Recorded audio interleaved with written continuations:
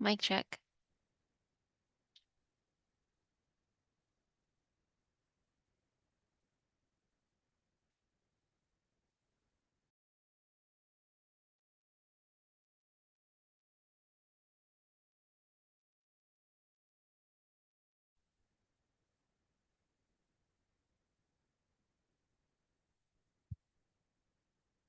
Mic check. 1, 2.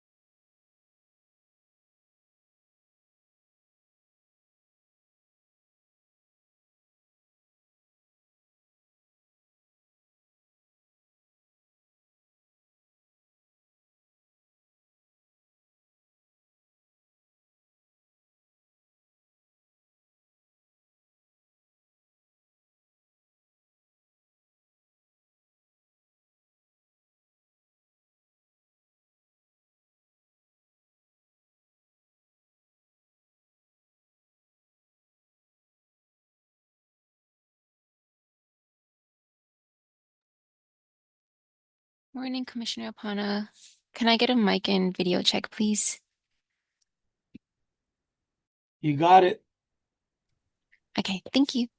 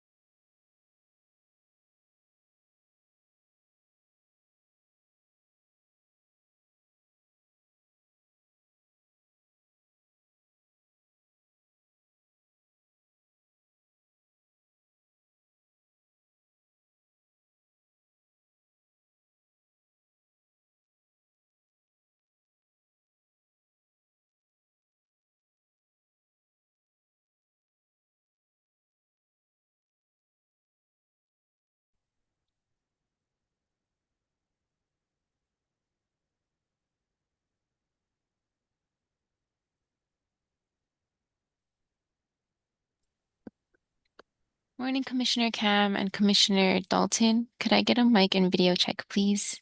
Hi, good morning. Hi. Aloha. Okay. Okay. All good. Thank you.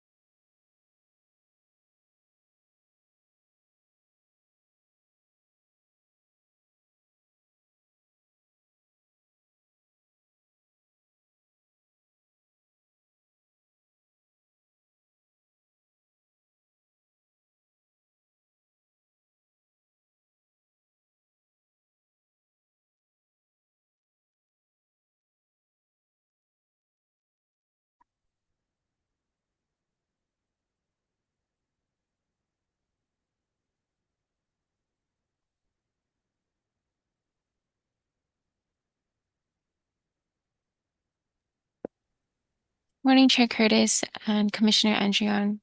Can I get a mic and video check, please, whenever you're ready? Mic check. Hi, good morning. Okay, perfect. Thank you.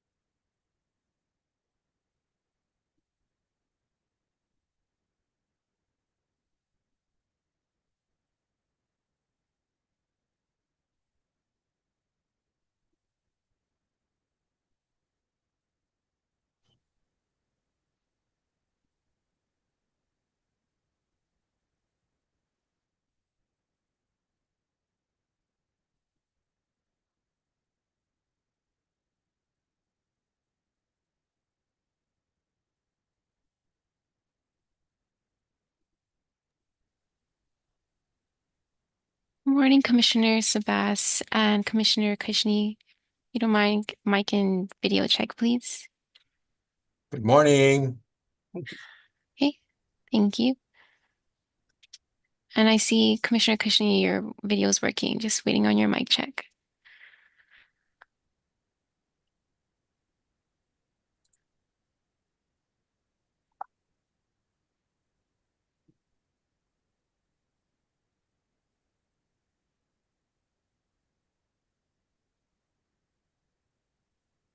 Okay, can you hear me? Yes, I can hear you. Thank you.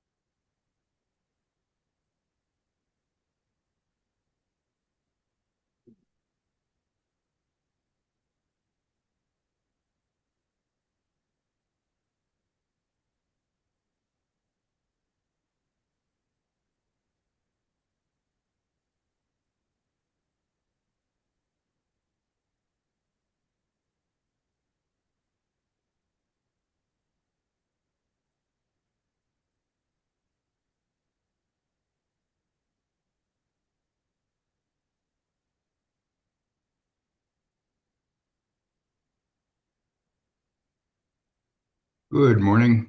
I have 10 o'clock. I'd like to call the meeting of the Elections Commission to order at 10 a.m. on January 7th, 26.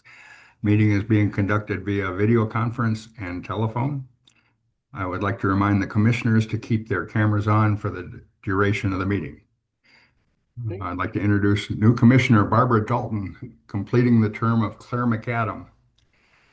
I'd like to turn it over to the Deputy Attorney General for induction. Thank you, Chair. Ms. Dalton, Yes, can you please raise your right hand and repeat after me?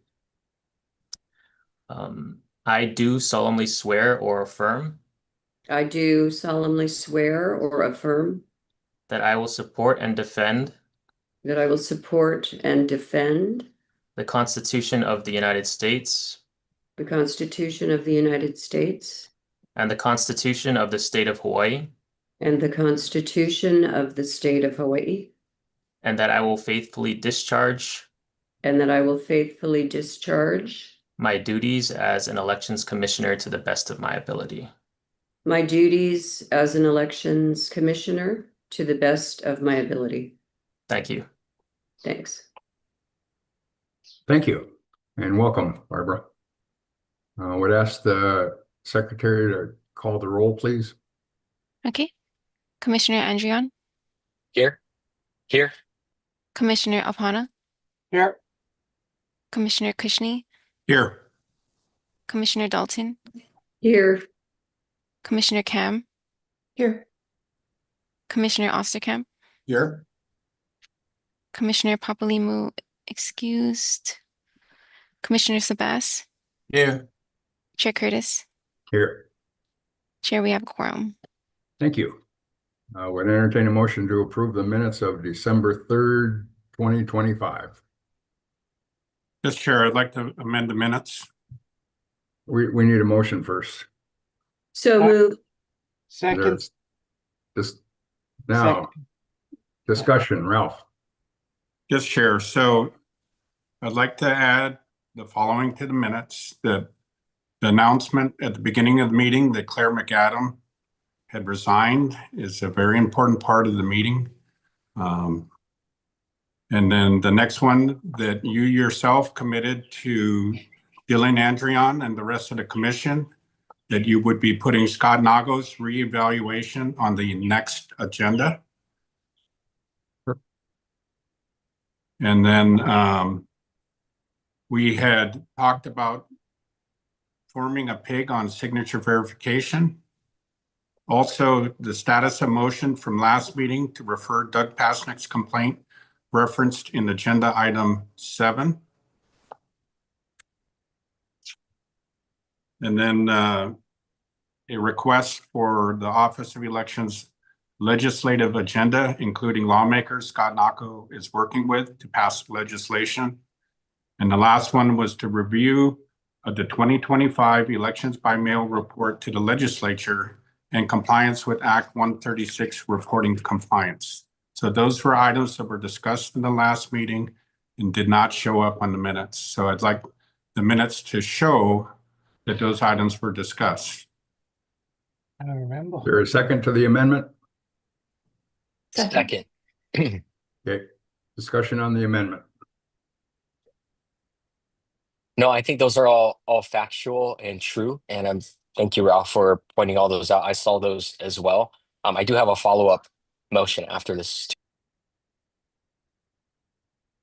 Other discussion on Ralph's amendment? I don't remember. Mr. Apana? Yeah, I don't remember all of those things, but except for the resignation of our fellow commissioner. The rest, I don't know. I'm okay. Other discussion on the amendments? Yeah, those things are all those things happened. I don't know how they can be left out. Okay. Other discussion on the amendment? Would ask for a roll call vote on the amendment to approve the minutes of December 3rd. Yes, Chair. Commissioner Andrion, Wait a minute, point of order Wait. here with the changes.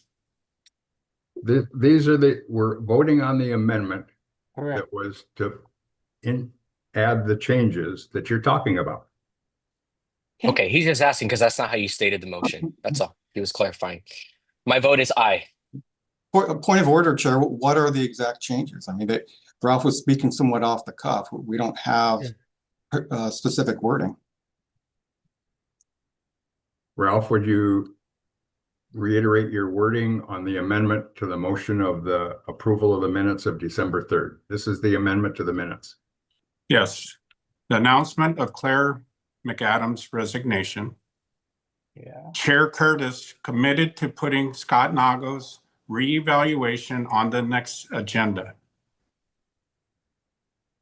Formation of a PIG on signature verification. Status of motions from the last meeting to refer Doug Pasnick's complaint referenced in agenda item 7.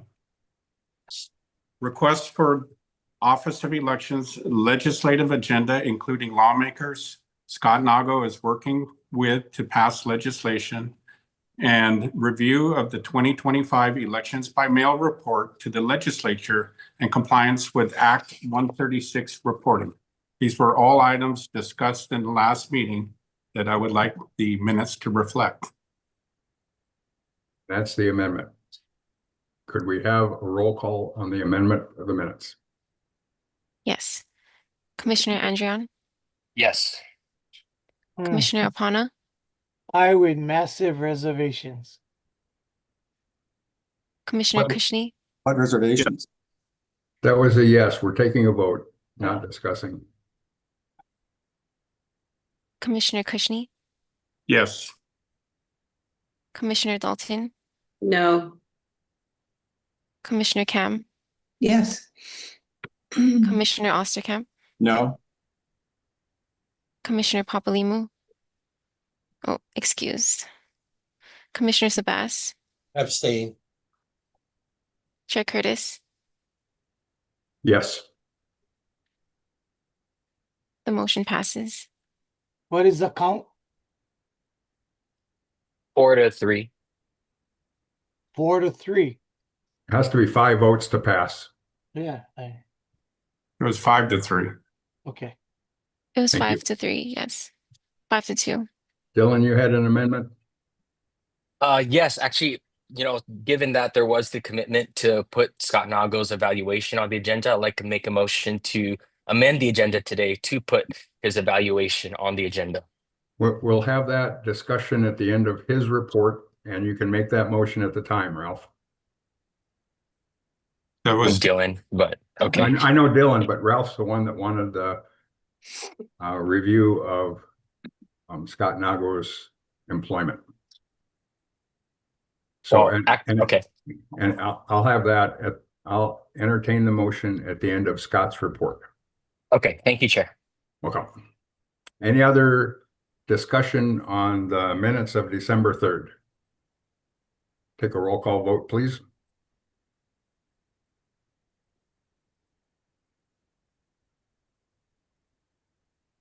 It's on the approval of the minutes as amended.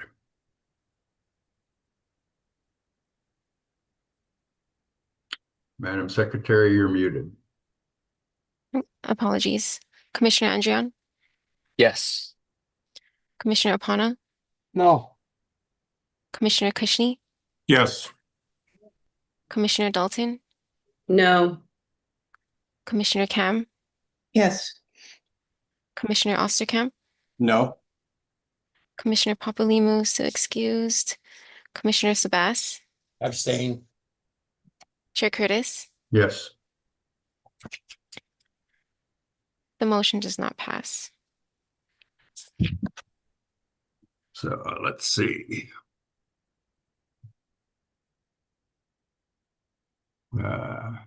Next agenda item is a report from the Chief Election Officer. Point of And order. stipulated, I would ask for public comment regarding the report of the Chief Elections Officer that was published in the meeting package. Point of order, Chair. Yes, sir. So when the meetings are not approved, will you take them down, please, off the internet?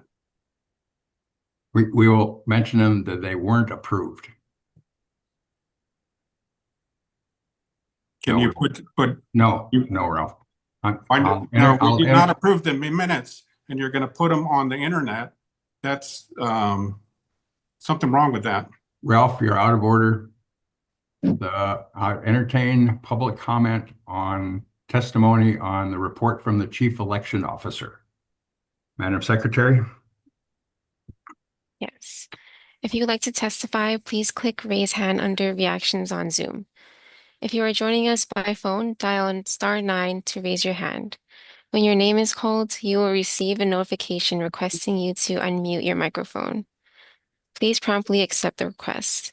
If you are experiencing technical difficulties and are unable to unmute your microphone, we will move on to the next testifier and return to you at a later time. We ask that you clearly state your first and last name at the start of your testimony so that your name is properly recorded. Lastly, to ensure that we will have sufficient time to hear all the testimony, each testifier will have 3 minutes to testify. Once your time has expired, you'll be asked to conclude your remarks. The first testifier is Austin Martin, followed by Keone Payton.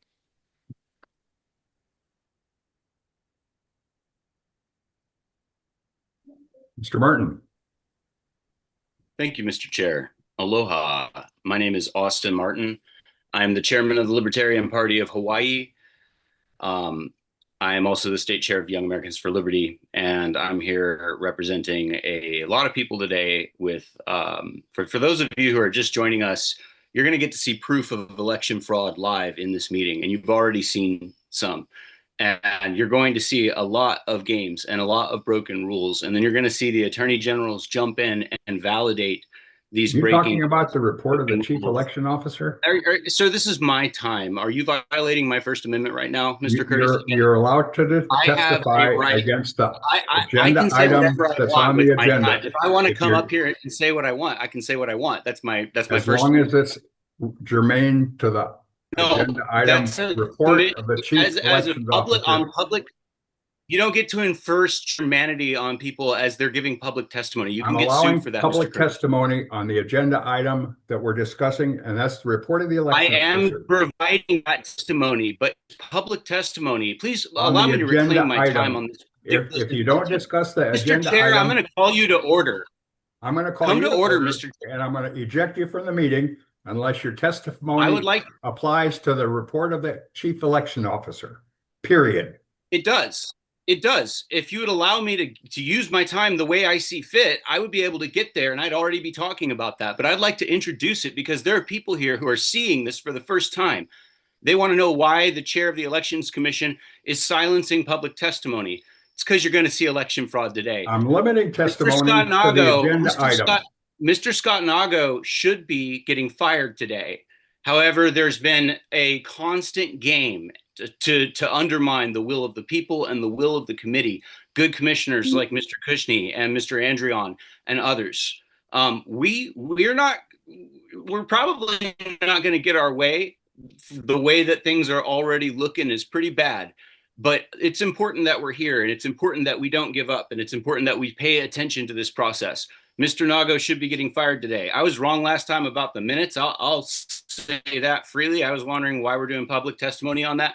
Well, it's because there's no secretary on the committee. They have an outside secretary managing the record for them, altering things. Like in this last meeting, a lot of things happened that weren't recorded in the minutes, and they just covered it up right in front of us all. That just happened just now, right? That is, in my opinion, fraudulent. And now this Scott Nago issue, it's not going to be on the agenda. Make a motion, he says, while they're talking about amending the agenda. If you don't know anything about Robert's rules or about how meetings work or institutions like this, maybe you don't know just how egregious this is, but it is absolutely indefensible. It should not be allowed. Frankly, I think that there's crimes being committed right here and now, and it's important that we, the people, witness them and hold these people accountable for what they're doing. Mr. Curtis, Thank you, Mr. don't Martin. silence Your other time's people. up. You have no right. The next testifier is Keone Payton, followed by Junya Nakoa. Mr. Payton. Hello, everybody. Can you guys hear me? Yes, sir. Okay. So yeah, let's stick with the agenda item. So Hawaii State Ethics Commission, you guys. So what you guys do is you guys play this little game with people where you guys appoint people that will benefit and vote the way you guys want to benefit. We've seen it time and time again. Your new person is whatever you vote, whatever Osterkamp, I see that how you kind of pass the ball and you'll say, oh no, I voted to look into this, but you did not, Mike Curtis. You guys go behind our backs and call each other and text each other and say, this is the agenda. We need this many people to vote. And we want those records, sunshine law, because it violates. Now, digging into Junior Sabas's background, he's a lobbyist. That is a blatant ethical violation, right? Don't you guys think so? Section 84-13.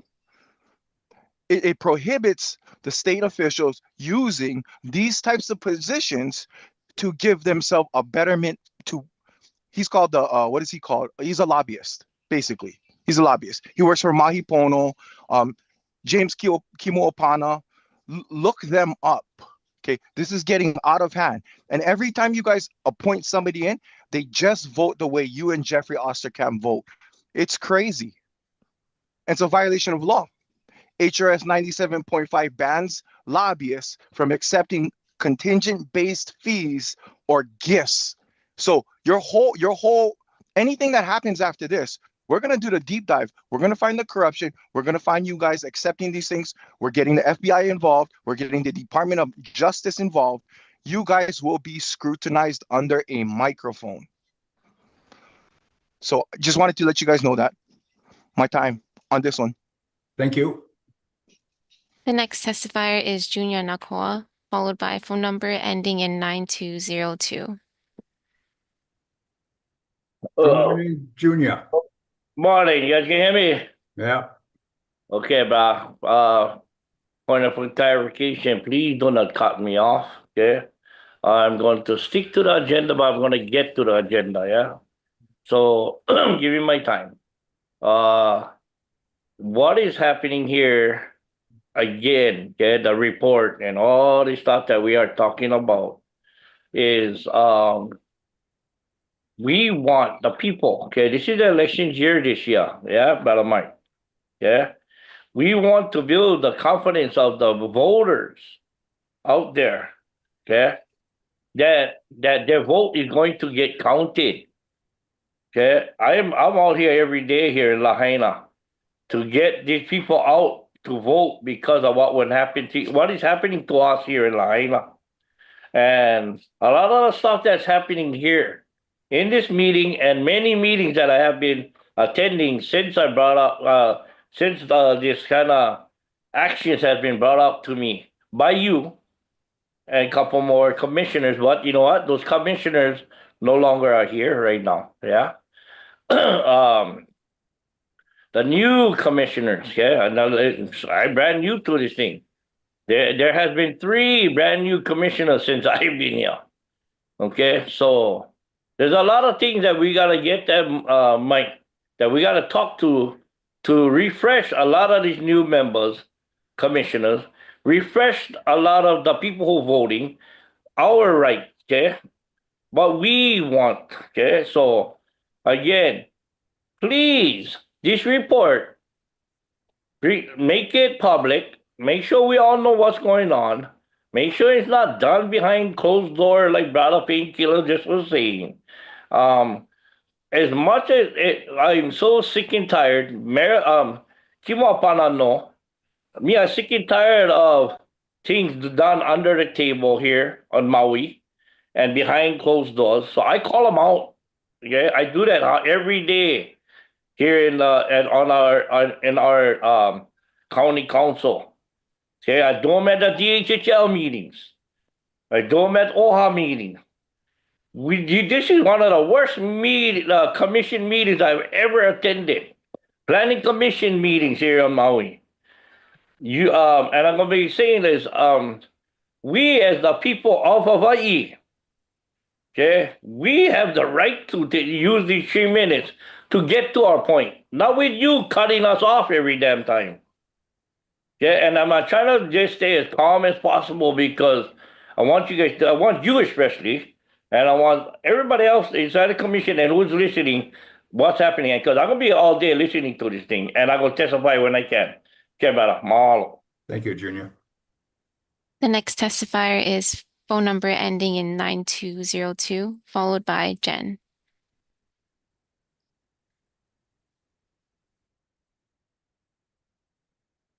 You're unmuted now. Aloha. Aloha. Aloha. This is Yumi Kawano calling you from Volcano, Hawaii, island of Hawaii, out of the national park. We are Alaula Kipuka Refuge. We stand for Restoring Rainforest. And I've also run for mayor twice now. And I'm very disappointed in the way this meetings are going. This is my 2nd meeting. I think there should be more brotherly love and courtesy. I think that's the way it's supposed to be. I want to remind you, 48 states are being sued by the National Republican Party. And that pressure is going to come. Any of those people who are not ready to subvert the will of the voters. It is important to uphold the will of the voters, and that is to give them a free and fair elect. That is democracy. We must do that, or you have no conscience. Okay? So whatever it takes, if it means the chair needs to more transparent, then therefore that's what you need to do. Because if you aren't doing that, then you're not subverting the will of the voters. So that's all I have to say. And I wish everybody a happy New Year 2026. Aloha. Thank you for your time. Aloha. Chair, I'm so sorry, real quick. Can we get the name of the testifier again?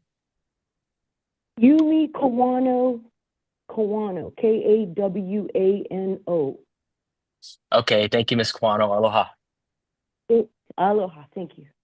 The next testifier is Jen, followed by Doug Pasnick. Hi, can you hear me okay? Yes, ma'am. Thank you. So speaking on the agenda item, I do want to point out a few different things.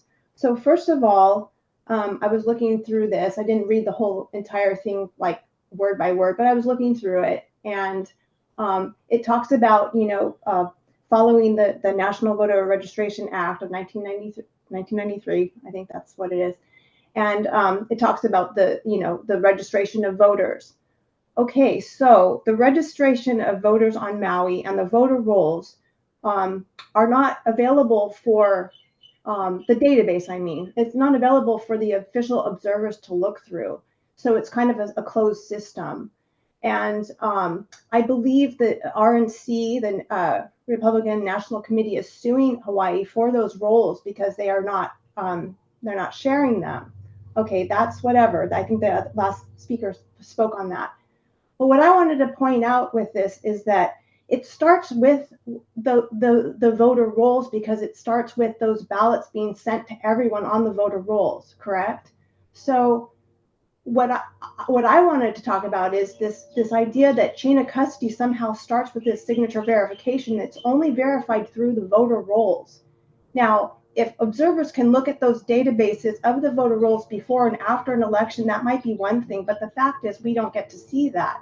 So it's kind of a black hole as far as any kind of security. It could be anything. And as far as I understand it, the people who may leave the island have to tell the election office to take their name off those rolls. That never happens. So there's a lot of people on there that get ballots. People already have testified about this. They get ballots from people that never have lived in their place or no longer lived there for many years and whatever. So we have to have an accounting of ballots. We have to have a chain of custody that starts with the ordering of ballots and follows it all the way through.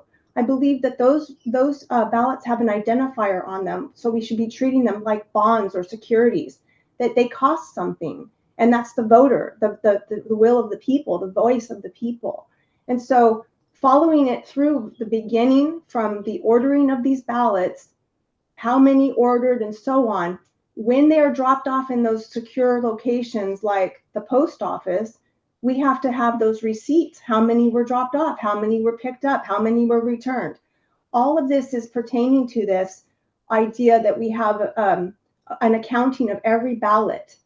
And the ballot returned and the ones that were destroyed and so on. We need an accounting of everything so that we can trust that the ballots that went out were only to those voters who are allowed to vote and not to everyone. And where did those ballots go?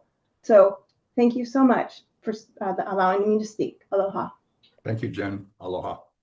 The next testifier is Doug Pasnick. Morning, Doug. You're muted. There you go. Morning, Chair. Can you hear me? Yes, sir. Thank you. Chair and Commissioners, the Director of National Intelligence has repeatedly warned that foreign adversaries exploit unverifiable elections to undermine democratic legitimacy. Much of that focus is rightly placed on cyber and electronic threats, but there's a quieter and equally dangerous vulnerability that requires your attention here: the failure of basic ballot custody controls and the failure of accountability when these controls break down. Foreign interference does not begin with hacking. It begins when elections cannot be independently verified. Your own Permitted Interaction Group reports confirmed that the 2024 general election was unverifiable. Required records were missing, chain of custody documentation was incomplete or non-existent, And in Hawaii County alone, more than 19,000 ballot return envelopes were unaccounted for with no auditable trail explaining their absence. That's not speculation, that is documented fact. When ballots cannot be accounted for, it does not matter whether the cause is human error, administrative failure, or malicious intent. The condition is the same. The vulnerability exists and vulnerabilities are exploited. Since 2020, testimony warned this commission that foreign interference need not appear only as cyber intrusion.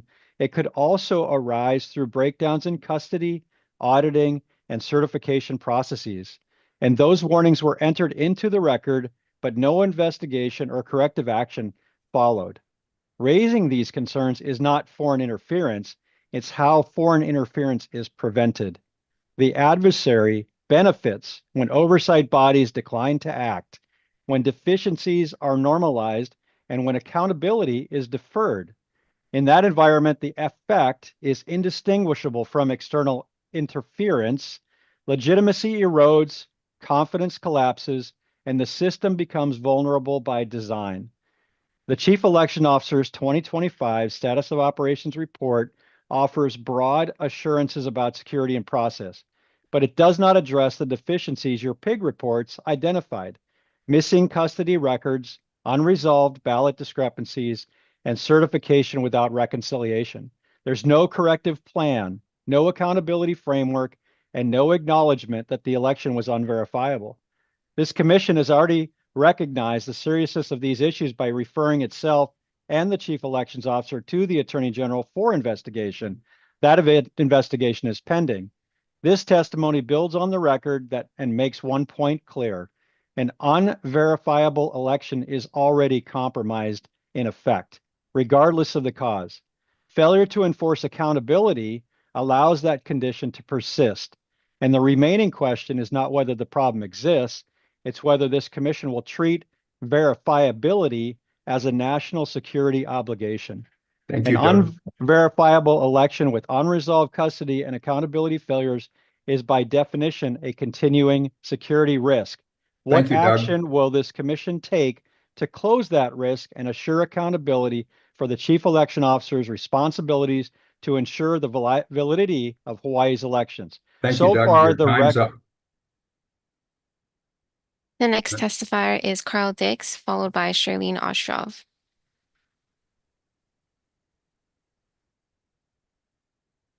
Carl, good morning. Carl, you're still muted. There you go. Morning. Good morning. Yeah, this goes back to before the election 2024. Scott Nagle was never reappointed properly.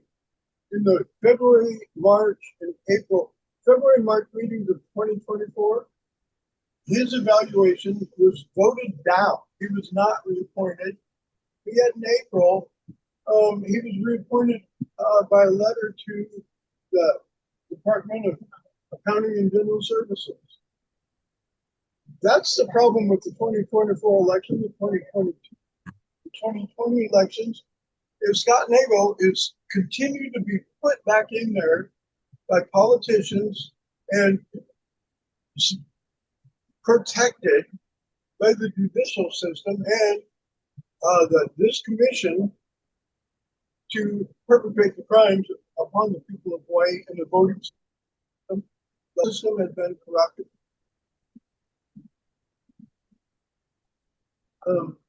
Until we get rid of Scott Nagle, nothing. He's doing his job according to the way he's told to do it. And the election issues are directly related to him. And he's doing what he's told to do. That's the problem. Scott Nagle has to go. Yeah, our elections are corrupt. Yeah, they're not accurate. And they're going to continue to be that way. Scott Nagle was not reappointed properly. He was only reappointed through a letter to the Department of Accounting and General Services. I have all the transcribed meeting minutes. I have all of that stuff. I have all the information. Yet he's still in there that he was not reappointed. He's not properly the chief election officer. The whole thing is fraud, complete fraud. Thank you, Mr. Dix. The next testifier is Shirley Ostrov, followed by phone number ending in 0320. Aloha, aloha Chair Curtis and Aloha. commissioners and staff. My name is Shirley Ostrov. I'm the chairman of the Hawaii Republican Party. And mahalo for the opportunity to testify on a very critical issue of transparency in our election process. I appreciate the commission's service because I know it's a lot of work and the work involved in overseeing the integrity of elections in Hawaii. And I'm here to urge the commission to take concrete and transparent actions that will strengthen the public trust in our elections and ensure that every voter can see how the votes are handled, counted, and certified. My concerns are, just as everybody has said, the recent investigations by the PIG raised questions about the chain of custody of ballots and differences between county collection laws and things like that. So I urge the commission to support the release of those detailed custody records and postal receipts and transfer logs and all of those things. To build confidence, and I urge an independent audit of ballot envelopes and physical ballots and logs, and it should be made available to the public in clear and understandable formats. And this will help confirm, if true, that the certified results are correct and verifiable. And then many of us citizens and would love timely and transparent communications around the election administration and results. There are a lot of comments about the RNC, but the credibility of our elections depends on transparency, accountability, and the public's ability to verify procedures. And I respectfully request that the commission adopt measurable reforms, including increased public access to records to help us improve the protocols. Mahalo nui to you, Chair Curtis, and all commissioners for your service. Thank you. Thank you, Ms. Ostrov. The next testifier is phone number ending with 0320, followed by Charmaine Valerio. Aloha, Chair Curtis. Good morning. Yes, and esteemed members of the Hawaii Election Commission Board. My name is Nolan Chang. I'm here to address a matter of utmost importance regarding our state's compliance with federal election laws.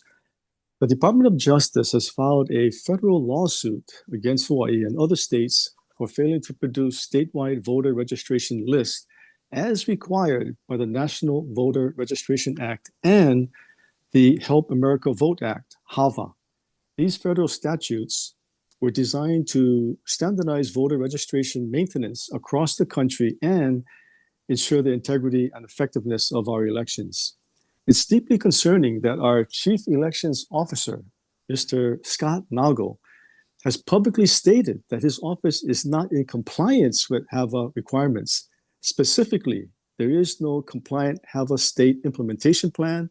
There is no established state-based administrative complaint process. And in fact, Commissioner Osterkamp reported to this commission that Hawaii has not yet met HAVA requirements. And yet, the Office of Elections has accepted millions of dollars to manage HAVA in our state.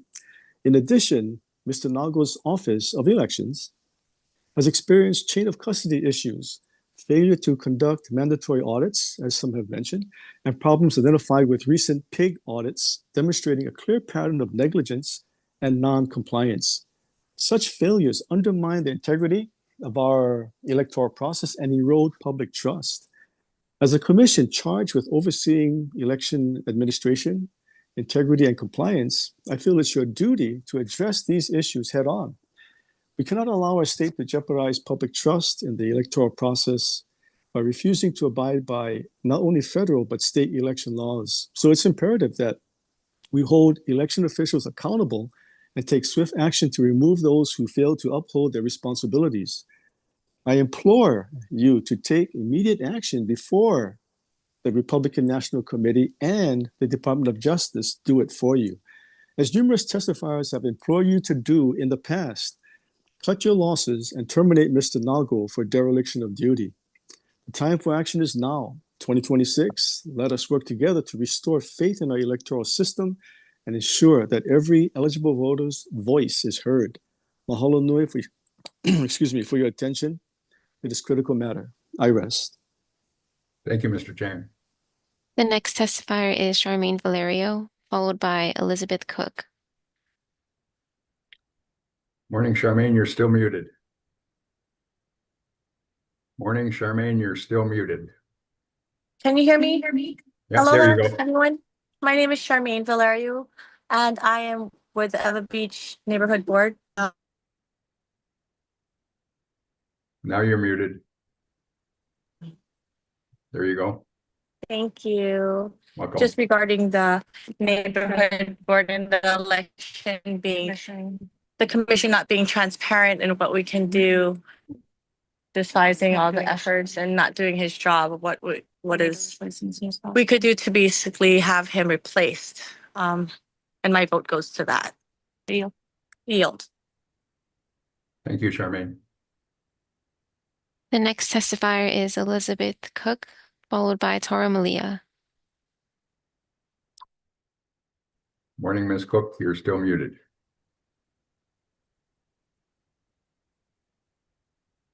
Elizabeth Cook, there you go. Hello. Yeah, my Aloha. name is Elizabeth Cook, C-O-O-K. And thank you for allowing me to testify. When the righteous are in authority, the people rejoice, but when wicked man rules, the people groan. On the afternoon of November 5, 2024, I observed hundreds of voters standing in the heat at the Civic Center waiting to vote. I inquired for the reason the line was not moving and was told they had run out of ballots and had to wait for more ballots to be delivered from Hilo. The wait was about 2 hours. I was not there the whole time of the 2 hours. I had voted earlier. Meanwhile, more voters were arriving. Some left, but hundreds of Hawaii voters waited for more than 2 hours for an opportunity to cast their ballots in person. Now, I have been told it was not ballots they ran out of, but something else. I don't believe it. They could have printed forms, but the ballots had to be original. That they had to come from Hawaii, from Hilo. Now I hear that there is a 19,000 ballot discrepancy between, I'm not sure exactly how that, between the number of ballots cast and the number of ballots counted in Hawaii County, or what happened. Was my vote counted? I mean, I can verify that it was received, but was it counted? Why has there not been an audit?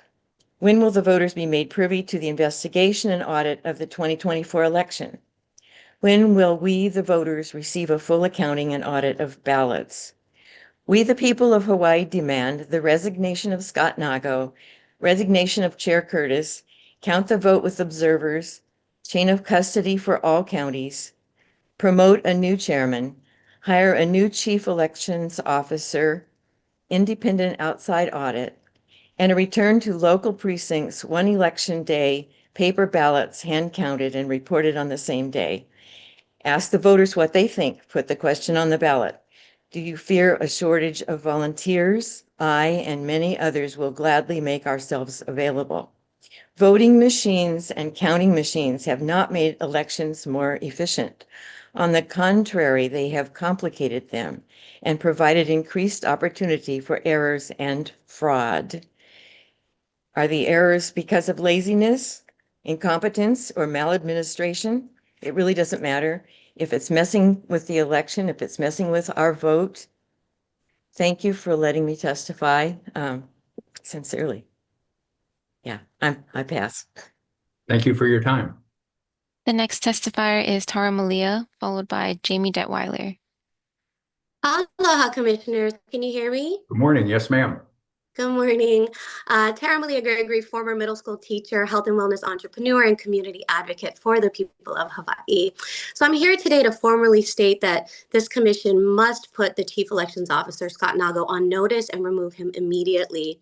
Mr. Nago has demonstrated an ongoing inability to exercise sound judgment, comply with election law, or perform the core duties of his office.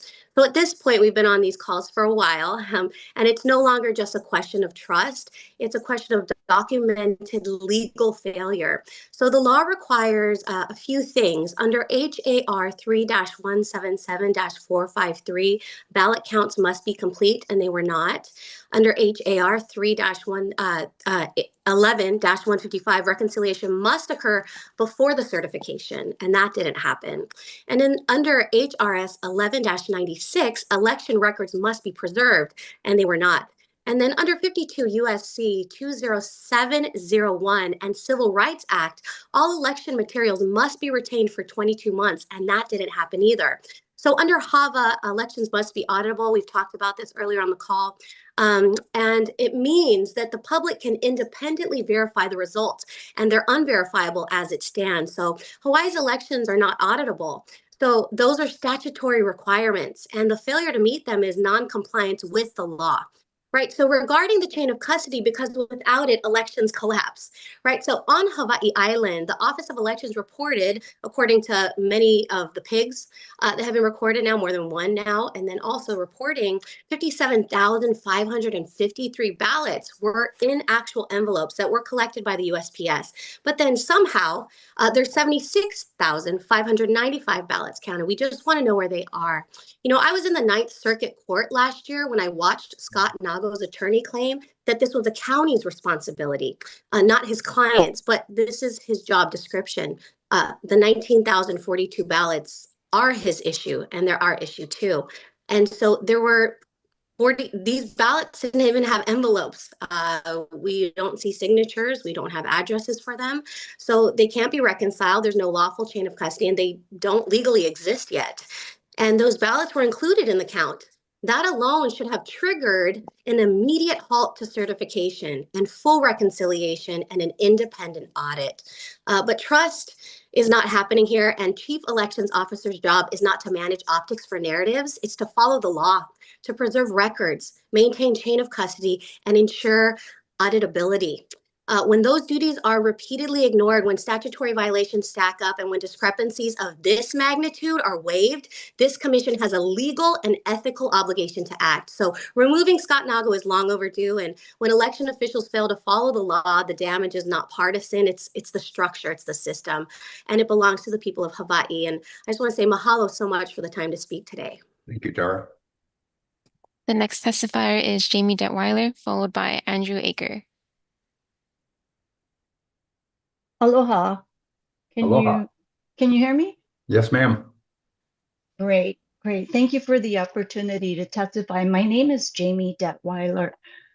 Speaking to the item, Sir Chair, I just want to clarify, we're talking about the Chief Elections Officer's performance, correct? And his 9-page report? Yes. Okay, great. Thank you for the clarification. I wanted to say right up front, as we say in the military, bottom line up front, there is a failure of accountability, a repeated failure of accountability on the part of our Chief Elections Officer.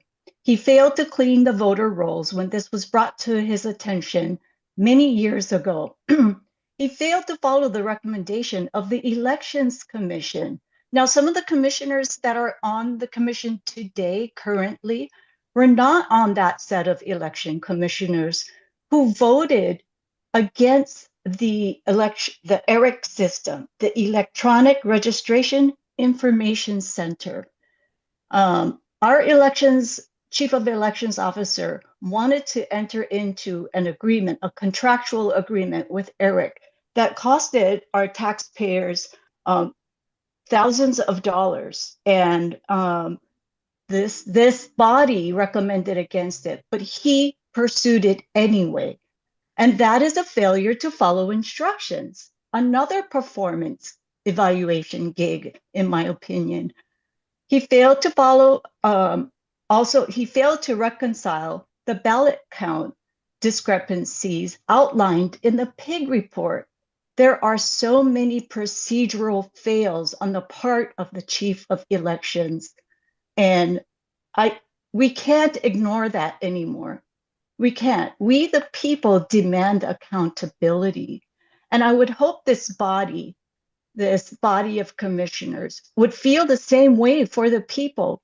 And to just, for some of the commissioners to just vote no shows partisanship. And we don't need that here. The people don't care about party affiliation when it comes to securing our vote. We deserve to have a free and fair election that demands accountability from this commission and from our chief elections officer. And as a former federal supervisor, in my opinion, if you look at this evidence objectively on the performance of the chief of elections, he has failed to follow instructions. He has failed to comply.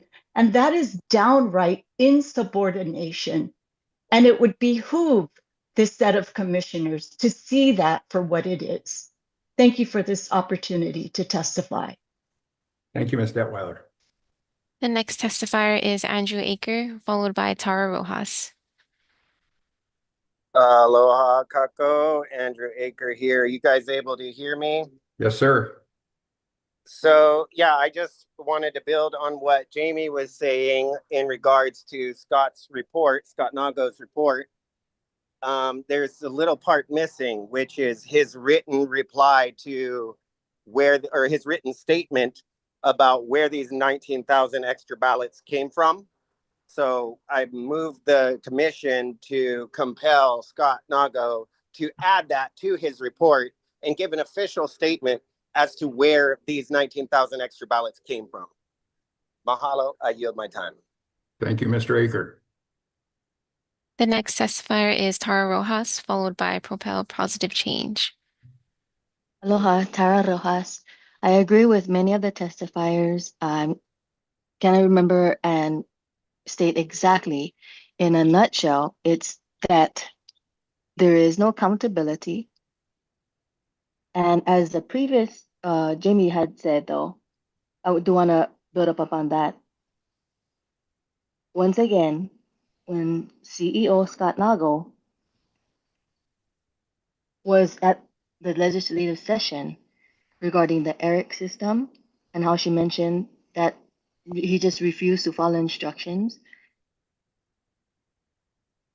the committee questioned him and really were against the use of the ERIC system. And as Jamie mentioned, and he insisted on using it. There are so many issues there, and I still don't know why it got passed through. Like what made people vote the way they voted. Kind of very similar to what we're experiencing now in these elections commissions meetings, where the discussion proves what's happening. Everybody can see what's happening, and yet for some reason or another, we have the few commission board members seeing what we, the people, are seeing and vote accordingly. And yet, it should be unanimous, not just a few, but the whole board, the majority of the board. And yet it's not. Why? Why are the votes that are against the people's will overriding? Why are they even happening?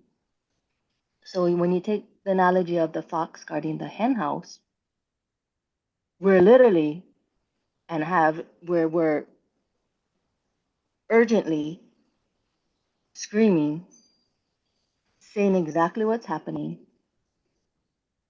But because the fox is guarding the hen house, the fox is saying, no, nothing's happening. And in this case, the fox wrote a 9-page letter saying on paper, this is not happening. Yet there's no accountability. And the fox guarding the hen house, the hens, the people are still saying there's a danger. Remove this danger. Remove the CEO and your own chair, yourself, chair. And it's not happening. You guys vote against it. The commission, the commission members that are with the people see it and are saying, yes, please remove the two foxes, but yet it's not happening. So with that, I'm going to say, please remove the CEO and the chair for accountability because we see what's happening. Thank you, And one Ms. last Thank you, statement, Ms. wait, Loha. one last statement. The letter of support by the staff, like what the other testifier had said, you can remove the CEO and still Thank you, have Tara. the accountability for the people. Mahalo. Thank you, Tara. The next testifier is Propel Positive Change, followed by Cheryl Toyofuku. You're muted. There you go. Aloha, can you hear me now? Aloha, yes. Thank you, Chair Curtis. Appreciate it. My name is Victoria Thompson. I am from Big Island, currently in Oahu with some beautiful people doing some very charitable work. I have been coming to these meetings for a year now, and I've been witnessing, seeing the discrepancies. I've talked to people, they've approached me, and for this to have gone on for over a year now is unacceptable. We have other people in the community who have applied for the chief elections commissioner position. He's not doing his job. We wouldn't have these people showing up. I wouldn't be showing up for a year now if there wasn't something wrong. Because there's something wrong, I keep showing up. I think we should save everybody's time and move on with a new elections commissioner. It shouldn't be that big of a problem to fix. We shouldn't have to keep coming for a year to get this resolved. Having over 19,000 ballots from Big Island and no chain of custody on Maui or Oahu, those are discrepancies that are quite alarming. And I think everybody here can testify to one way or another in which they have witnessed some sort of election transparency or inability of being transparent from the elections commissioner, chief elections officer, and the county clerk. So I'm going to urge this council to, as they can, are an at-will employer for the chief elections officer to replace him immediately because this has gone on for far too long. And I yield. Thank you. Thank you for your time. The next testifier is Cheryl Toyofuku, followed by Brennan Cabral. Good morning and aloha, Chair and Commissioners. I just want to quickly testify as a mother, as a grandmother, as a healthcare advocate. And, as a kapuna, I've campaigned for many, many candidates, both legislatively, representatives, senators, governor, executive branch governor, and so I am very passionate about fair and free elections that are run with integrity and accountability. I just really appreciated the testimonies from Tara and Jamie and the other knowledgeable researchers. And we do just want to know that we have researched. We are aware of what's going on. And so just please, please do what is Pona for Hawaii. Thank you so much. Thank you, Ms. Toyofuku. The next testifier is Brennan Cabral, followed by Craig Spencer. Thank you. Can you hear me? Yes, sir. Good morning. Okay. I have a hard time seeing second words for as you can see, the IL handicap are paralyzed. I have a hard time seeing second words for each testifier in this meeting. I second that. I agree to everybody who said that. I agree to everybody that says something to that. And as a disabled person, if you cannot go down in person to vote, get an absentee ballot. And if you can, and if you're able body, you should go down there and vote in person. There shouldn't be any in ballots for everybody. But that's not disrespectful to me. Because if I could, and I was able body, I would walk myself down there and vote. So like I said, to everybody who testified today, I agree with everybody else. Thank you so much. Thank you, Mr. Cabral. The next testifier is Michelle Stefanik, followed by Magaso William Dennis. Can you hear me? Yes, ma'am. Good Okay. morning. In regards to the CEO's report, the report states that the subject is status of operations. What the report does not address are the failures that have already been identified and what remedies he is or has created to ensure that they don't happen again. This report doesn't say how he's going to ensure that our elections are fair, transparent, and accurate. There is a problem with our chain of custody, reporting methods, and lack of transparency by official observers. Also, the voter rolls have not been cleaned up and should have been addressed in the CEO's status report. I watched an interview on PBS where the CEO stated that he cannot just remove people from the rolls, and he relies only on people to inform him that they need to be removed. I would disagree with that process. It is his duty to ensure our voter rolls are accurate. The CEO should be creating a process to clean up the rolls. He could form a team to reach out to each voter that is inactive and ask if they still reside at the same address and if they want to stay on the roll. He could work with government offices to cross-reference addresses or death certificates that have been issued. Maybe the CEO should work with the Department of Vital Statistics to receive the list of the death certificates or cross-reference with the DMV license database. The point is, if the CEO wanted to have fair, transparent, and accurate elections, he would be more proactive to resolving the failures that have already been identified. For this reason, I'm requesting that the commission present a motion and vote to remove Scott Nago today from his position since he's failing to do his job. Additionally, I'd like to request that the chair Curtis either step down or the commissioners vote on removing him from his position. He blatantly left off from the agenda Scott Nago's review, even after having said he would add it to the next meeting. Chair Curtis is consistently doing everything he can to prevent this commission from securing our elections and identifying where there has been failures in the past. There are too few items on the agendas and things are not getting resolved. They just keep going on and on. He's creating delays just so things don't change. We, the people, are demanding that there are fair, accurate, and transparent elections. It's obvious that we cannot achieve that with our current chair and CEO. I concur with many of the other testifiers, such as Doug Pasnick, Charlene Ostrovo, Dominic, Tara Malia, Jamie Detweiler, Tara Rojas, Andrew Aker, and many more. We want fair, accurate, and transparent elections. This does not have anything to do with party affiliation.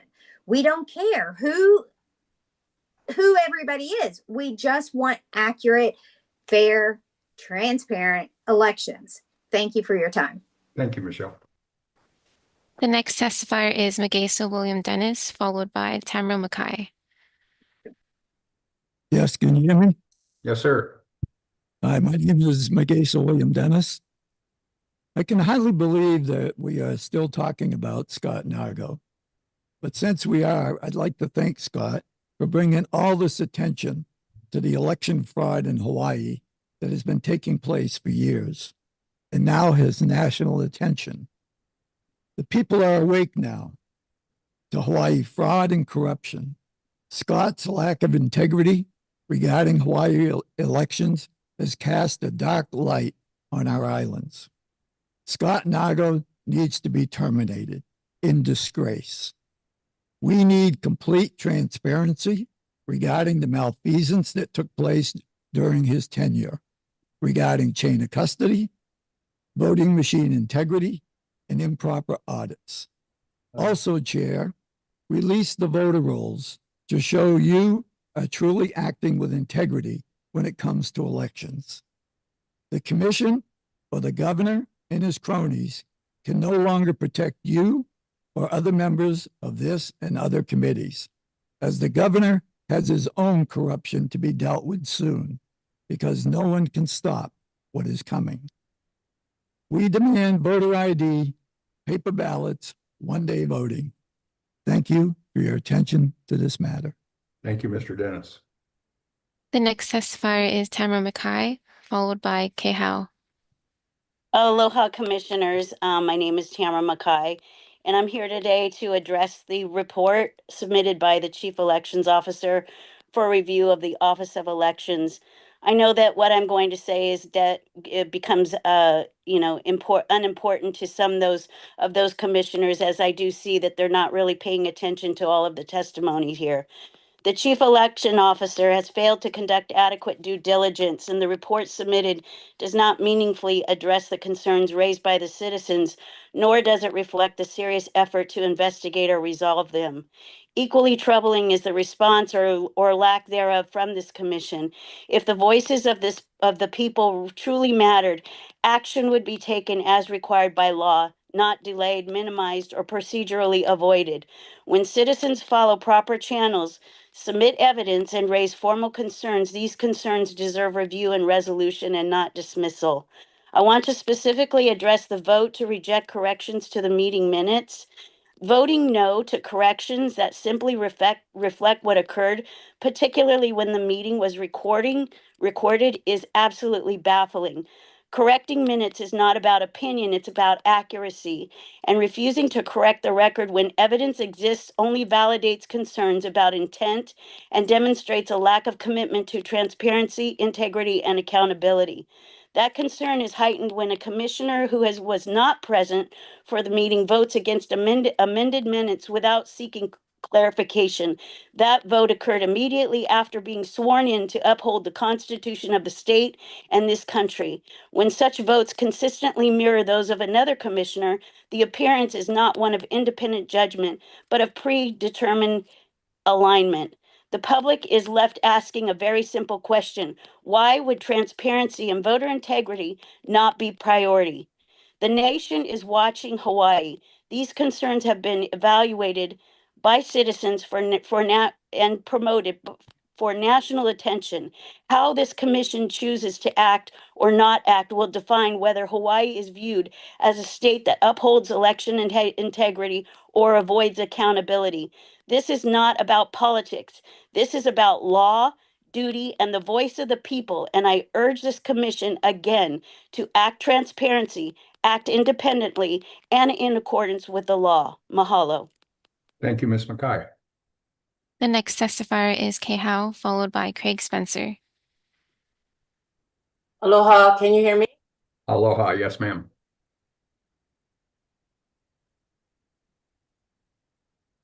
But you're not talking? Okay, how we heard you initially.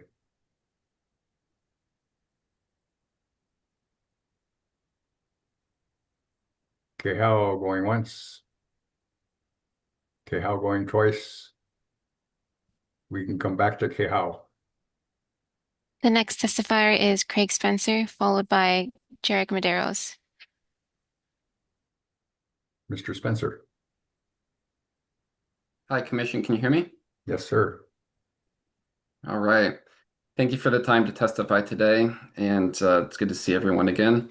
Contrary to many of the testifiers today, I'd like to thank Scott Nago for his public service to the state.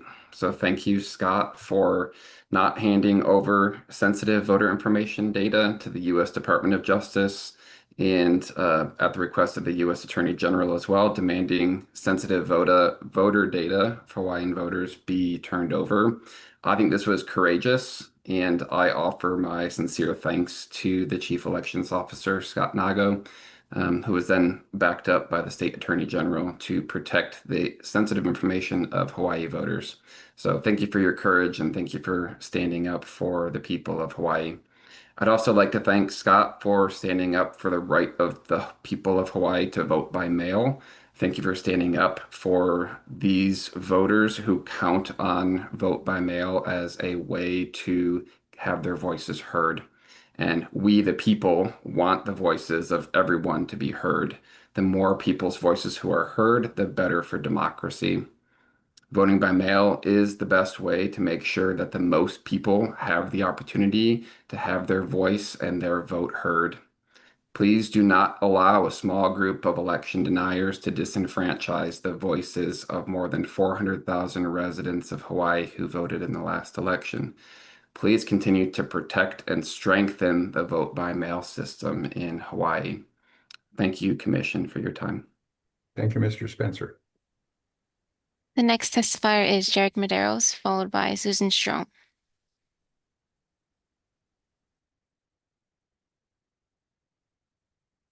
Aloha.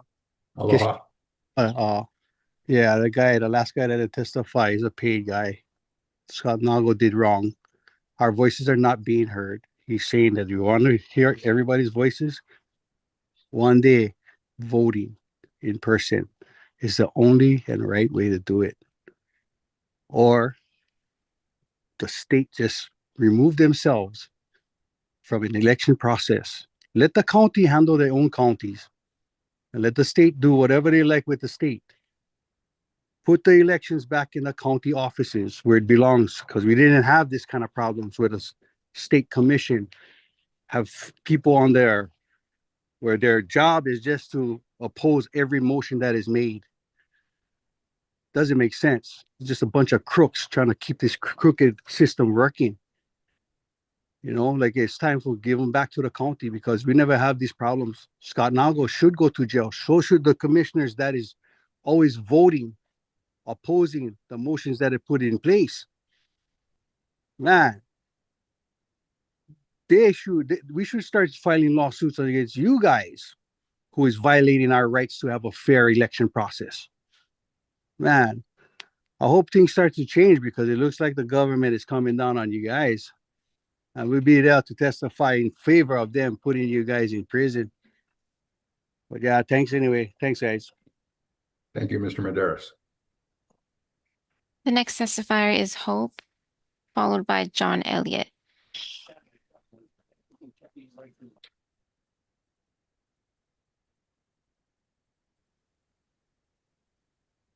I don't see Hope.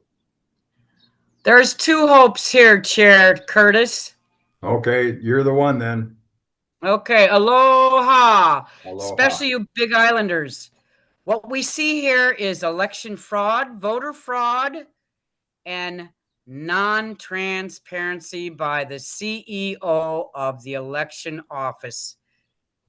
I've been watching your meetings for a while due to a young lady that introduced me to the 19,000 ballots that are missing. I have already sued Scott Nago and John Hendricks, our county clerk, in the past. Scott Nago, he doesn't do transparency. He doesn't email me. He won't call me back. Did you folks of the commission, all 9 of you, receive the 7 known emails concerning Scott and his non-compliance to his job, what he's supposed to be doing, and what he gets a paycheck for? Mike Curtis, are you being paid off? Is Scott Nago also being paid off? Does this have to do with anything with George Soros? Wow. Barbara Dalton, the new commissioner, she is the past campaign chair of the Democratic Party of our island. Did you know that? And was that on her resume? Painkillers, you are the bomb. Young man, I've done the same thing. We have all kinds of folks coming in from DC, and the lawyers from ACLJ is going to be here. We're going to get it to the bottom of this. But your testimony at the beginning was spot on. God bless you. I asked 5 representative legislators to watch this hui today. Let's see if they do it. All of them Republican. We don't have a Republican legislator on our island, so therefore we have to go to the Oahu legislators to get any help to make bills. Where's my ballot? I ran for office in 2024 under OHA to be the trustee. Young Kai Kahele got it. He's doing a great job. I'm happy for him. Where is my ballot? I want proof. We have that by federal law, as well as where are the votes that on those possible 19,000 missing, destroyed, compromised? No transparency. Could have my name where they voted for me as well. I have that right to know, as well as every other campaigner in the 2024 election, to know where's our ballots and where's the vote for me on the ballots that's missing. In God's holy name, thank you, commissioners, and Barbara Dalton. Hello, how you doing? Let's Thank you get for this your- thing solved. Fire Scott Nago. Amen. Thanks, Hope. The next testifier is John Elliott, followed by Susan Strom.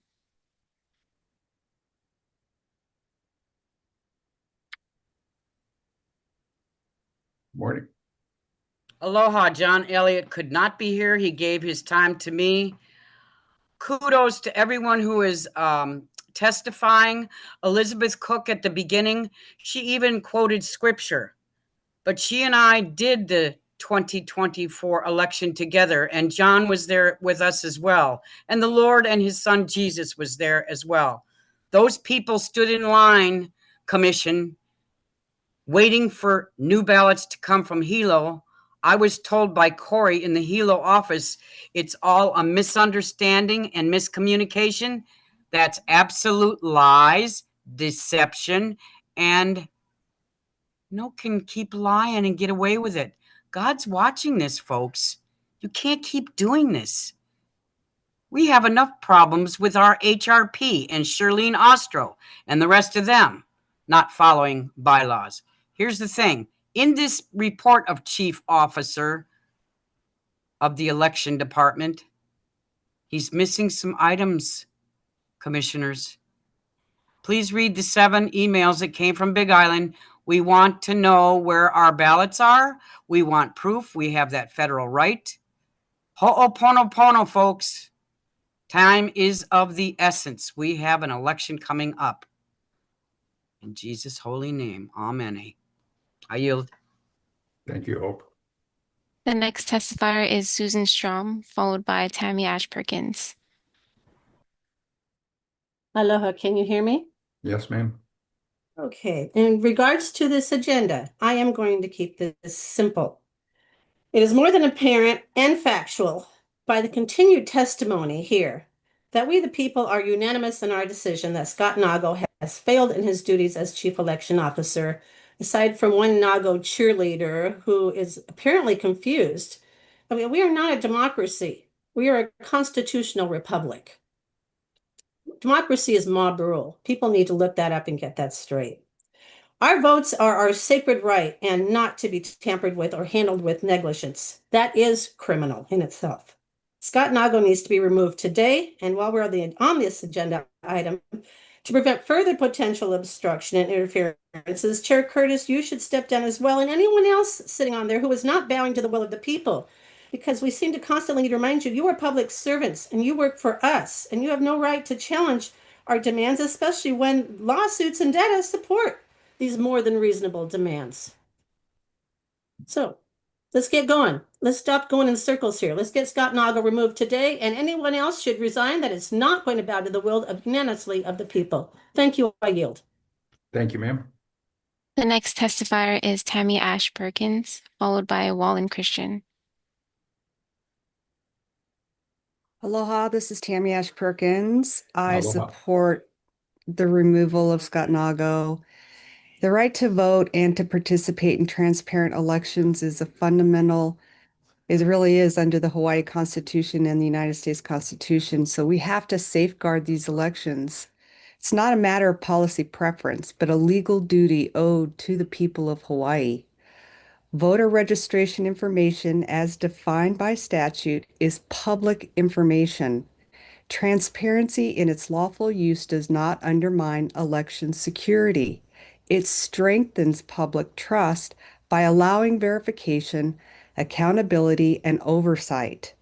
Assertions that lawful access to public voter information constitutes protection of voters are misleading and inconsistent with the existing law. There is also growing urgent concern regarding the continued reliance on universal mail-in voting. Mail-in systems inherently reduce chain of custody safeguards. They limit meaningful observation and weaken public confidence in election outcomes. Elections must not only be secure, they must be perceived as secure by the electorate. In-person voting with proper ID and observable procedures remains the most reliable method to ensure transparency, accountability, and voter confidence. Election integrity depends on adherence to the statutes, uniform application of the rules, and respect for constitutional principles, not discretionary practices that dilute safeguards or public trust. The Office of Elections has a duty to administer elections in a manner that is transparent, lawful, and faithful to the intent of the legislator and the rights of the voters. I urge the office to act with urgency to prioritize election systems that maximize transparency and public confidence, uphold the constitutions, and protect the voice of the people. Thank you very much. I yield. Thank you for your time. The next testifier is Wallen Christian, followed by Cheryl Beeler. Good morning. Can you folks hear me? Good morning. Yes, ma'am. I apologize. I lost my voice, so if it seems like I'm yelling, I'm actually not. I'm just trying to make sure everyone can hear me. I'd like to start. Aloha, commissioners and fellow constituents. My name is Wallen Christian. I was born and raised in Hawaii, a fact that I am very, very proud of, like most of us are, and I am a lifelong resident of Oahu. For the past 2 years, I have served as a dedicated member of Neighborhood Board on number 14. I am also a candidate in the upcoming 26 elections, which I have to say I'm very concerned about its fairness and integrity. But most of all, I am standing here as a voice, which you can barely hear, but I am a voice for the countless working families across our Aina who cannot afford to take the time away from their jobs to attend these prolonged and often repetitive meetings. Month after month, I have witnessed irrefutable evidence and heard heartfelt testimonies from our community members, most of us who are coming on here month and month and month again. The solution is very simple and clear, commissioners. We must remove Chief Elections Officer Scott Nagle from his position and replace him with a leader of unwavering integrity, one who truly serves the people, prioritizes transparency, and is fully accountable to those he or she represents, which is the people. To the commissioners who have repeatedly voted against the express will of the people and in defiance of the law, your actions have eroded public trust at a time when it is needed most. It is with a strong stance for the benefit of the people that I call for your removal as well, so that we may instill individuals who bring genuine passion, who bring honesty and commitment to serving the communities of our Aina. Our elections are the foundation of our constitutional republic. As I agree with Tammy Perkins, we are not a democracy. We are a constitutional republic and freedom. And the people of Hawaii deserve nothing less than leaders who honor that sacred trust. With that, I yield. Happy New Year to all of you. Happy New Year. The next testifier is Cheryl Beeler. Hi, can you hear me? Yes, ma'am. Okay, so I wasn't going to, oh, I'm sorry. Good morning, everybody. I wasn't going to testify. I usually sit and listen to things, testify just rarely. But I do want to say a couple things about this. Month after month after month, after year, we have come to these meetings. We have sat here and we have watched what's happened. Nothing gets done. Absolutely nothing. You guys that sit on this committee, I'm wondering, because there's a certain few who continuously vote no, do you people have backdoor meetings on what the agenda is going to do and say, and make sure that you vote along your partisan lines. Because anybody watching these meetings who does not want transparency, facts, and the truth to come out is hiding something. And Chair Mr. Osterkamp, being an attorney and violating these laws is a total disgrace. So as well as everybody saying that you should be removed, Scott should be removed, this man as well needs to be removed. Okay, and to the chair, to the gentleman who was talking about how he's so happy that Scott Nago saved the mail-in ballots, nobody's taken away anybody's right to vote. There is still absentee ballots available. And while we want to have that one-day mail-in, there will be more voting places open, which makes it so much easier for a lot of people instead of having to go all the way to town, especially if you live, say, in Kaava, Ha'ula, even Mililani. So this is not partisan, like it's been said before. Stop with this nonsense already. How long do we have to continue to come to these meetings and nothing happens? It's the same crap over and over and over again. What is it that you are hiding, that you are so afraid of, that the truth can't come out? And as it's been said before, national attention is now spot on right here in Hawaii. So if you folks don't start to do what's right by the people who are here consistently and testifying, when the hammer comes down, it's going to be your asses. And with that, I yield. Thank you, Cheryl. Chair, there are no further testifiers. Those with their hands raised have already testified. Thank you. I turn the meeting over to Scott Nago, and if you could go over your report, we can discuss it after your testimony. Good morning, Chair and Commissioners. Thank you for the opportunity to provide an update on the status of operations and preparation for the upcoming 2026 elections. As the Office of Elections, our responsibility is to ensure accessible and convenient election services for Hawaii's voters. This includes printing ballots, processing and counting voted ballots, and conducting voter education. We continue to work closely with the county clerks to meet these goals. In preparation for the 2026 elections, preparation begins immediately after the conclusion of the 2024 elections. We conducted debriefs with official observers, county teams, and vendors to identify improvements and key initiatives. This includes expanding community outreach to events like Day at the Capitol and our Future Hawaii Voter Program, which reached over 4,000 high school students this year. Additionally, we're updating procedure manuals for clarity and usability. We're securing counting center facilities and procuring necessary supplies and maintaining and supporting our statewide voter registration system.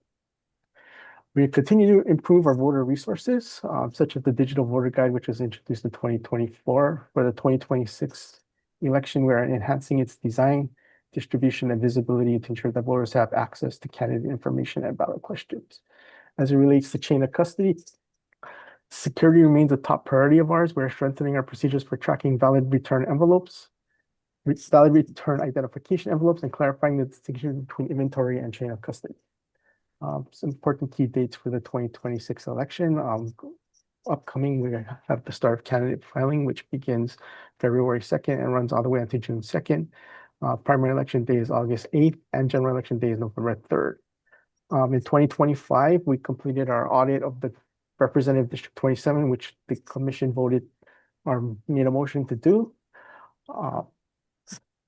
We've also provided metrics and responded to inquiries for the Election Commission, including chain of custody concern. As far as litigation and legislation, we are monitoring several cases pending and others on appeal primarily related to voter registration information. As it relates to legislation, there were 3 acts passed this past session. Act 6, which aligned the voter registration deadlines. Act 194, which established the electronic candidate filing system for the 2028 election. And Act 226, which updated the recount laws, the threshold. Regarding future improvements, we're looking to implement ERIC, that's the electronic registration, that for maintenance of for the voter roll maintenance and developing an electronic candidate filing system for the 2020 elections. These initiatives will improve accuracy and accessibility. So as we move forward, our focus still remains on transparency, security, and accessibility. And thank you for your continued support and collaboration as we prepare for the 2026 election. I'll be happy to answer any questions. I have a question about ERIC.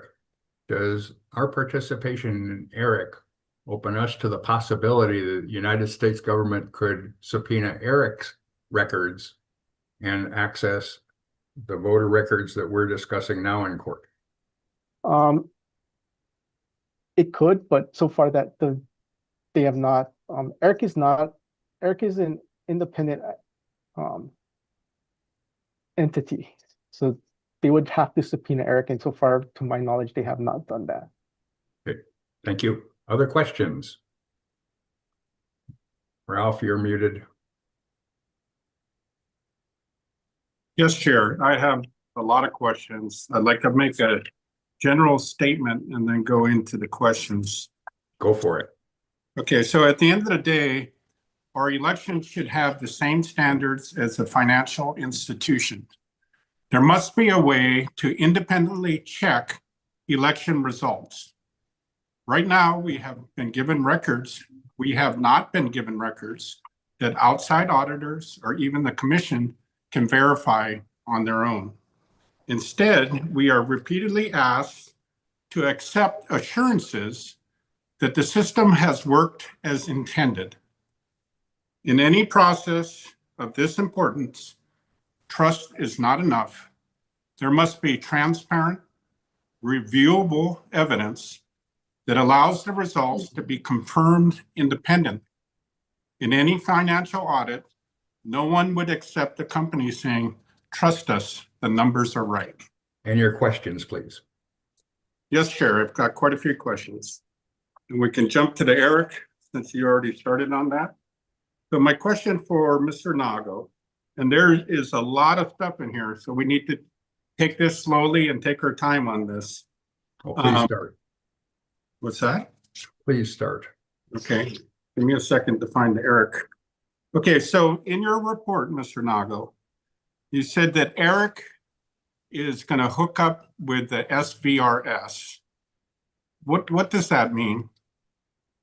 So we would have to transmit our statewide voter registration system data to ERIC, so that what ERIC does is it compiles a database of anybody who's currently registered in Hawaii were to register in another ERIC member state. Hawaii would get notified that, hey, there is somebody here that may have potentially moved to another state. And we would have to follow up on that information to make sure that that person did move and we can properly remove them from the rolls. Okay, so we're paying to transmit our voter rolls to ERIC, but the federal government has asked for those voter rolls and you won't give them to the federal government. And it's my understanding that ERIC then shares our voter rolls with other states to compare who's on the list or not. Is that correct? They don't share the voter rolls. They share information that overlaps with other states. Okay, so you share information about the voter rolls to other states, but the government, the federal government, is asking for the same information. So what do we know about ERIC? Who is ERIC? Who makes them up? Who are the people that are in ERIC that we're giving our roles to? ERIC is a coalition of 26 or 27 states, depending on my understanding is 26 states. It's a voter information sharing. So ERIC members share information about voters that move from other ERIC member states, so that, like I said, we can follow up on it. I think you misrepresented that. What is ERIC? There's 28 states that are members of ERIC. What is ERIC? ERIC is, like I said, What does it it's stand for? it's electronic registration information, and right now I'm blanking on the C.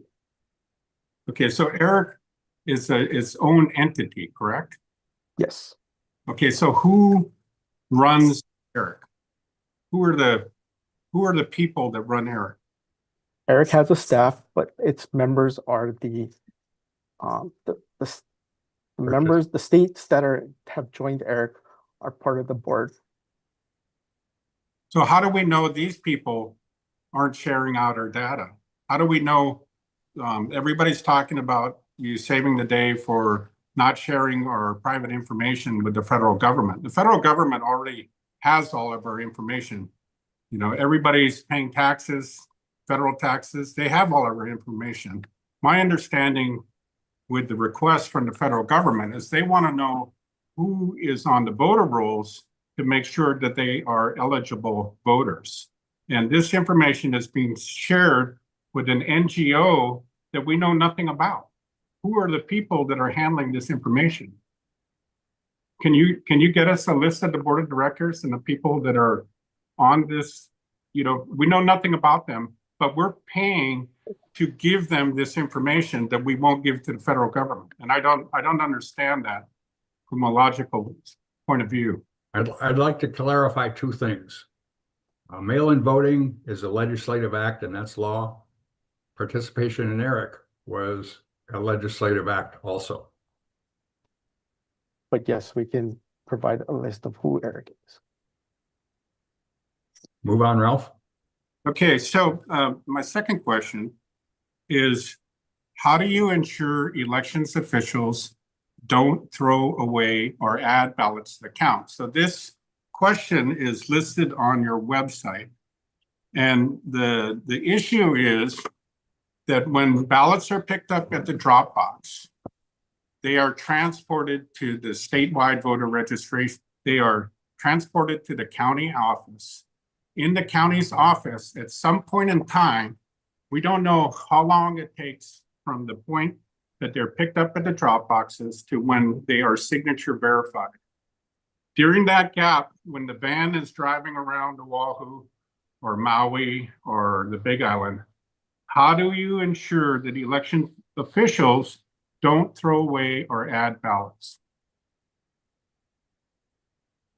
So the way we ensure that is all ballots that are picked up at a drop box as well as collected from the USPS are received and checked into the statewide voter registration system. Additionally, voters can sign up for what we call ballot tracks, which tells them whether or not their ballot was received. So the voter can also see if their ballot was received and processed and accepted for counting. So there's that transparency level there that.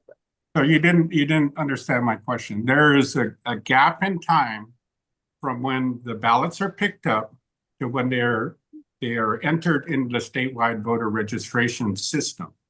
And that's what we're interested in. That's the whole idea of chain of custody. And you list that on your report. The chain of custody is the transfer of inventory from one place to another. So when a ballot is, if there's 100 ballots picked up at a drop box on Oahu, and that van is driving around Oahu without any observers in it, how do we know that ballots weren't added or subtracted before they're entered in the statewide voter registration system, which could be several days lapse in time?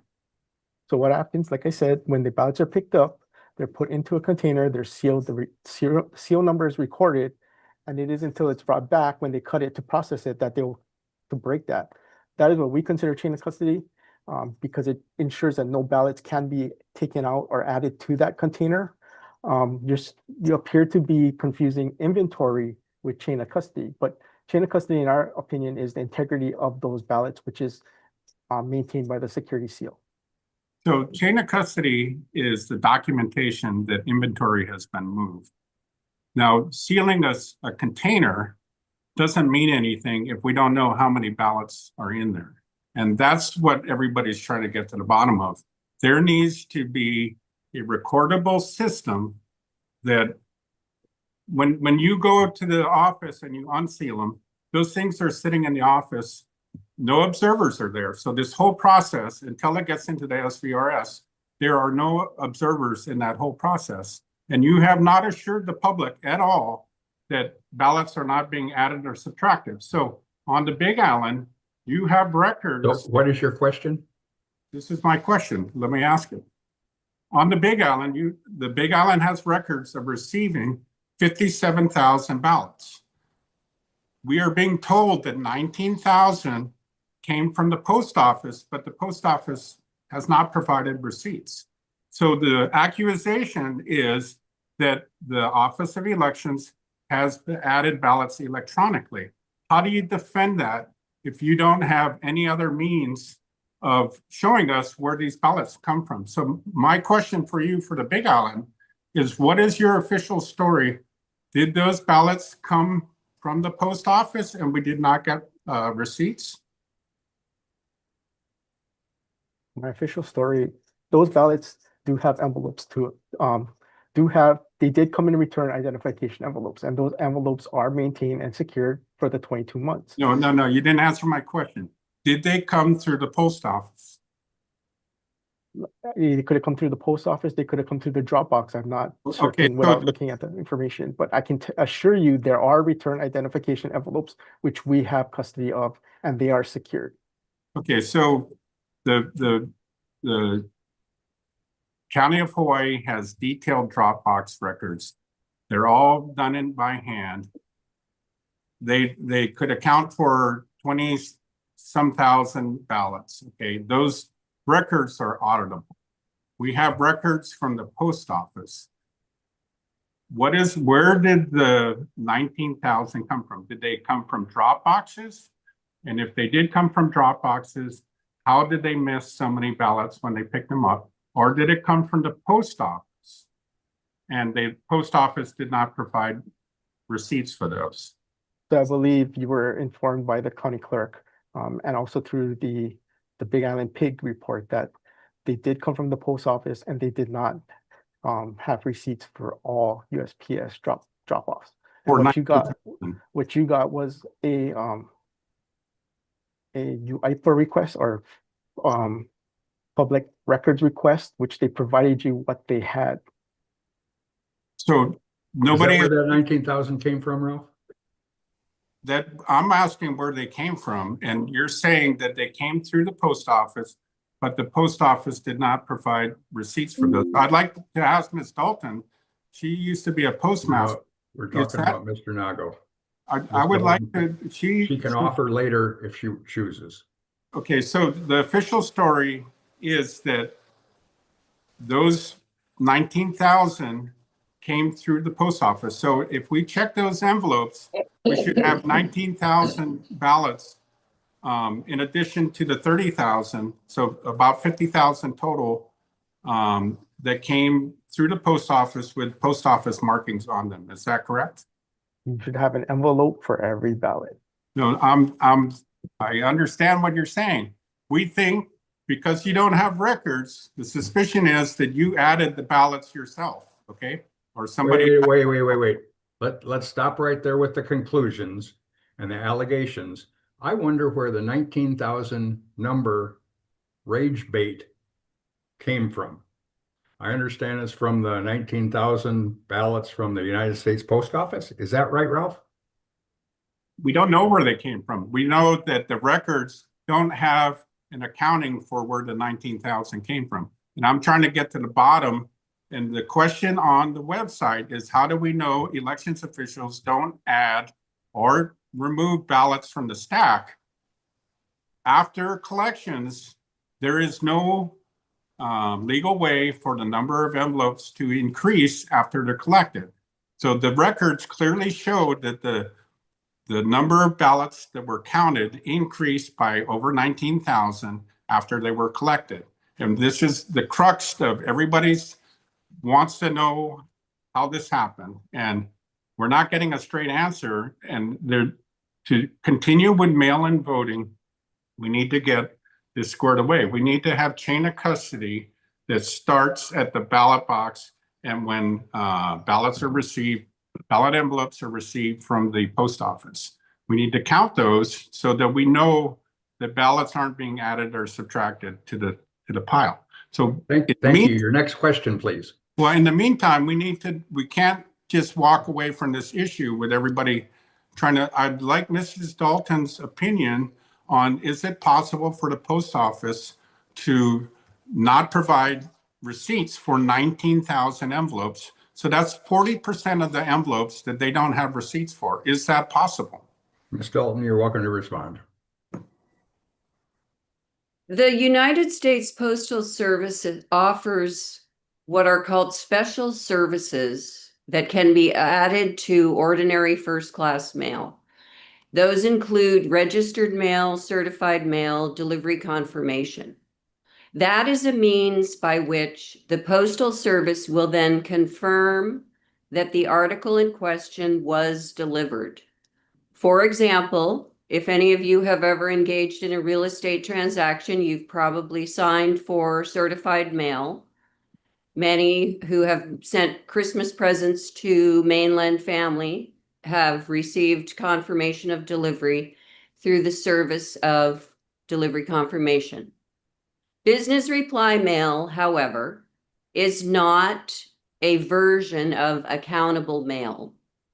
Business reply is simply a means by which the addressee agrees to pay the postage. When an account holder for business reply mail wishes to employ the service, they establish a trust account. They make deposits, often to the tune of thousands of dollars. And when business reply mail arrives at the delivery post office, it's processed and the total amount of postage is withdrawn from the trust account for however many mail pieces there are. It's not a way of accounting for each item that comes through. It's merely a way of paying postage on, in many instances, stacks and stacks of business reply mail.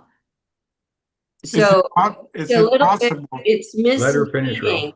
It is misleading to convey the notion that business reply mail in some way establishes either a chain of custody or a way of accounting for every mail piece. That is not the intent of the service. Thank you, Barbara. Is it possible that the post office would not invoice for 40% of the invoiceable dollars? The post office, the only thing the post office invoices for is when the trust account needs to be replenished. So when my understanding, I spoke to the postmaster on Kauai, and what he told me was that when the envelopes come in, they attach an invoice to every delivery and they count, there's pictures and they count how many return ballots are being delivered to the county, and the invoice reflects how many ballots they deliver at that point. Now, this is different from guaranteed that they're signing for a certified mail. They're just simply invoicing the dollars. And so this ties to our HAVA. If the post office did not provide receipts for 19,000 ballots, then are we violating the HAVA Act? And so that's what I want to get an official statement, is that the ballots were delivered through the mail. Correct me if I'm incorrect on what you guys are saying. The ballots were delivered through the mail, but the post office did not invoice for 19,000 out of 50,000 ballots. So that's 40%.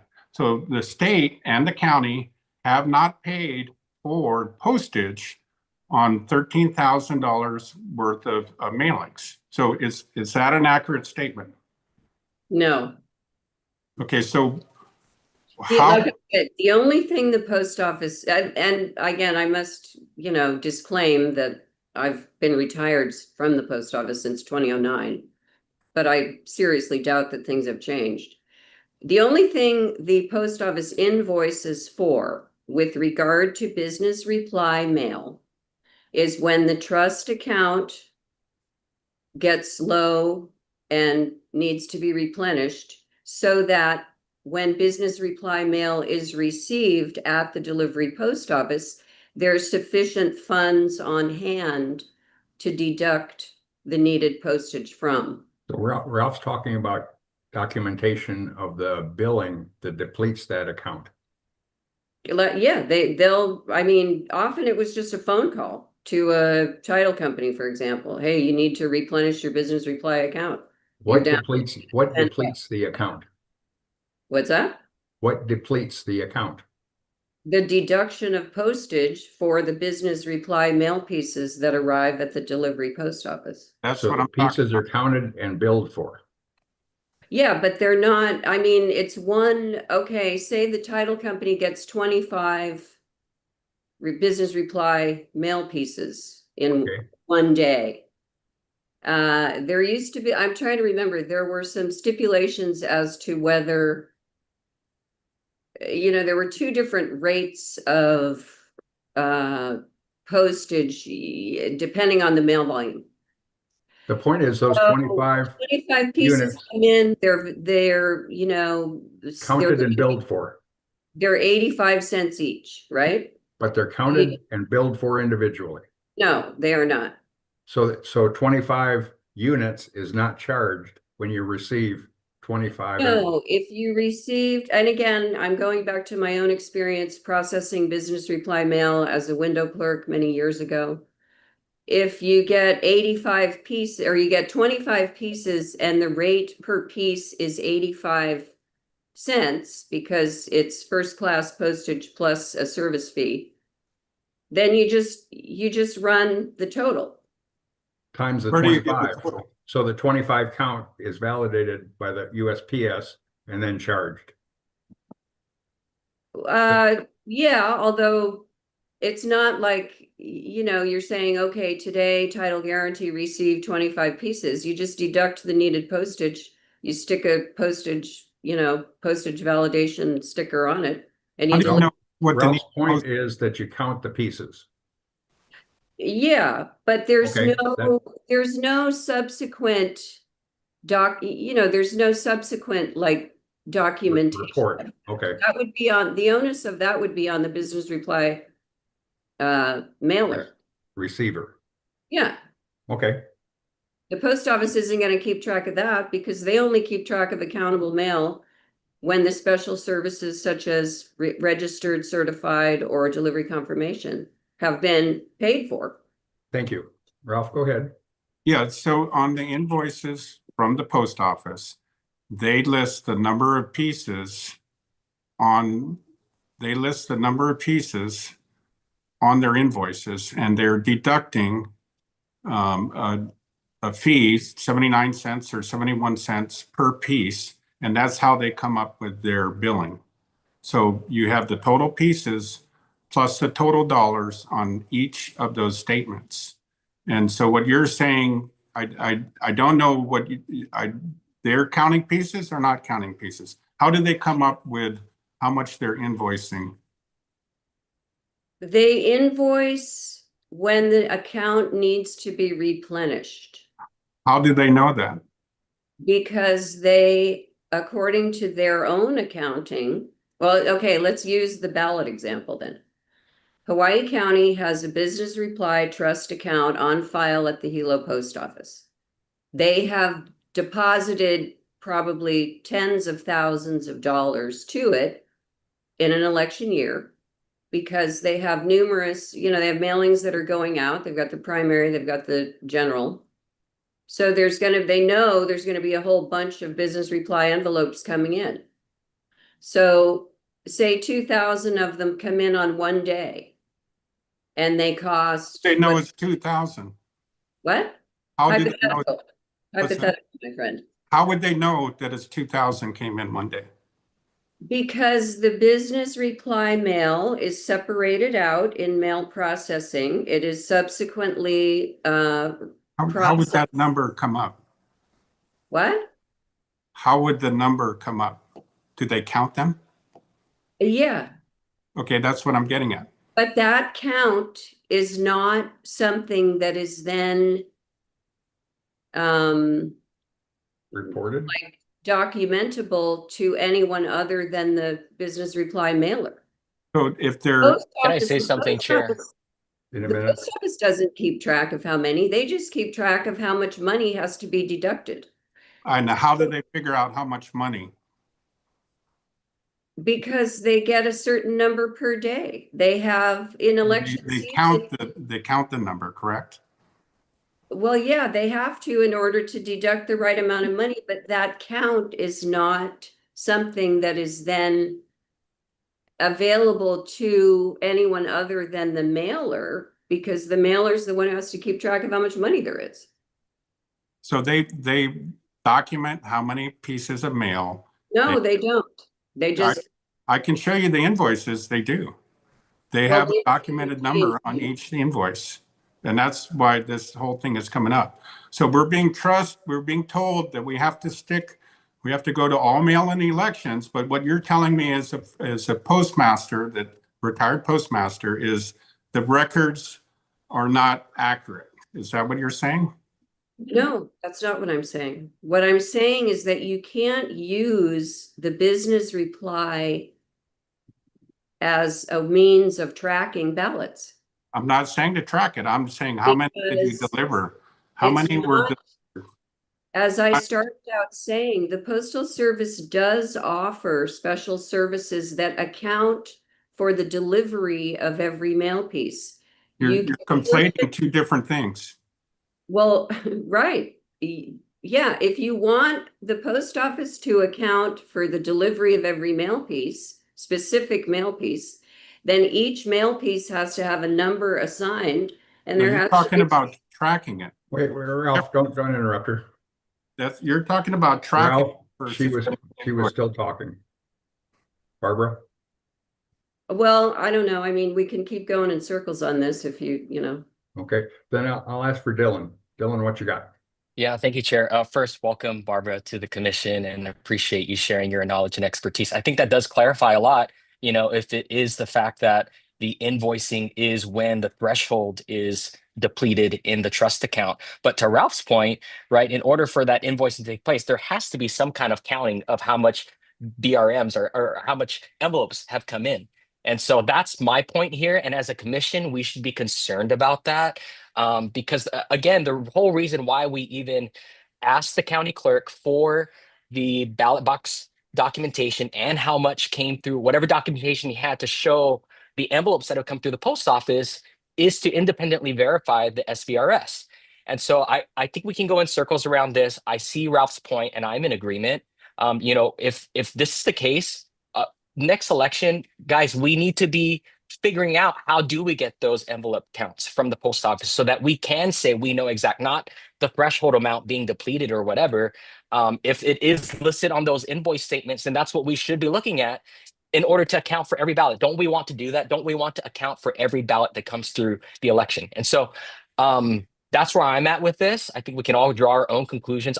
Again, obviously, yes, the mailer should keep track, but also if we're using the USPS as our trusted vendor for our elections, they should also be able to tell us how much envelopes has come through for the election. So all that to say, I'd like to ask Scott, because he's, again, relying on the SVRS. It's in his chief election officer report. Scott, can you just explain to the commission, how is the SVRS independently? What's the procedure? What's in place right now for the SVRS to be independently verified and audited? To independently verify the SVRS. So let me step back and explain the process. When your ballot comes into the clerk's office, it gets checked in to make sure that you haven't voted already. The signature gets verified to make sure that you signed, that you are the voter that signed that envelope and returned that ballot. Once that's done, it gets put into the SVRS as your ballot is received. To verify the SVRS, you would count the envelopes. Because we have to, when we open up the envelopes, we have to maintain custody of all the envelopes. So for every ballot received in the SVRS, or every envelope received in the SVRS, we have a corresponding envelope to it. So, and that's all under lock and seal for the 22 months. And that's how we could audit it and verify the SVRS. Thank you. Lindsay, you had a question? Yes, to the same point. From your letter, the same section on page 3.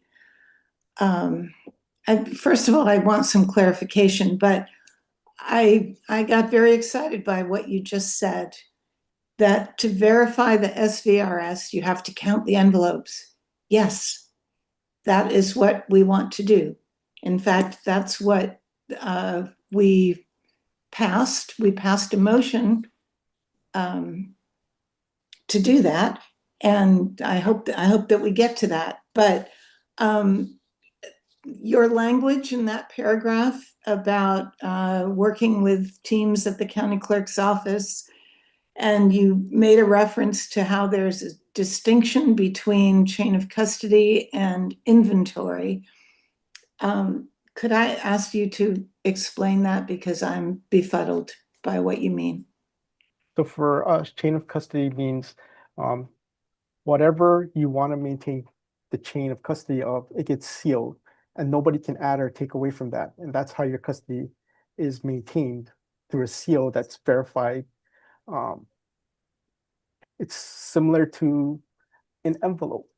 You can put an envelope on there, you can put tamper-proof tape, so that if what's in the envelope, the chain of custody is maintained unless that tamper-proof tape has been tampered with.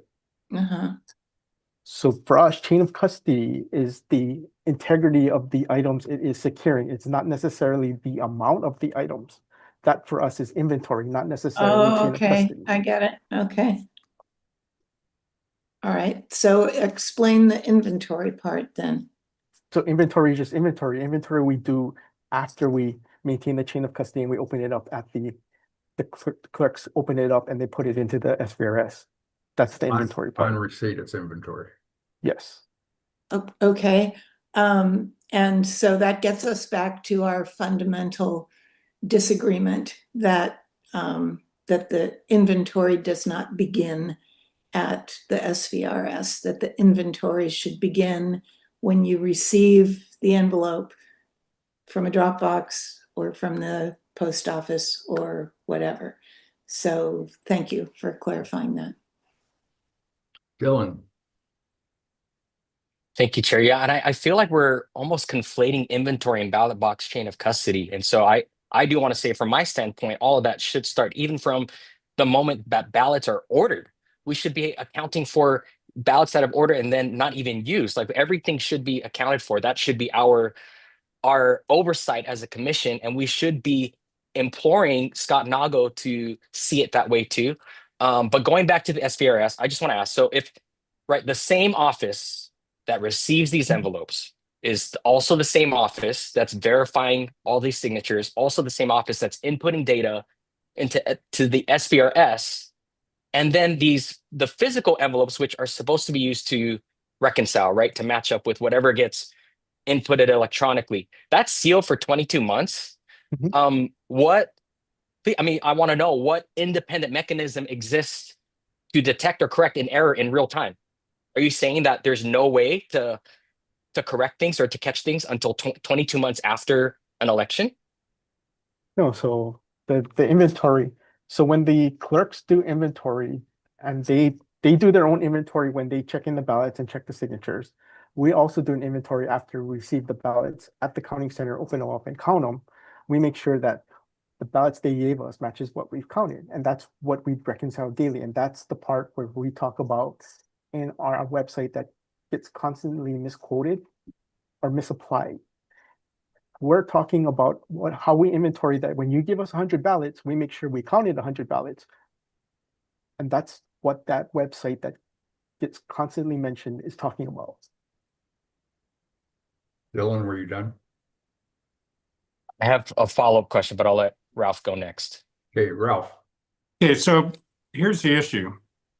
The county doesn't know how many ballots they're checking in because the number is recorded in the SVRS. So if the county sticks in 1,000 envelopes, they don't have an independent count. The SVRS records how many envelopes they checked in. So there is no physical inventory. Now on the Big Island, in this case, the Big Island does not have any transfer logs of that inventory going from the county office to the state office. Are you aware of that, Mr. Nago?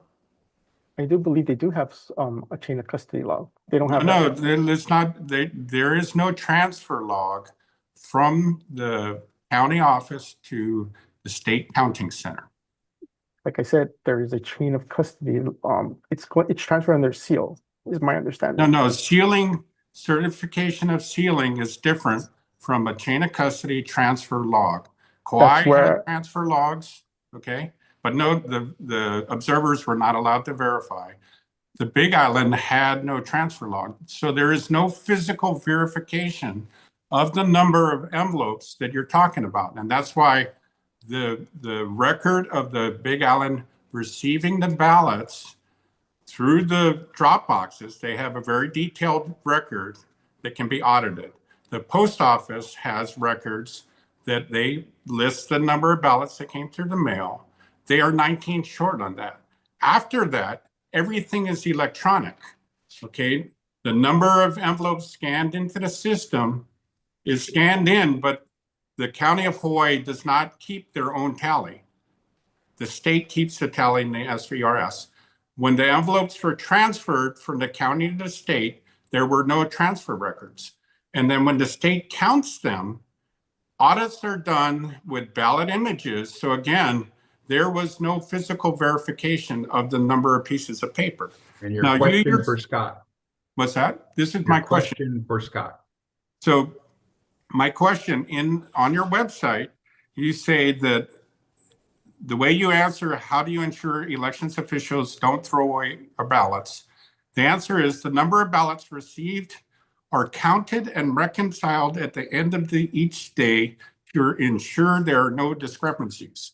We have been asking for anything that you have that's daily record of how many ballots you received.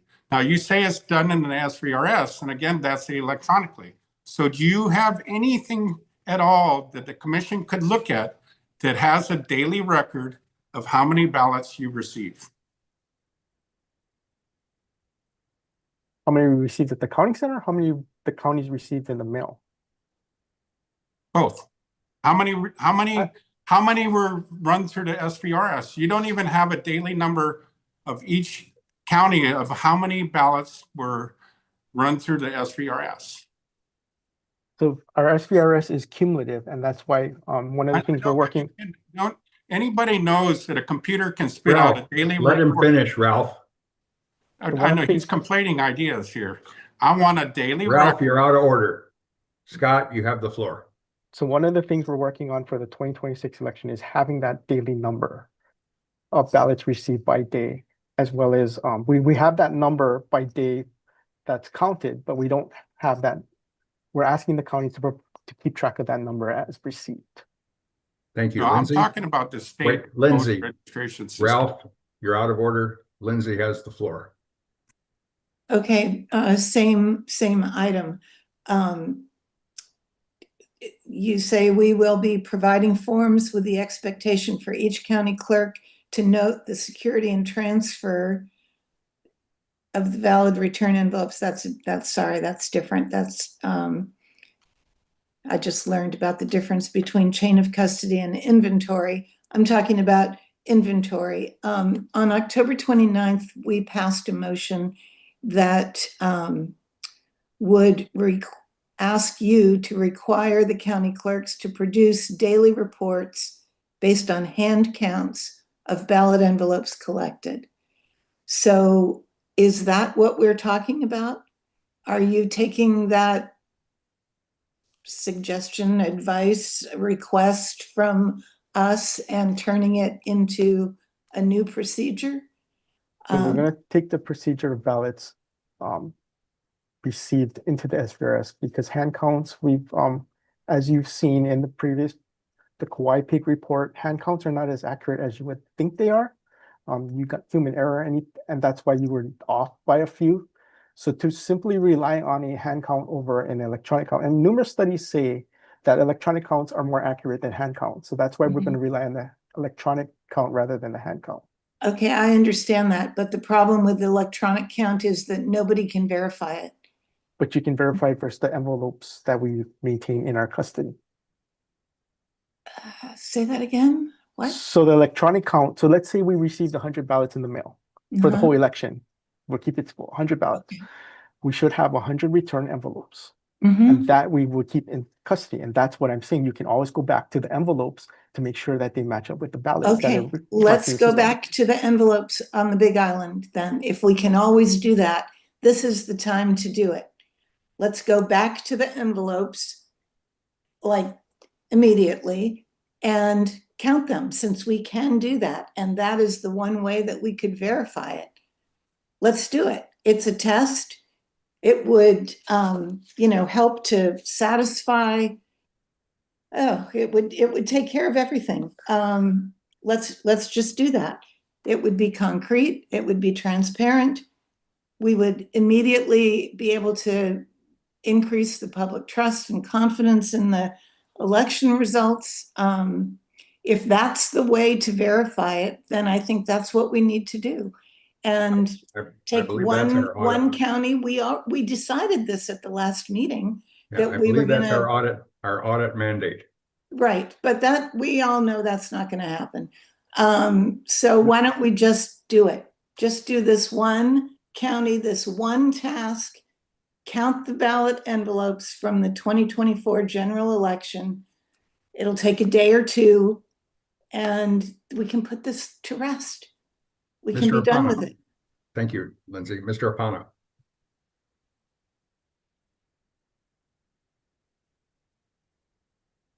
You're on mute, Commissioner Pond. Yeah, he's trying to figure it I'm out. trying to There you unmute. go. You're on. Okay, Mr. Chairman, I'm glad we are where we are.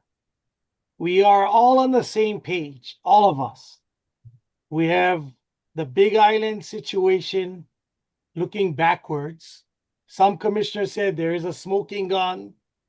Others, like myself, said the clerks can explain it so that we don't pit ourselves against each other with like an outside audit, a neutral party. But that's We- that. We've But agreed on we also looking forward.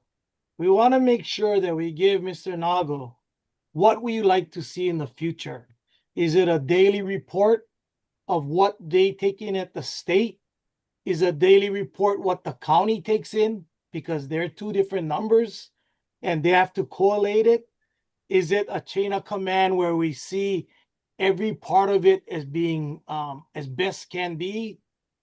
Talking with the county clerks, they said a lot of the observers, they don't show up, so they continue their job. And they said they wish they would show up. It would make their job a lot easier. So they are looking at ways to enhance their side, even if no observers shows up, that they want to videotape every process. And they seal the bag like how they seal a Matson container. It has that strip with the numbers so that once it's there, wherever it goes, if the seal is broken, something happened. If the seal is untouched, nothing happened. And then we can do this. Then that's the chain of command. I think our job now is to see what we need moving forward to ensure the public that everything is done up to snuff, that there's no hanky-panky and other things. But my question to Mr. Nago is, you said two things that I kind of interested. You said you did an audit of District 27. You did it, but I didn't hear the results or what kind of things you might implement to make it better. I mean, that is what is important to me. Not just you did it, but were we doing it right? Or is there things that we need to change? And that's part of our job. So I'd like to hear on that part if you have it before you. Okay, so we did do an audit on District 37, but the audit on District 37 was the results. So what we did was we audited, the commission passed a motion to recount the ballots of one precinct in District 37 from the 2020, I believe it was the 2022 election, which we did, and we did actually issue a report on that, which I can provide to you. So we did issue a report.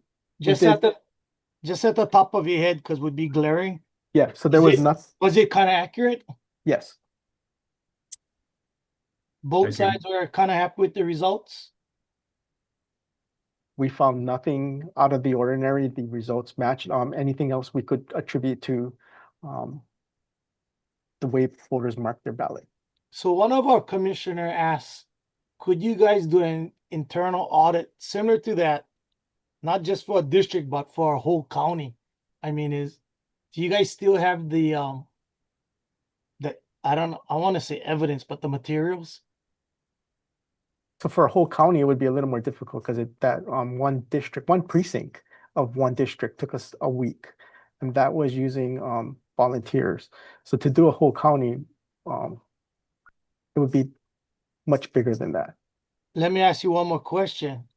Would you feel more comfortable an outside auditor do it to keep you hands length away from the process? It wouldn't be to keep my hands away from the process. It would be the fact that we did do District 37. We did it with the League of Women Voters. The results came out, but yet we still have questions.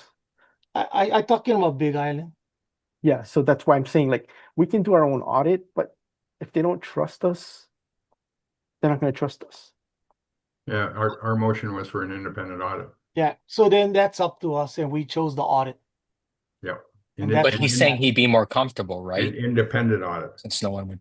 Ms. Dalton, you have the floor. Thank you, Chair.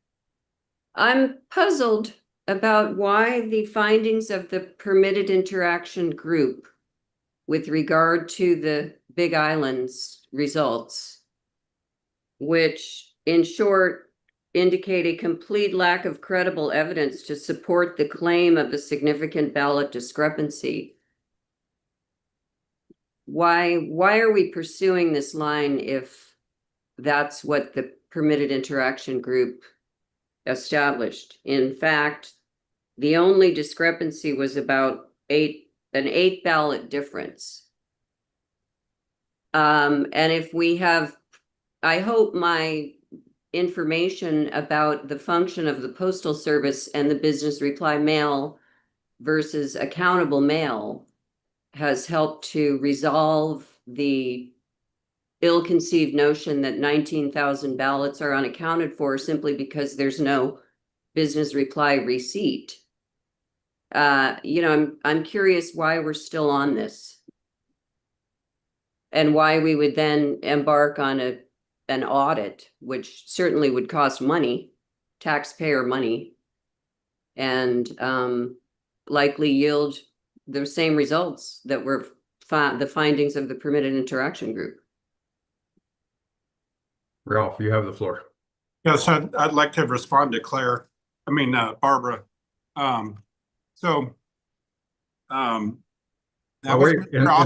that case, if you're responding to her, I would ask Mr. Osterkamp if you have any comments on your PIG report that she commented on. No, wait, Ralph.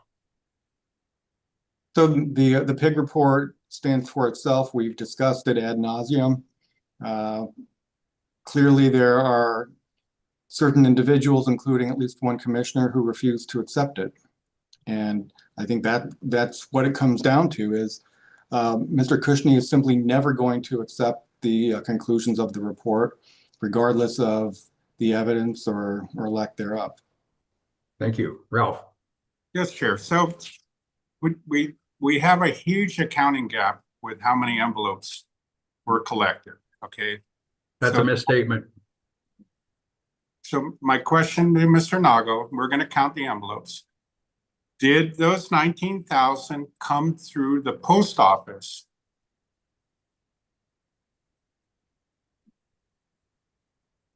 I can't answer that. Well, that's the official statement from the County of Hawaii that they came from the post office. So And they would be the correct entity to answer that question. so if we sorted the envelopes into two piles and we counted them, we should have approximately 27,000 with no postal markings on them. And then we should have about 50,000 with markings that these envelopes came through the post office. And I'll ask Mr. Osterkamp, who made the report, to respond to that. Yeah, I mean, we know that the county and the state have a certain way of counting the ballots. They have a certain way of counting the envelopes. That was done by all indications entirely properly. Unfortunately, we have an outside effort to try to apply inapplicable criteria to the counting effort, and then claim that because this inapplicable criteria has not been fully documented, because that's not what it's for, that somehow creates this supposed gap. We've been on this since January of 2025, a year now, and he's still not letting go. He's not going to let go. We're wasting all of our time. We are creating all sorts of suspicions in people. We've heard multiple testifiers say that they got involved because of this 19,000 ballot discrepancy. And it's going to keep going until we stand up and say enough is enough. Ralph. yes, so how did the ballots get to the Big Island? Did they come through the mail, like the county clerk said, or did they come a different way? So that's what we're trying to get. If they don't have records of how they got there, what is your official statement on how did it come through the mail with no receipts? That's the question. And that, like I said, that is a question for the county clerk on the Big I'd like Island. Mr. Osterkamp to answer that. We've been on this for a year and nobody can answer this question. Did the 19,000 ballots come through the mail and the post office forgot to invoice? Is that the official statement? The Jeffrey, post office welcome. isn't gonna invoice. Wait. They don't invoice for business reply mail. They invoice to replenish the trust account. If you want an itemized accounting for every single ballot, then you have to use the special services that I mentioned: certified mail, registered mail, delivery confirmation. Very, very costly. So we'll This argument that somehow business reply mail establishes a framework for accounting for individual mail pieces is incorrect. So when did we'll let the independent audit answer this question. Let's Well, we move on wanna to know the what next the subject. statement Ralph, is. move on to the next subject if you have another question. I'd like to make one more point and we'll move on. We want Sorry, to put the no, official the statement point in. is we have a PIG report and we have an audit required.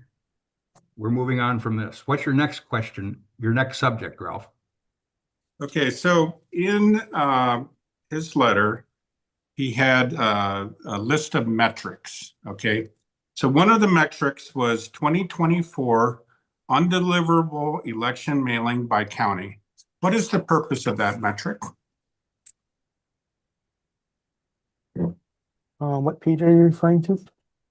Last page or your extra. Are you talking about the status or are you talking about the ballot tracks? No, you referred to in your letter that you had given us metrics for the 2024 election, and one of the metrics was undeliverable election mailings by county. And I have the numbers. Yeah. Okay, so that number is the number of ballots that were returned undeliverable by the USPS. Okay, what is the purpose of that report, the metric? That is just a number that we would use that number to start the process for the removal of voters pursuant to the National Voter Registration Act. Okay, so when these envelopes come back from the post office, or how does that number come about?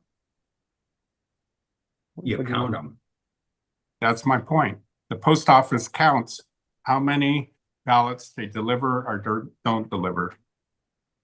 I don't think that's a post office report. I think that's a clerk's report. That's what the county clerk's calling. Okay, so how does the county clerks get this? Counts them. Okay, so where do the envelopes come from? They're returned undeliverable by the USPS. Okay, they're returned undeliverable. So now would these undeliverable ballots show up on the receipts? That I'm not sure what the post office process is. So, I mean, the lack of curiosity. Barbara, can you answer that? I mean, I believe they do we still have to pay for the postage. I missed the first part of the question. What was It's returned envelopes, like ballots that are mailed out that are returned because unknown. Undeliverable. Undeliverable, I'm sorry. those would go back to, well, that's not business reply mail. That's just ordinary first class mail, right? Yes, correct. So it goes out as a first class mail because we need to get the ballots are not affordable and we need to receive them back. So if for whatever reason or another, the addressee is no longer, forwarding order expired, moved, left no address, attempted not known, deceased, any number of reasons, then those go back to the county clerk because the return address on the ballots would be each individual county clerk's office. Thank you. Lindsay, you had a question? Yes. Mr. Nago, when you did the audit of District 37, was that the ballot envelopes or the ballots? The ballots. That was specifically a request to audit the results. Okay, so we're talking about something entirely different. Correct. If we're talking about, right, it's just a matter of counting envelopes, possibly sorting them into two piles, those with a postmark and those without a postmark, but counting them. Anybody can do that. You don't have to keep track of how they voted and make a chart and all that. It's just stacks of envelopes that are counted. So it's not as complicated as what you did before. It's very simple. If the League of Women Voters or some other trusted volunteers were willing to show up for a couple days and there were observers from both parties and maybe the media, whatever, couldn't that happen in a couple days, don't you think? Counting envelopes? It's hard to say. I mean, it's basically the scope. Like I said, not having done it, I don't want to say how much time it's going to take. Okay, but we can use our common sense. And I just want to say those were your words. The way to verify SVRS is to count the envelopes. Shall we? I mean, like I said, that's up to you guys. And my personal opinion is I don't think, because of the results of the audit of District 37, which is another audit that was undertaken by our office, and the fact that the results were not necessarily accepted, I don't think we would be the best ones to audit ourselves. Right, and this would be, well, I wasn't here when you did the previous one, so I don't know, who was doing what, but if it's somebody like the League of Women Voters and there's observers and it's videotaped and so on. That was the same thing that happened the last time. Is that right? Yes. We had observers, we had So League of Women Voters. League of Women Voters. Mm-hmm. But like I said, it's a matter of accepting the results of the audit. But this just seems so straightforward. If the locked up bags or boxes came out into the room and the seals were undone and then they all got counted, We would know So- for sure. So one thing I will like to also point out is that that audit for District 37 did happen outside the 22-month retention period. Because Okay, that so was let's not not court let that ordered. happen again. Well, that was not court Why don't you ordered. make a motion, Lindsay? Why don't you make a motion? Yeah, I heard you. I'm looking at the chair to see if that's something that can happen at this point. I think you could define the audit that we've already authorized. You I could don't- make, Okay, Go well, we're jumping around, but if we take a look at the letter that we got back from the state auditor, it's pretty clear that he's not eager to do that. And so, and you know, the primaries are, I mean, the elections are coming right up. So it if seems- the audit were to limit the audit to the count of envelopes on the Big Island, we could perhaps ask the League of Women Voters to participate and volunteer again. Mhm. Would that be acceptable to the commission? It would be to me. Yes. So You would Lindsay, have would to you like to see- make that motion that we count the envelopes, the ballot envelopes on the Big Island to satisfy our audit, or to, as an initial foray into this audit fiasco? Yes, I would. Go I would ahead. propose Please do it. a hand count of Oh, yeah, yeah. of Hawaii County ballot envelopes Ballot return envelopes, yeah. to determine the actual total of Ballots received. of ballots received, right? Is there a second? Did you finish your motion, Lindsay? I thought so. Okay. It can be amended. So Yeah, second. can I have a second? I seconded it. Oh, Can I ask that to be reread by the secretary? Or Lindsay, could you quote it Okay, again for I the secretary? propose a hand count of the Hawaii County ballot envelopes to determine the actual total of the Ballots received. 2024 general election ballots received. And that's what you seconded, Dylan? yes, Discussion. Chair. Yes, Yes, Chair. Dylan. Would we, as commissioners, also be allowed to participate in that process? I would suggest no. We're in the chain of command, and that would compromise the production. Mr. Apana, you had something?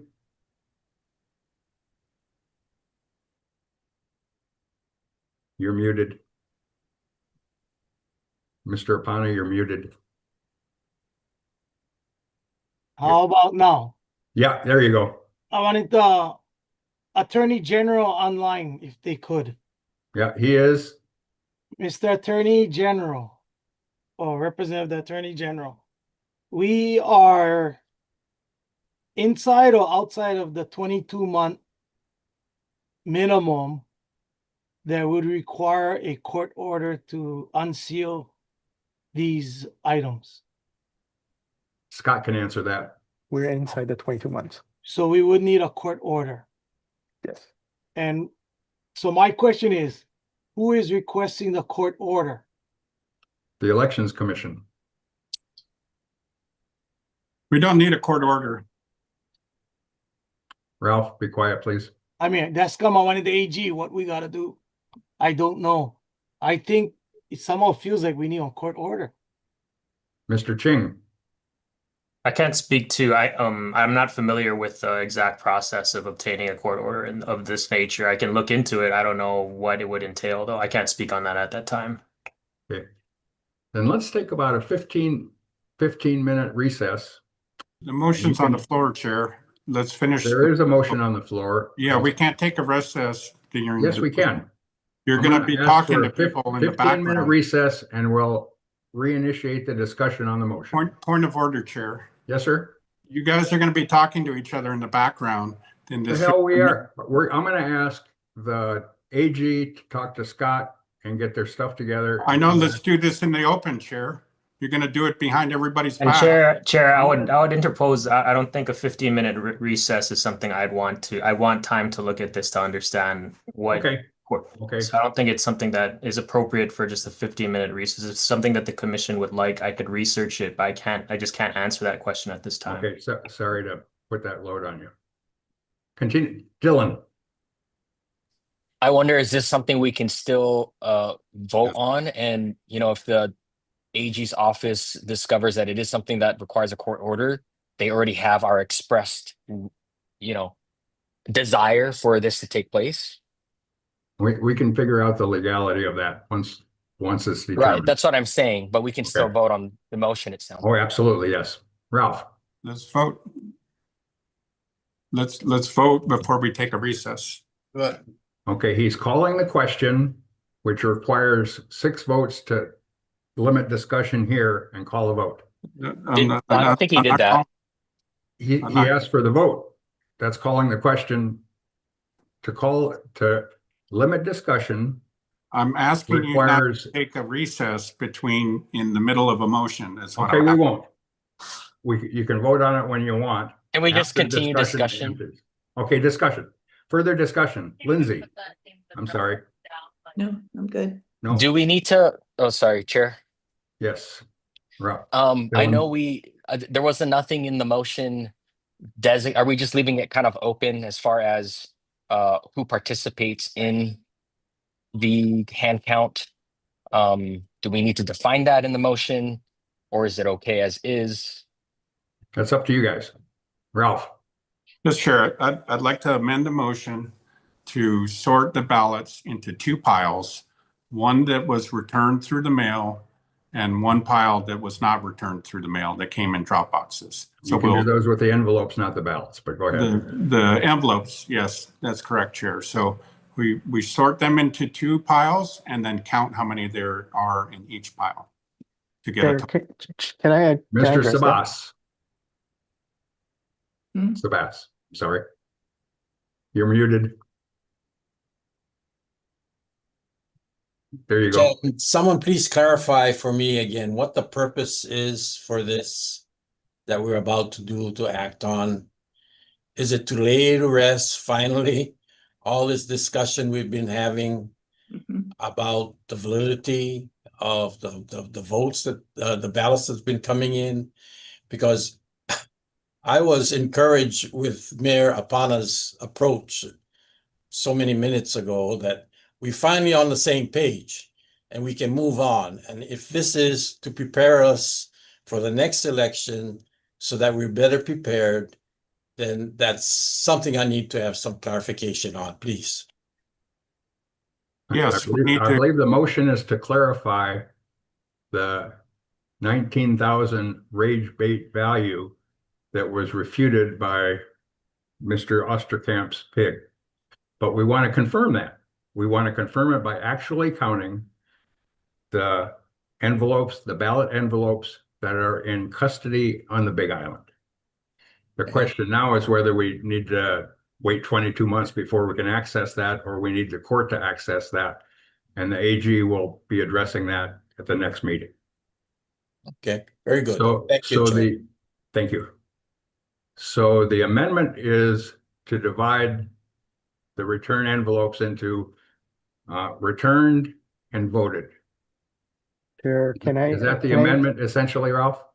It's return envelopes through the mail in 1 pile, and the envelopes that will not have a return marking from the post office that are presumably came through the drop boxes.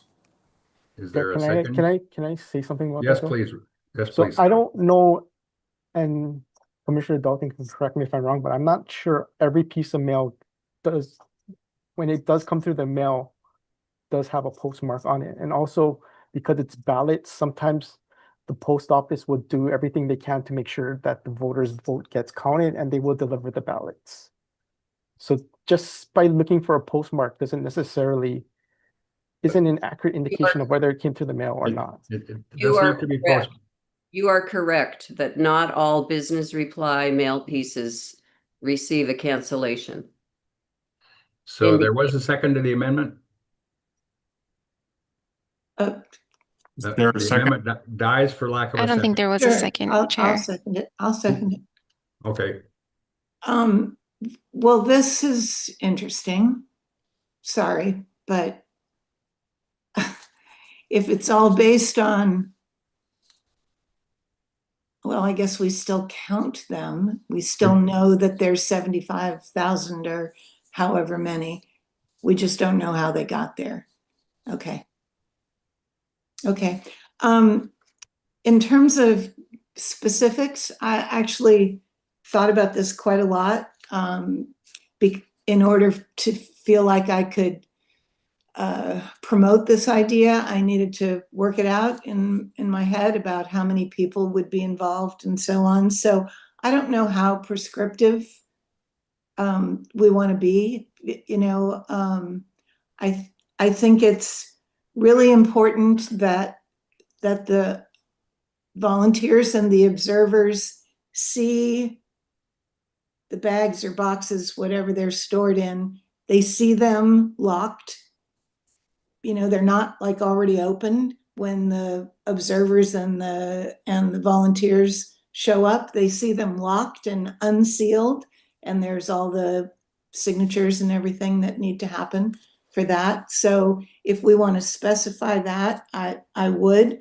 I think it should happen very soon, you know, like right now, the within 30 amendment on the days. floor is dividing the envelopes into returned envelopes and voted envelopes. Yes, and That's I the seconded amendment that. that's on the floor that we're discussing Okay, now. and I'm just letting people know that if we want to get really specific, I can get into the weeds. Thank you, So, Lindsay. okay. Any other discussion on the amendment? Mr. Apana? Can you hear me? Yes, sir. Okay, I just have two questions for the maker of the motion. So I'm very clear.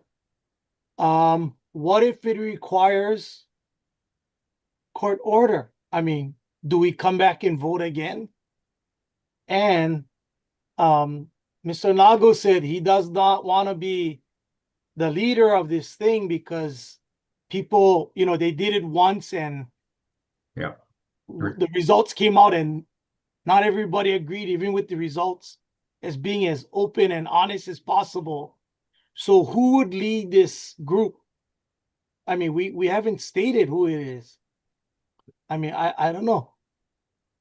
We could ask Okay. like the League of Women Voters, and then they could appoint somebody to lead this if they're willing to do that again on this big a scale. Yeah, We need to find somebody to do this independent. yeah. I mean, I don't want the commissioners go, I don't like that person. This is Okay, wait. I mean, that's what I'm worried about. Wait. What we're discussing now is the amendment to divide into returned ballot envelopes and voted ballot envelopes. That's the amendment we're discussing and voting on now. Okay. I If have you're no ready to problem. vote on that, let's go. Okay.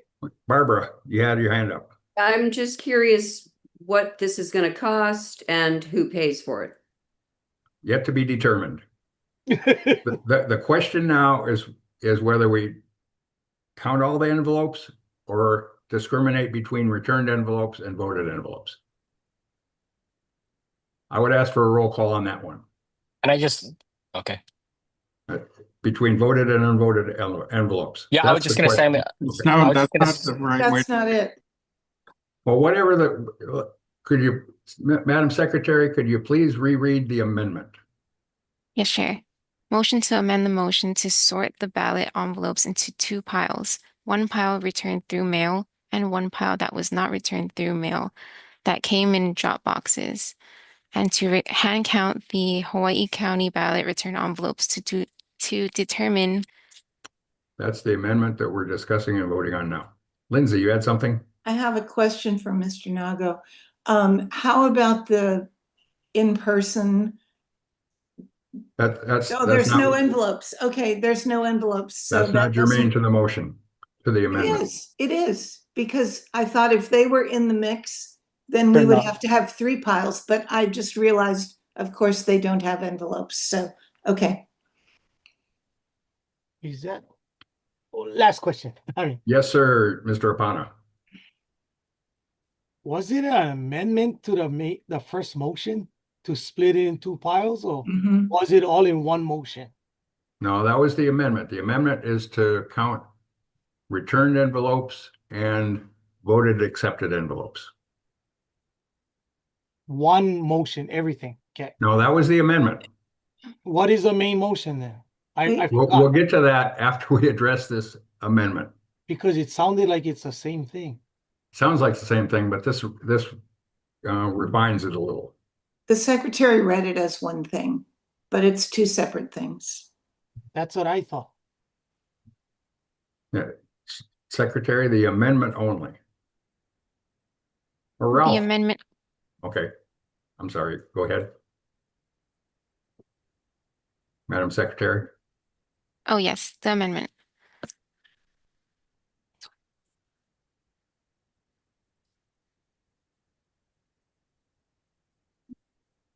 Do you need Ralph to reiterate? No, sorry, Chair. Okay. Motion to amend the motion to sort the ballot envelopes into two piles. One pile returned through mail and one pile that was not returned through mail that came in drop boxes. Is there any other discussion on the amendment? Yeah, last one. Okay, Mr. Chair, I'll be voting yes, although we've been told it doesn't make a difference. So that we don't go round and round again about we should have split it. I'm gonna support it, although it will not be truly accurate or reflective of what might have happened. Mhm. thank you. Vote on the amendment. Ready for the vote on the amendment? Ask for a roll call, please. Commissioner Andrian, Aye. Commissioner Apana, Aye. Commissioner Kushney, Yes. Commissioner Dalton, No. Commissioner Kam, Aye.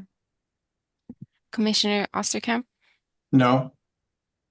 Commissioner Papalimos excused, Commissioner Sabas, Yes. Chair Curtis. No. The motion passes. Okay, the motion as amended. Could you please read that, Madam Secretary? Yes. Motion to hand count the Hawaii County ballot return envelopes to determine the actual total of the 2024 general election ballots received. As amended. To be divided up into the two piles. Other discussion? Yes, Mr. Apana. Mr. Chairman, I'll be voting in favor of the motion as amended. It finally does what we wanted to do, is put this bit to rest. And I has always said, let the chips fall where they may. It's a he said, she said. Now it's gonna be whatever the new group says. And I'm okay with that. I hope that regardless of the results, all the commissioners can agree, went through the process. We try to do it this way. We went to the the audit, that state auditor. They kind of denied us, so we are where we are, but we will finally get the results. Well, not the results, the process that we wanted was what happened, one way or the other. And this ends that conversation so we can go on and making the next election an even better election. Thank Mr. you. Sabas.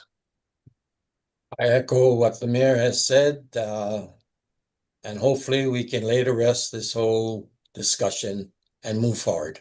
Thank you. Dylan. Thank you, Chair. I wanted to, I am in favor of the motion. I think now's the time to also be as prescriptive as possible. And I know a question was who would lead this effort, given if there's a court order that's necessary and all that stuff, and it is something we can do. I like to submit to the body, the person that's been most critical of this and has raised the most concerns, and in Commissioner Osterkamp's words, would never accept the results, has been Commissioner Kushney. And it might be worth us assigning him as lead over this. If there needs to be Got to pass the motion first. Let's talk to the motion. Lindsay. Okay. I have a question for Mr. Nago. I understand your reluctance to not have your fingerprints on the exercise, but don't we need you or your staff, someone to like unlock the doors and all that sort of thing? So can I clarify that? It's not my reluctance to have my fingerprints on it. My preference would be to do the audit. It's just that if you want an audit that is accepted, I don't think I am the proper person, but you are correct that you would need me or my staff to unlock the doors. To facilitate it. And provide tables and chairs, things like that. Yes. Okay. Ralph? Yes, Chair, I agree with the mayor, Mr. Savas. So I'm in favor of this. And we want to know if the envelopes were added electronically or if they're real. So thank you. Dylan, your hand's up. Okay. You know, we're talking about the management of this audit. Perhaps another pig to facilitate and oversee this process would be something where the commissioners could participate and delegate like to the League of Women Voters or whoever. But that's a possibility once this vote passes. Any other substantial discussion on this motion? Entertain a roll call, please. Commissioner Andrian, Yes. Commissioner Apana, Aye. Commissioner Kushney, Yes. Commissioner Dalton, No. Commissioner Cam, Aye. Commissioner Osterkamp, No. Commissioner Papalimu excused, Commissioner Sabas, Yes. Chair Curtis. Yes. The motion passes. Now can we take a 15-minute break? Could Sounds you put a good. 15-minute timer on, and I will be back to Scott Nago when we return. Yes, sure. A 15-minute recess. Please put a timer on.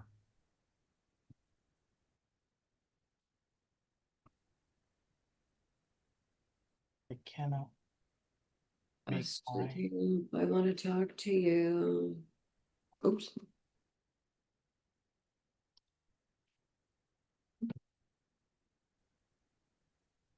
I don't know how.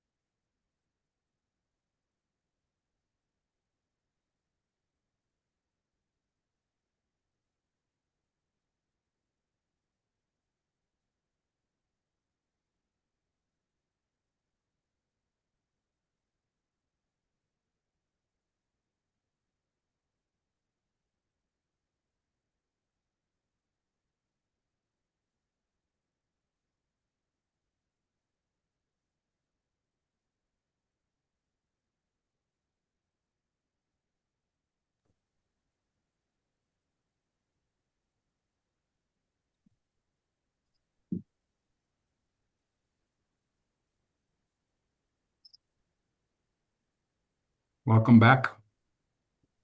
Can we have a roll call to assure a quorum, please? Yes, Chair. Commissioner Andrian, Here. Commissioner Apana. Nope. Welcome back. Come back to Mr. Apana. Okay. Commissioner Kushni, Here. Commissioner Dalton, Here. Commissioner Cam, Here. Commissioner Osterkamp, Here. Commissioner Papalimou excused, Commissioner Sabas, Here. Chair Curtis. Here. Welcome back to Commissioner Apana. Here, Okay. I Okay. cannot get my video, but Huh, that's odd. Okay, Chair, we still have quorum. Thank you. So we'll return to Mr. Nago. And Ralph, you had another question? Well, I move to have, and if they accept, Lindsay Kim and Mr. Savas, chair this, set up the, audit and to oversee the audit. Mr. Sabas. So the two to oversee the audit of the Big Island. Mr. Sabas, are you agreeable to that? Yeah, I'm fine. Lindsay, Okay. is there a second?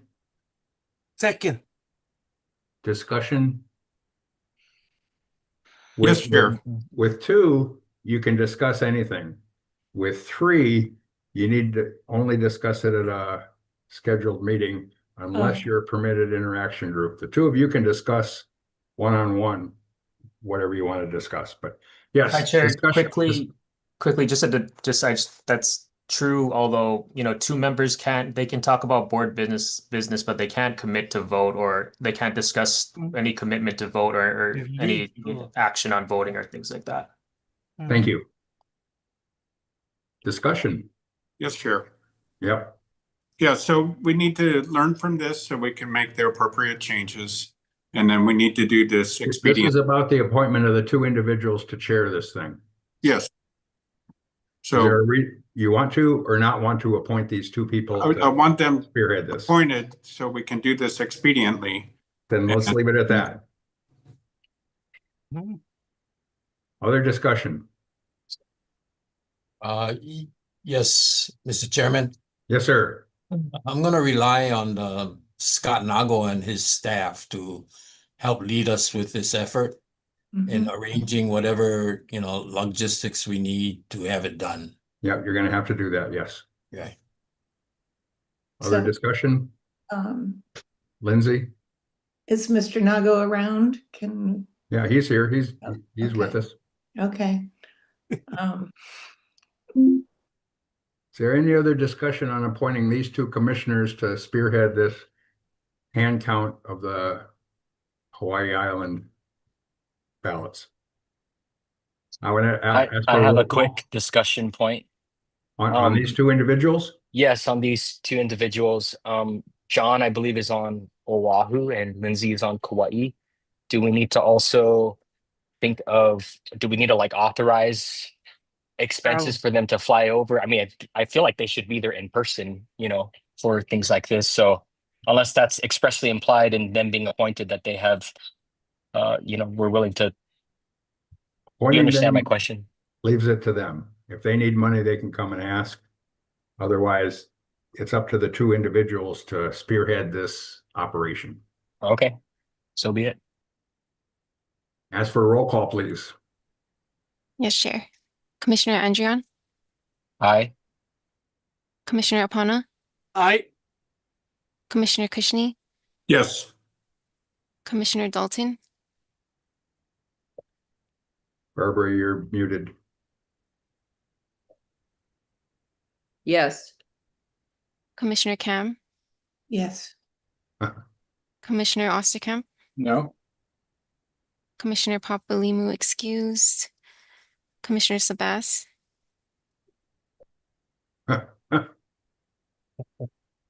Should I abstain? no. Yes. Yes.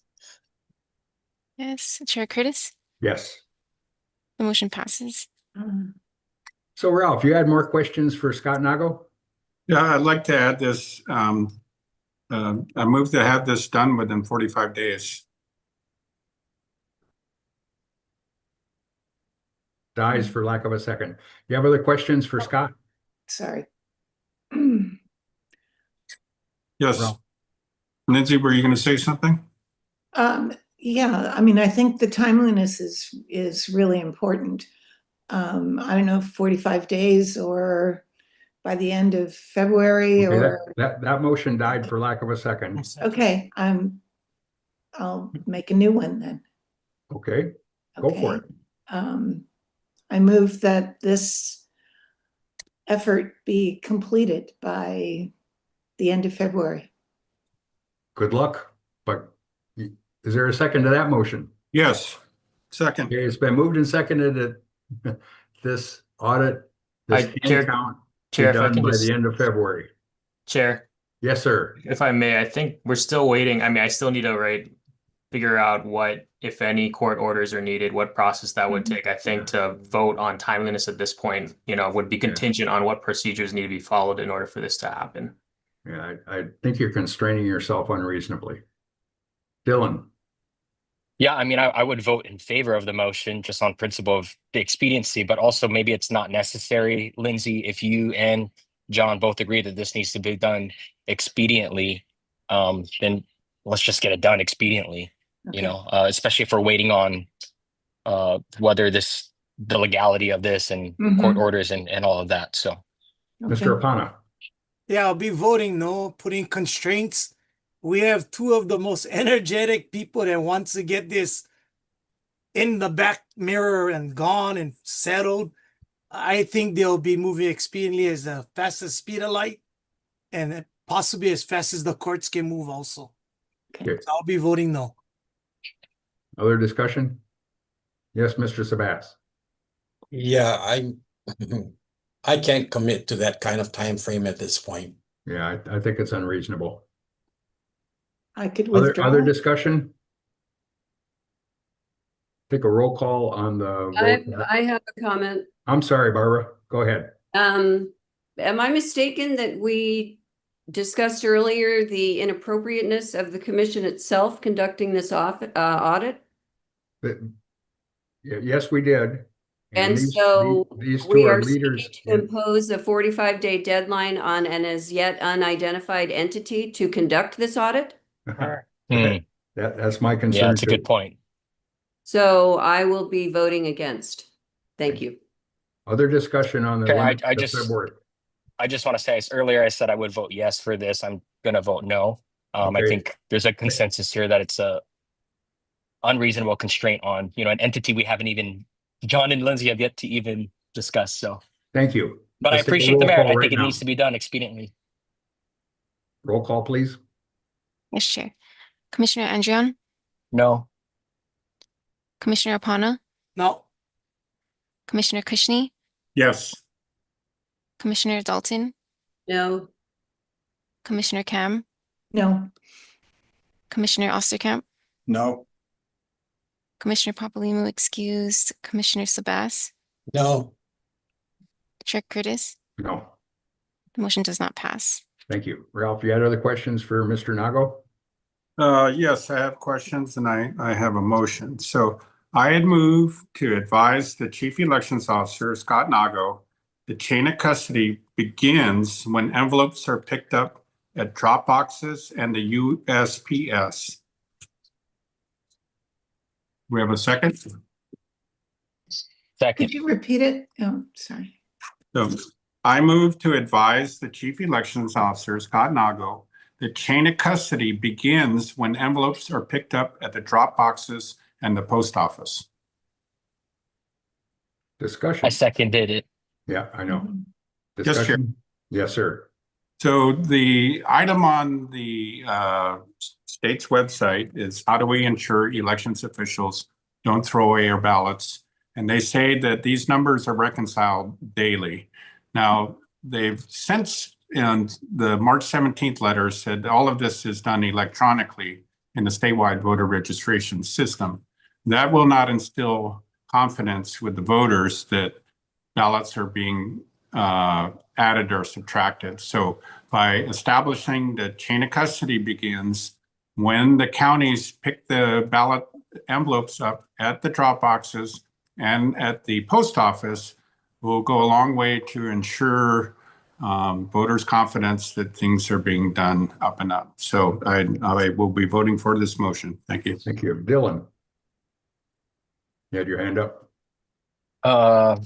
Thank you, Chair. Lost my thought here. Okay, Come Mr. back to Apana. me. Okay, Mr. Apana. Yeah, Mr. Chair, I'll be voting no for the reason that we created one pig with Dylan, myself, and Commissioner Sabas. That our goal is to make a workflow chart for Mr. Nago so that we can ensure that we get all the things that we need to do our job properly. If we're going to add pieces here and there, things going to get lost through the cracks. Better we do it as a commission together and send one report to the state elections office so that when commissioners come after us, they don't have to pull 20 different things that the commission said to do. There is one chart that they can refer to over and over again. So instead of doing it piecemeal, I was hoping Mr. Commissioner Kushner would send it over to us, and then if we agree, we'll put it in the report. If it's not there, then he can make a motion to add it in. But to do everything in piecemeal, it's going to fall to the crack. So I'll be voting no with the understanding it can be later incorporated. Thank you, Ralph. I'll withdraw the motion. With that being said, I forgot that there's a pig out there. When do you think that you'll get that flow chart back? Because Mr. Wait. The motion's on the floor. That you wanted to retract that, or we just want to vote it down? I'm going to retract it. So the second has to. Well, actually, the motion belongs to the commission now. The commission can vote it down. You can't really retract it because the commission owns that motion now. If you'd like Chair, to. can I say something? Yes. Obviously, I support this. I'll vote no because the desire is to withdraw the motion anyway. But I actually think this is it should be taken a step further. And of course, you know, our pig is looking into this. I don't think chain of custody starts there. I think it starts when the actual ballots are even Okay, ordered let's in the talk first about place. this motion now. I would ask for a roll call on this motion. Madam Secretary, could you please reread the motion? Yes, sure. Motion to advise the Chief Election Officer, Scott Nago, that the chain of custody begins when envelopes are picked up at drop boxes and the USPS. Roll call, please. Yes. Commissioner Andrion, No. Commissioner Apana, No. Commissioner Kushner, Dane. was that? He Yes? abstained. Abstained. Oh, abstained, you said. Commissioner Dalton, No. Commissioner Cam, Lindsay, you're muted. No. Commissioner Osterkamp, No. Commissioner Papalimou excused, Commissioner Sabas, No. Chair Curtis. No. The motion does not pass. Mr. Apana, you have your hand up. Yeah, for Mr. Nago. Earlier today, you said you're working on to improve chain of custody. We have a pig that's gonna add this, like add more things to clean up or to make things more transparent. Could you give us that list so that we could take it under consideration, the pig?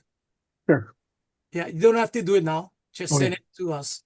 Thank you. Okay. I'm Thank you. finished, Mr. Chair. Ralph. Yes, sure. So I got some questions about the HAVA app, and I looked up the HAVA plan for the state, the 2004 plan that's on the website. And the plan listed quite a few areas as being deficient in 2004. And the remedies was that the state was going to implement a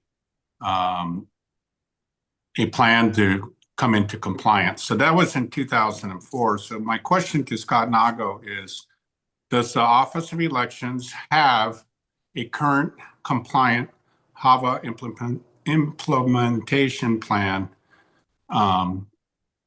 with all of these complaints? So does the state have a compliant HAVA plan? I was not aware that our 2004 HAVA plan was not compliant. So my question is the state compliant? Do we have a compliant HAVA plan?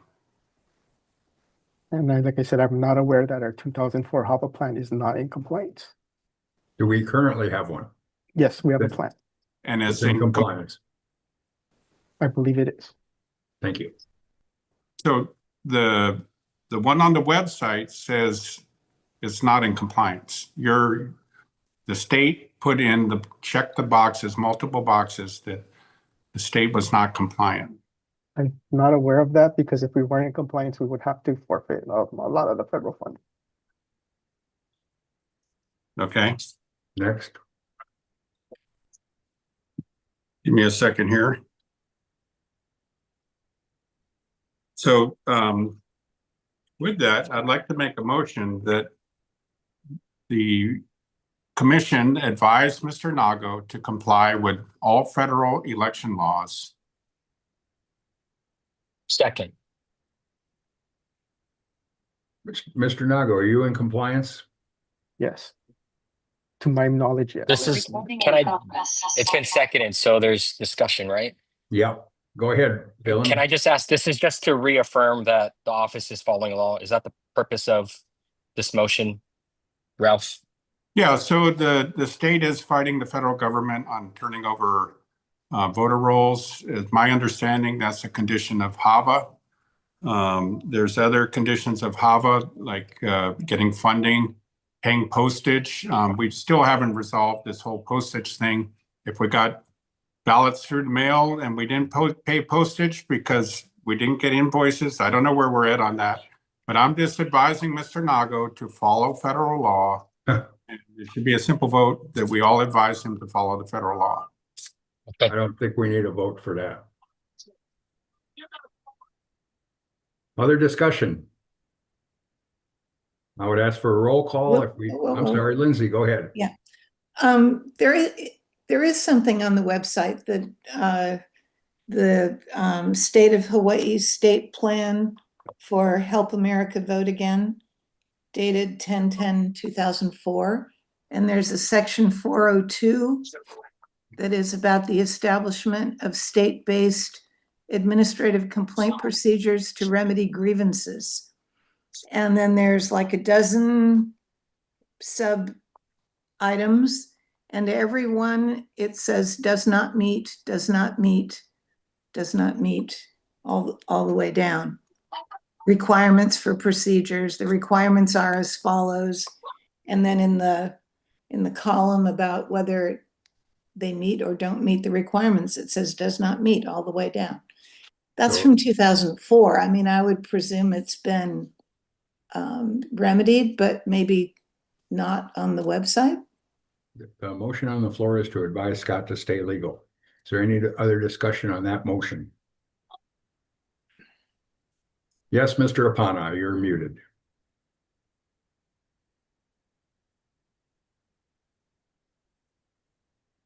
There you go. You know, I'm going to vote no, and I'm going to tell you why. That's part of your job to begin with. I don't have to tell you, do your job. That's understood. It's like someone asking me, Kimo, are you following all the traffic laws? I'm going to write you not a warning. Like, you must follow the traffic laws. I understand that. That's my job as a citizen. And I don't think it's necessary. There are some things in this world that we might not agree, and we might be in the process of protesting or other things. I'm not sure why they don't turn over the list. They have their reasons. If that's the reason you're going to hang him for, I think that's a philosophical choice. It's not like they just avoiding the law to be mean or bad. It's a decision. And I don't think that is something that someone should be benchmarked by. So I'll be voting no for that purpose, that reason. Thank you. Other discussion? Can I just Yes. restate? Go ahead, I will Dylan. vote. I will just vote yes on this because to follow the law is correct. I understand Commissioner Pana's sentiment there, but out of principle, I will definitely be voting yes. We should be encouraging our chief election officer to follow the law. And the specifics of this motion is just that he's compliant with HAVA, and I think that's yes, we should be compliant. That's all. Thank you. Yeah, so Roll Chair, call. it's not as easy as just the blanket statement that we need to follow the law. First off, elections are matters of the states, not the federal government. The federal government obviously does have some say in our elections, but much more so the federal elections than state elections, of course. Making sweeping statements of the sort that we're proposing here would just create confusion. The law is what it is. We're already obliged to comply with the law to the extent that it's applicable in any given situation. We shouldn't be making blanket statements that might cause people to think that we're asking for something that isn't already required. So I'll certainly be voting no for that reason. In addition, different people have different interpretations of what the law requires in any given situation. So we should not be proposing that we will simply accede to any member of the federal government's interpretation of HAVA. We, of course, must maintain the right to make our own interpretation as to whether we are in compliance in any given situation. Thank you. You guys ready to vote? Dylan, you took your hand. I guess I'll just say I just disagree with what Commissioner Osterkamp has just said. I mean, I get it, I understand, but to me, this is just so black and white to just say yes, we should be compliant with the law. I understand there's nuances. I don't think whether this motion passes or fails, it's gonna actually affect the way that Scott moves forward anyway. I honestly think Ralph is just making a move here to reveal to the public the way that different commissioners think, and I think in our discussion that's been revealed. So I'll be voting yes still. I'd like to ask for a roll call on the motion. Yes, sure. Commissioner Andrian, Yes. Commissioner Apana, No. Commissioner Kushney, Yes. Commissioner Dalton, No. Commissioner Cam, Yes. Commissioner Osterkamp, No? Commissioner Papalimmo excused, Commissioner Sabas, No. Chair Curtis. No, The motion does not pass. thank you. Did you want to make any comments at the time, Scott? You got any comments on our discussions? No, not at Okay. this time. Okay, Ralph, Well- next. Yeah, so I'd like to know the reason that you're not handing over voter rolls. Chair, that's in, I'm not gonna make a comment on that because that's in pending litigation right now. Yep. Fair enough. Next one, Ralph. Yeah, so how does the state ensure that illegal aliens are not registered to vote? And we just had the ICE raids. My neighbors happen to be illegal aliens, and it's my understanding that these guys, they were from Venezuela. They had state IDs and they had driver's license. And when you get a state ID and you get a driver's license, you're automatically registered to vote. So how does Mr. Nago ensure that we don't have illegal aliens registered to vote? So that statement that once you get a state ID or a driver's license, you're automatically registered to vote is not true.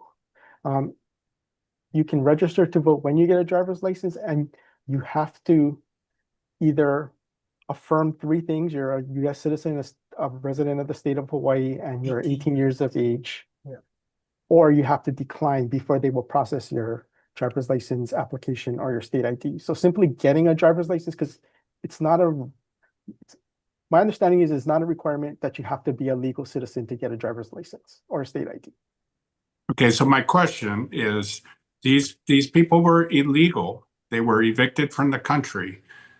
They had driver's license and state ID cards. So how do you ensure that we don't have illegals on the voter rolls? Is it just you're relying that they did not check the box?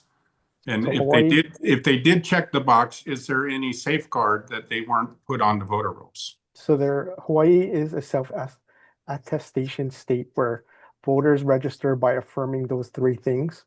But additionally, we have checks in place where voters can challenge voters for not meeting the requirements, or if the clerk has reason to believe that somebody is not doesn't meet those three requirements, they can follow up on that. So basically, we're requiring on them being honest, but they were here illegally. They knew it. So what's to stop them from checking that box? But there's no other safeguards in place to keep them to check the voter rolls. Is that correct? Thank you, Mr. Apana. Yeah. I wanted to ask Mr. Nago, you know, we talk about cleaning the voter rolls. Correct.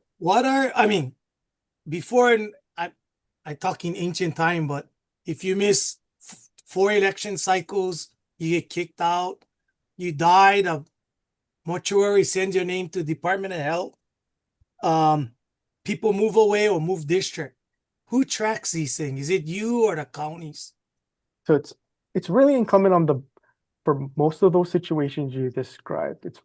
It's mostly incumbent on the voters to make sure their registration is up to date.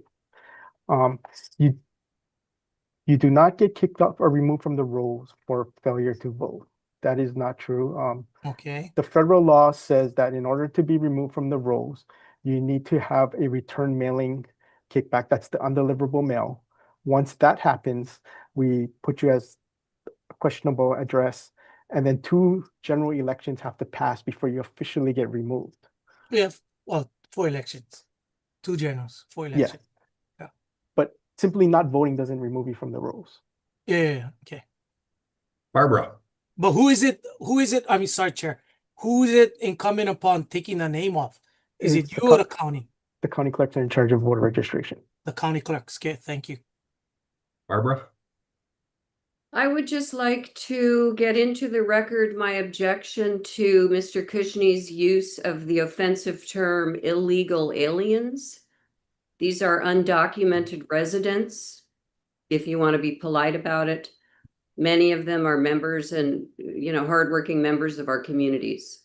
So I just wanted to say that the use of the term illegal alien, I find quite offensive and would appreciate it if you would not use it again. Thank you, Barbara. Mr. Apana. No, I'm taking off my hand. Sorry. Okay, Mr. Andrian.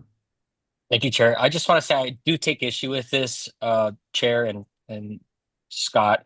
I think there should be a lot more scrutiny around our voter rolls and not leaving it to, if there's a kickback and if there's a 2-year not voting or whatever it is. I think when we talk about cleaning our voting rolls, this is exactly what the public's talking about. There's no confidence in our voter rolls being clean because of the fact that anyone can just attest to those 3 things, get on voter roll, and then again, clearing out people who have moved or have passed away. It doesn't seem like there's an immediate response to those types of situations. So I'll leave it at that. I did have some other questions for Scott related to another item, but I'll wait for that. Other items. So I did not answer the question about voters who pass away. We do get a death list from the Department of Health monthly with voters that deceased, and if we can remove them from the rolls, confidently we will do that. The clerks do that. Ralph, your hand's still up? Yes, Chair. So there's quite a bit of mistrust, or I'm completely confused about my answers from the post office. That Barbara says that not all mail ballots have postmarks on them and that we don't have accurate records. So why won't we go with FedEx or something? Why don't we go with a different shipper if we're We're talking business? about undocumented immigrants on the voter rolls. That was my question. Limited at that. That's been answered. I'm going to my next question. So I'm just asking questions. Is everybody done with these HAVA questions?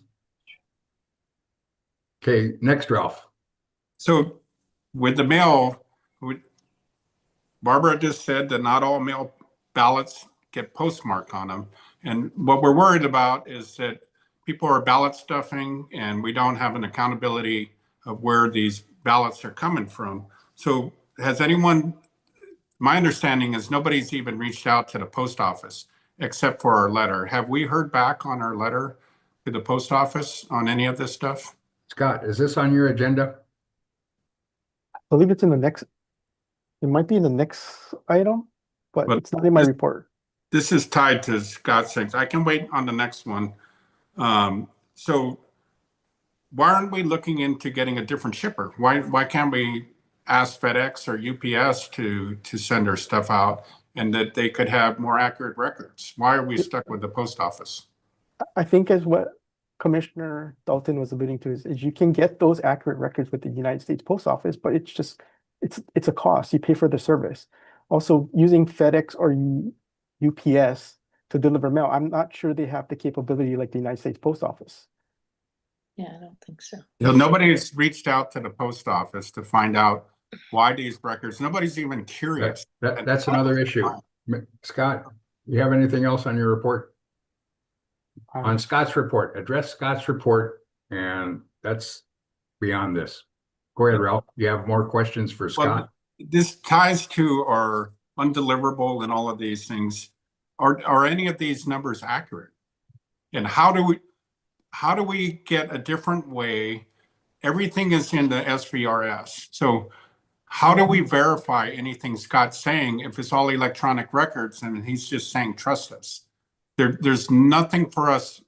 We're just getting a piece of paper at the end of the election and saying, here's the results, trust us.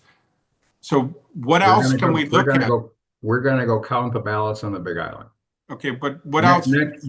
Next topic. For the future, we need to get this established. Barbara. I would point out that the state law that was passed about 10 years ago was a vote by mail. That's 2018, effective 2020. Yeah, I mean, there were attempts before it actually passed in 2018. Yeah. But it is a vote by mail law. It's not a vote by FedEx or a vote by UPS law. So that's another ledge question. Anything else for Scott? Yes, Chair. Yes, sir.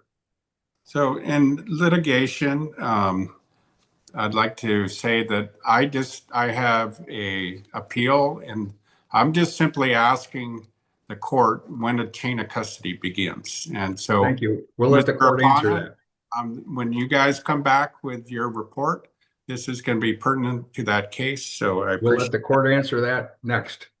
Next topic. So in the Berniger case, who is representing yourself, Mr. Curtis? That's a matter for the courts. We're not discussing here. Well, I'm asking who's representing you. It's none of your business. It's a matter of court record. You can go check. Next topic. Well, is it the same attorney that's representing? We're talking about Mr. Nago. Mr. Nago's report here. This is part of his report. These cases are in the report. So I'm asking questions. And that's why they're not being discussed, because it's a matter of court. It's a procedure right now. Ask Mr. Nago something. Don't ask me anything. This is part of his report. So I would like to know if Jordan. Ask Mr. Nago. Ask Mr. Nago. Ask Mr. Nago. Next, do you have anything else, Ralph? Yes. So I move that the commission acknowledge on the record that Hawaii receives federal election administration funding conditioned on maintaining HAVA compliant administrative procedures. Isn't that a fact? You don't have to vote on that one. Well, you just stated a fact. What's the What's That- the question? That's my motion. Do we have a second? What is the motion? I move that the commission acknowledge on the record that Hawaii receives federal election administration funding conditioned on maintaining compliant HAVA administration procedures. We don't need a motion on that. I've made the motion. Do we I have? know. Is there a second? Dies for lack of a second. Next. Mr. Apana, did you have something? Mr. Apana has. Okay, I'm going to say something. I mean, I was going to hold back. But if this is all about setting us up for a lawsuit, I am going to get really perturbed. I really want to know what is the intention of some of these things you're asking that Mr. Nago got to do by law, follow the Fed law. This other thing, I mean, is this part of your lawsuit using us as your evidence or something? Mr. Apana? I am going to get pissed. Mr. Apana, I know. Would you please address the chair? Mr. And Chair, would you- same Thank you. question. No, wait. We don't have to waste time on this. Yes. Ralph, do you have another topic for Mr. Nago? Yes. What is that topic? So I move to ask the Attorney General that since more than 19,000 ballots were reported as received through the mail, yet no postage was paid to the federal government and no USPS business reply mail receipts exist to document their delivery, does knowingly certifying those ballots without paying the required federal postage expose the counties or the state to liability under federal law? Is there a second to the motion of asking the Attorney General these questions? Second for discussion. Thank you, Dylan. Discussion. Can you Say no. repeat the motion? Yeah, And also, could isn't I this ask the something that we, the secretary to repeat the motion, please? okay. I'm sorry, Commissioner Kushni, could you please repeat your motion? I move to ask the Attorney General that since more than 19,000 ballots were reported as received through the mail, yet no postage was paid to the federal government or the UPS, business reply mail receipts existing to document their delivery, does knowingly certify those ballots without paying the required postage, expose the counties or the state to liability under federal law. And Dylan seconded it.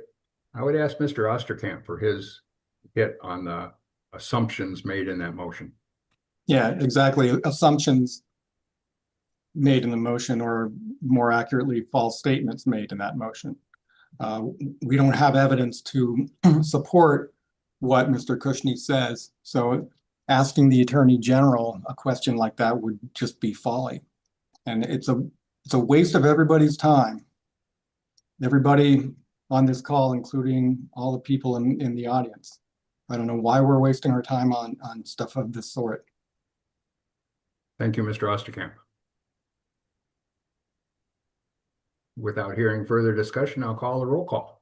Can I just say real quick, Chair, I understand where Commissioner Kushni's coming from. I do think we need to be very strategic on how we address things moving forward. I mean, we are in fact going to hand count these ballots on the Big Island. Anyway. Thank you. I would ask for a roll call. Commissioner Andrian, Yes. Commissioner Apana, No. Commissioner Kushni, Yes. Commissioner Dalton, No. Commissioner Cam, No. Commissioner Osterkamp, No. Commissioner Papalimou excused, Commissioner Sabas, No. Chair Curtis. No. Motion does not pass. Ralph, I hesitate to give you the floor after trying to piss off Mr. Apana. But go Can ahead, we, Ralph. do you want to anything take a else? break from, okay. I got one more question on Eric. So, I'm sorry, I got a question on ballot tracks. So we asked for the logs from ballot tracks, and all we were given was a summary page. So as Mr. Nago said, ballot tracks are supposed to be able to track when the ballots are sent, when they arrive at the post office, when they're given to the customers. So if you go online, could you explain, Mr. Nago, what a customer can expect when he signs up on BallotTrax? So they will get notifications of when the ballots go out. When you, after voting, when your ballot is received and the status of your ballot. Okay, so we asked for the logs for that. So what we were looking for is basically the daily logs of how many ballots were sent out and came back. And we were given a summary report, but this just comes back to the same issue with the election results. We're giving no underlying data on how we got to that number. We're just given the final number. So is it possible for you to give us the BallotTrax logs that would help substantiate some of these records that we were missing? I'm just looking for a different way to verify somehow the election results that you've given to us. And you have not provided us a second way to come up with an answer. We don't have a first way to come up with the same answer that you came up with. So I'm just asking for the daily logs from BallotTrax, when the envelopes were sent and when they came back. Is that possible to get? No. BallotTrax doesn't do it daily. They just have a cumulative. Also, we want to protect voter personal information. BallotTrax is not the official record. It's the total vote, which is what we've always said. So is it an inaccurate record so how can the voter rely on it if we can't take some total of these and add them up? Voter can only rely on the fact that their ballot was sent out, their ballot was received if they turned it in, and what the status of the ballot is. It's not meant for counting how many people voted or how many people turned in their ballot. That is total vote. This is just simply a notification system. I don't understand why you couldn't use it. If a person, an individual can rely on it, you could add the total and figure out what the total is. But BallotTrax does not do it by day. It only does it cumulative. So when they send out a receipt that the ballot was received, is that just at the end of the election? They don't get it? No, it's by day, but we cannot go back and pull it by day. I would think any computer could pull it by day. Not BallotTrax. So and that's, like I said, this is not this. You're trying to use BallotTrax for a purpose that it's not used for. so Or it's not again, intended for. could you consider this as a way to, we need some way to validate what you're telling us is true. And you've not given us anything in this I would think that somehow in this computers, if they're logging these things in, that you can get a daily number from them. It's data entry and it's got to be timestamped. So I don't understand why the answer is simply no, but we'll move on.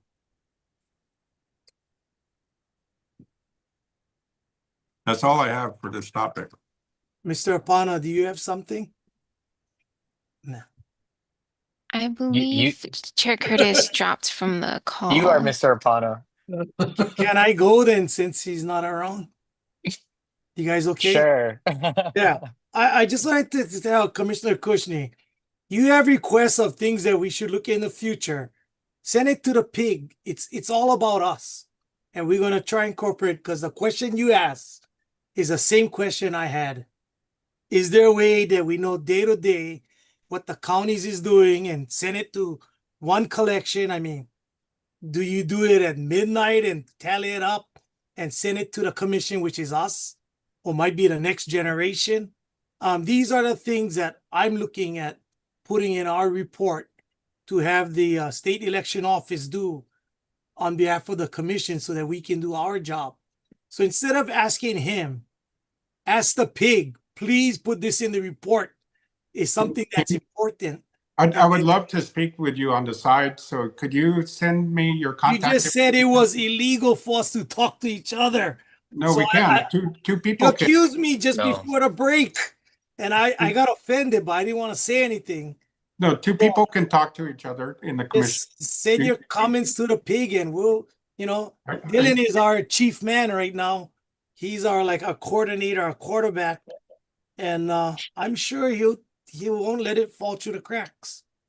I mean, Well, and that goes for all commissioners.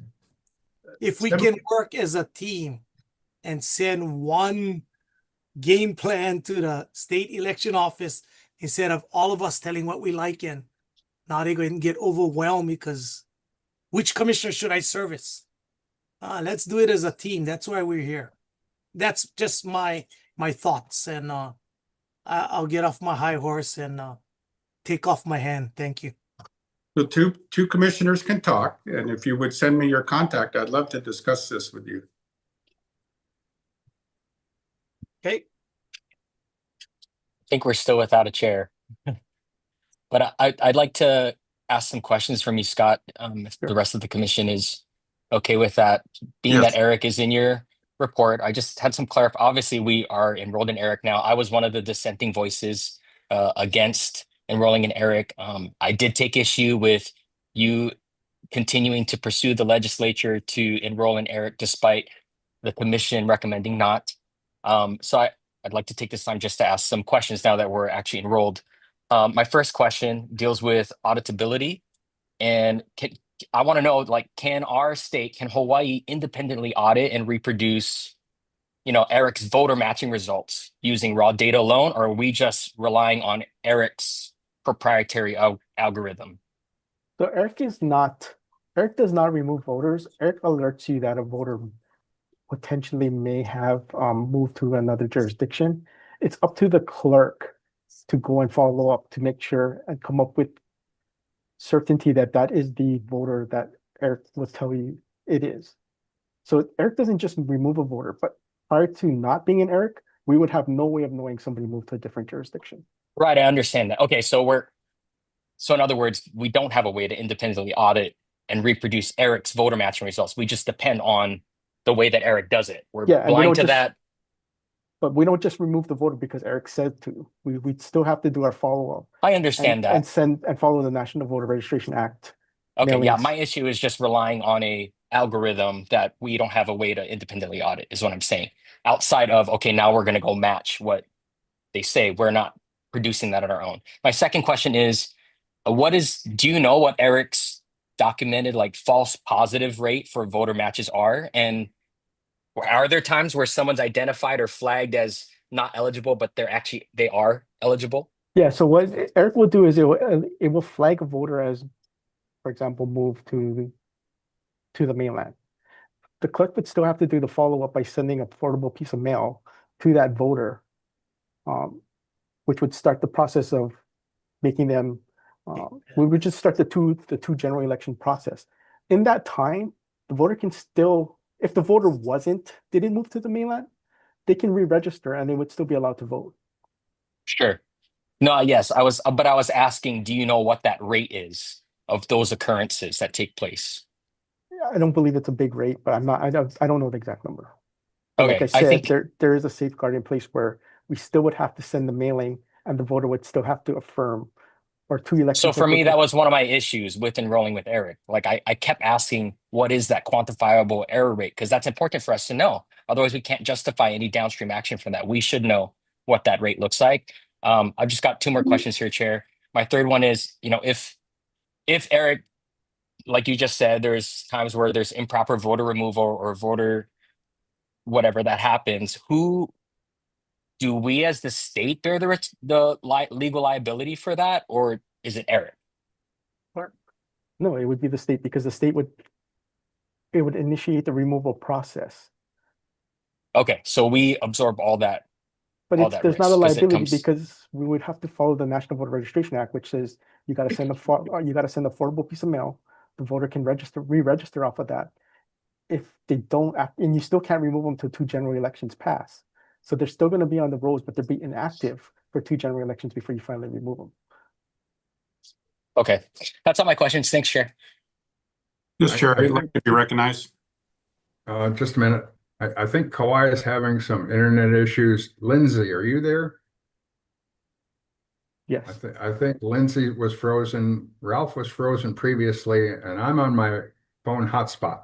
I think Hawaiian Telecom's having issues. Ralph, go ahead. Well, Lindsay, you're back. Okay. Yeah, I got a question for Scott. Are you on the board of directors at Eric? Yes. Is that a conflict? Conflict with? I mean, is this a paid position? No. So you're on the board of directors with Eric? Yes. All election officials from the member states are on the board.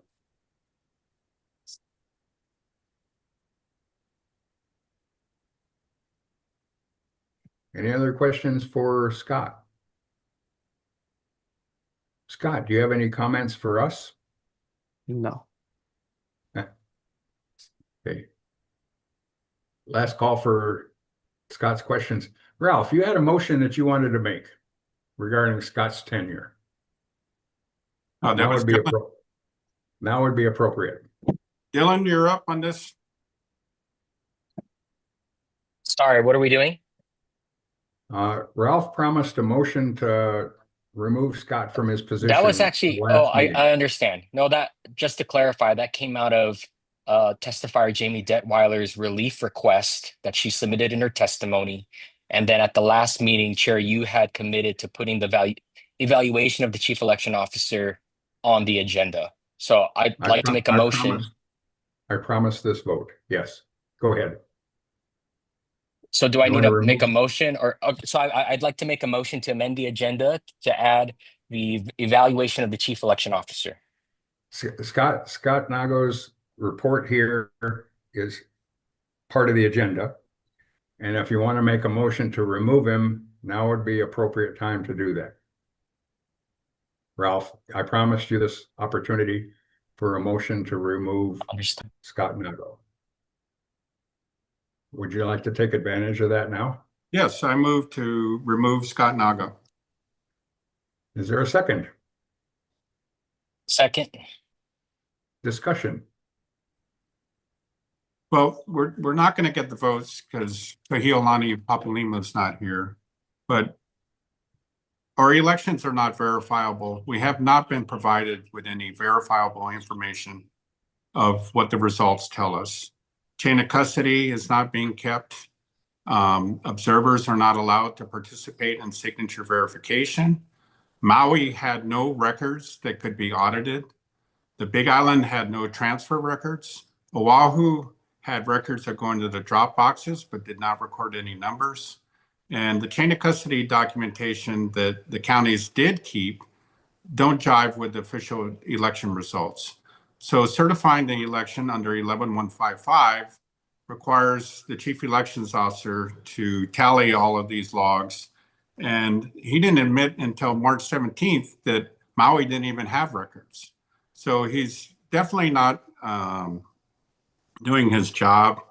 The HAVA plan is in non-compliance. That's on the website and it's admitted by him. That's not been updated.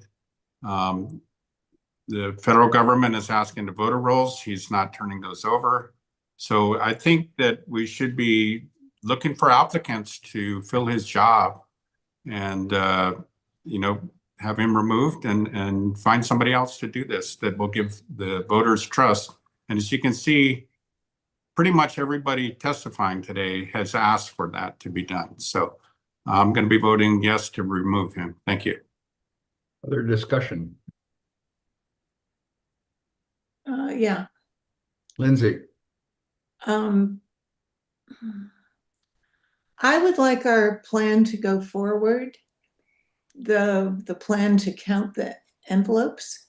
And I think we need Scott Nago in place to facilitate that. Also, anyway, I'll just stop there. I don't want to throw a monkey wrench into that plan. So for that reason, I'm going to vote no. Other discussion? Chair, since I made the second. Oh, okay.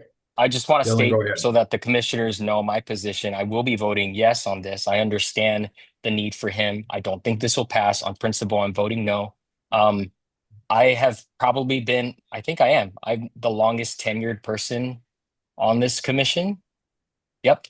And I've heard, the amount of tests. I won't repeat everything that Ralph just said, but for those reasons, I stand by removing Scott. I'm confident in the work that our PIG is doing, and look forward to presenting that to the body as well. And maybe it'll alleviate some of my concerns for a future vote. But for where I'm at right now, I'll be voting yes. Thank you. Other discussion? I would ask for a roll call vote. Commissioner Andrian, Aye. Commissioner Apana, No. Commissioner Kushney, Yes. Commissioner Dalton, No.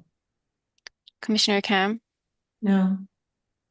Commissioner Osterkamp, No. Commissioner Papalimu excused, Commissioner Sabas, No. Chair Curtis. No. The motion does not pass. Scott Nago, did you have anything else for us? I believe I did not. Thank you. Thank you. Moving on to communications and correspondence, as well as would like to entertain public testimony on communications and correspondence. If you could address the specific issue, specific correspondence or communication that you're addressing, we'll open this up to public testimony. Okay. The first testifier.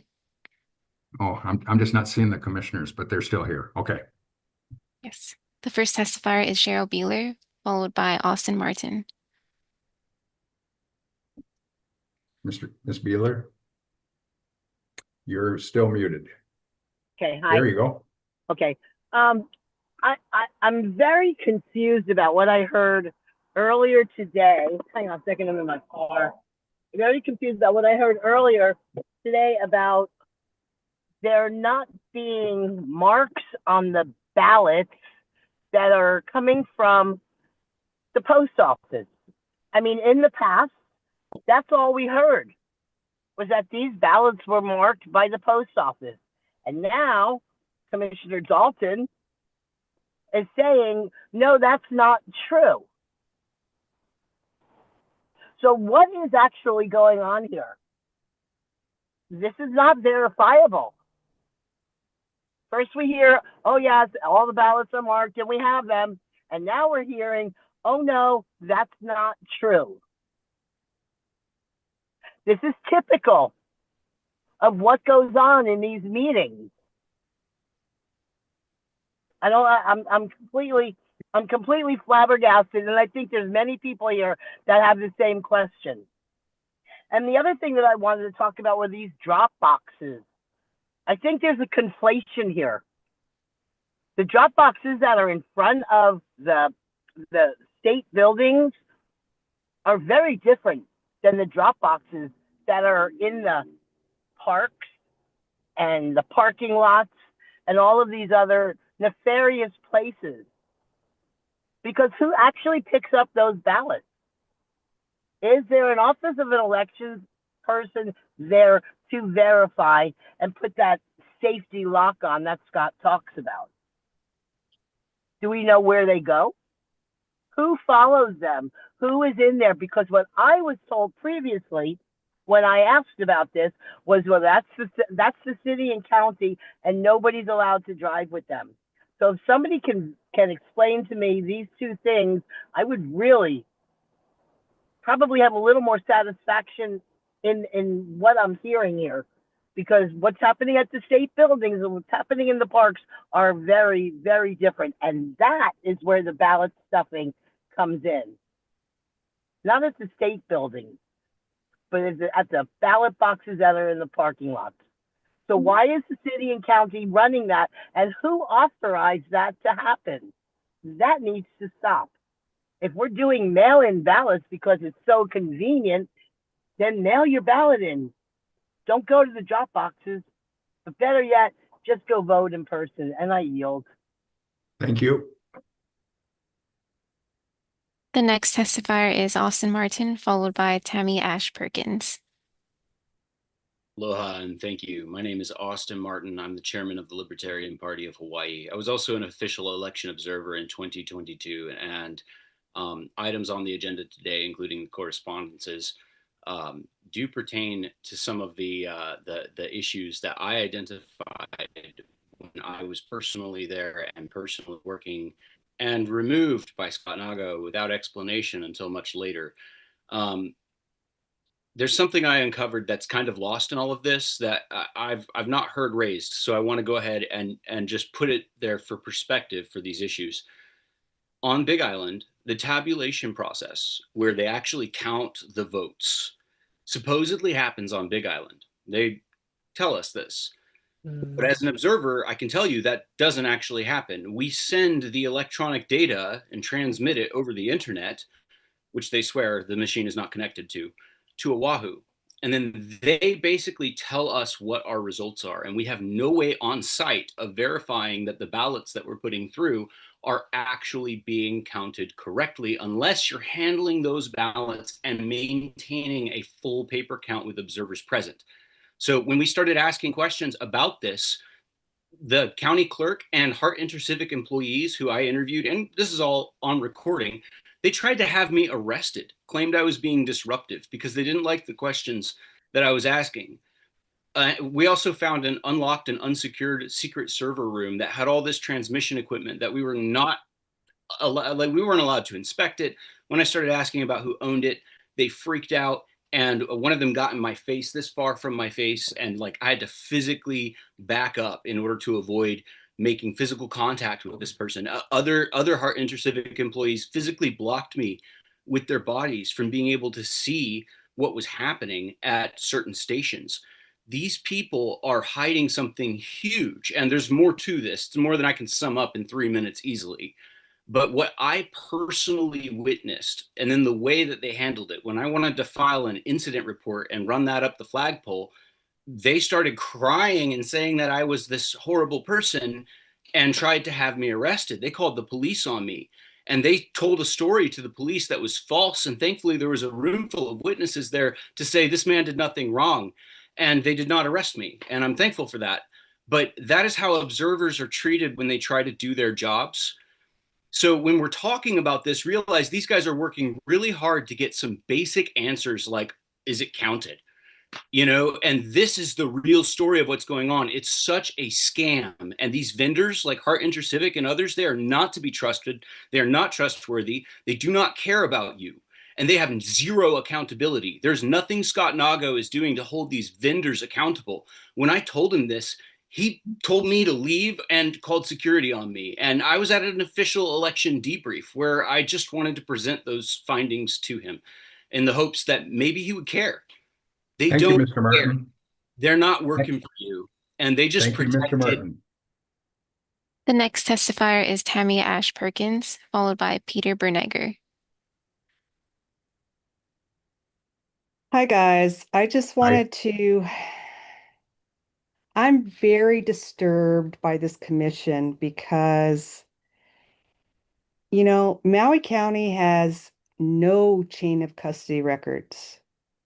And I don't even know if that's in your report, but the auditability is zero. You know, we must protect our ability to verify records versus just accepting a notification system. Mail-in ballots are the problem. The pig is rigged. Eric is the problem. The process of rebuttal, any problems whatsoever, creating like having to be 2 election cycle row is the problem. Nothing is verifiable is the problem. HAVA is in non-compliance. All of this is failure of Scott Nago, but this committee, for some reason, refuses to fix the problem. Why? You have to ask why. I have to ask why. It's not, you've heard testimony after testimony after testimony, listening to the people, but then when you get down to a vote, nothing happens. You know, Ralph Cushney is right. We have identified the problem. Failure of Scott Nago is the problem. Why are you protecting him? I don't understand that. I yield. You. The next testifier is Peter Bernegger, followed by Jen. Hello, I want to make a complaint here to the commission. I filed a complaint, written complaint 7 days ago, and it's not on the agenda.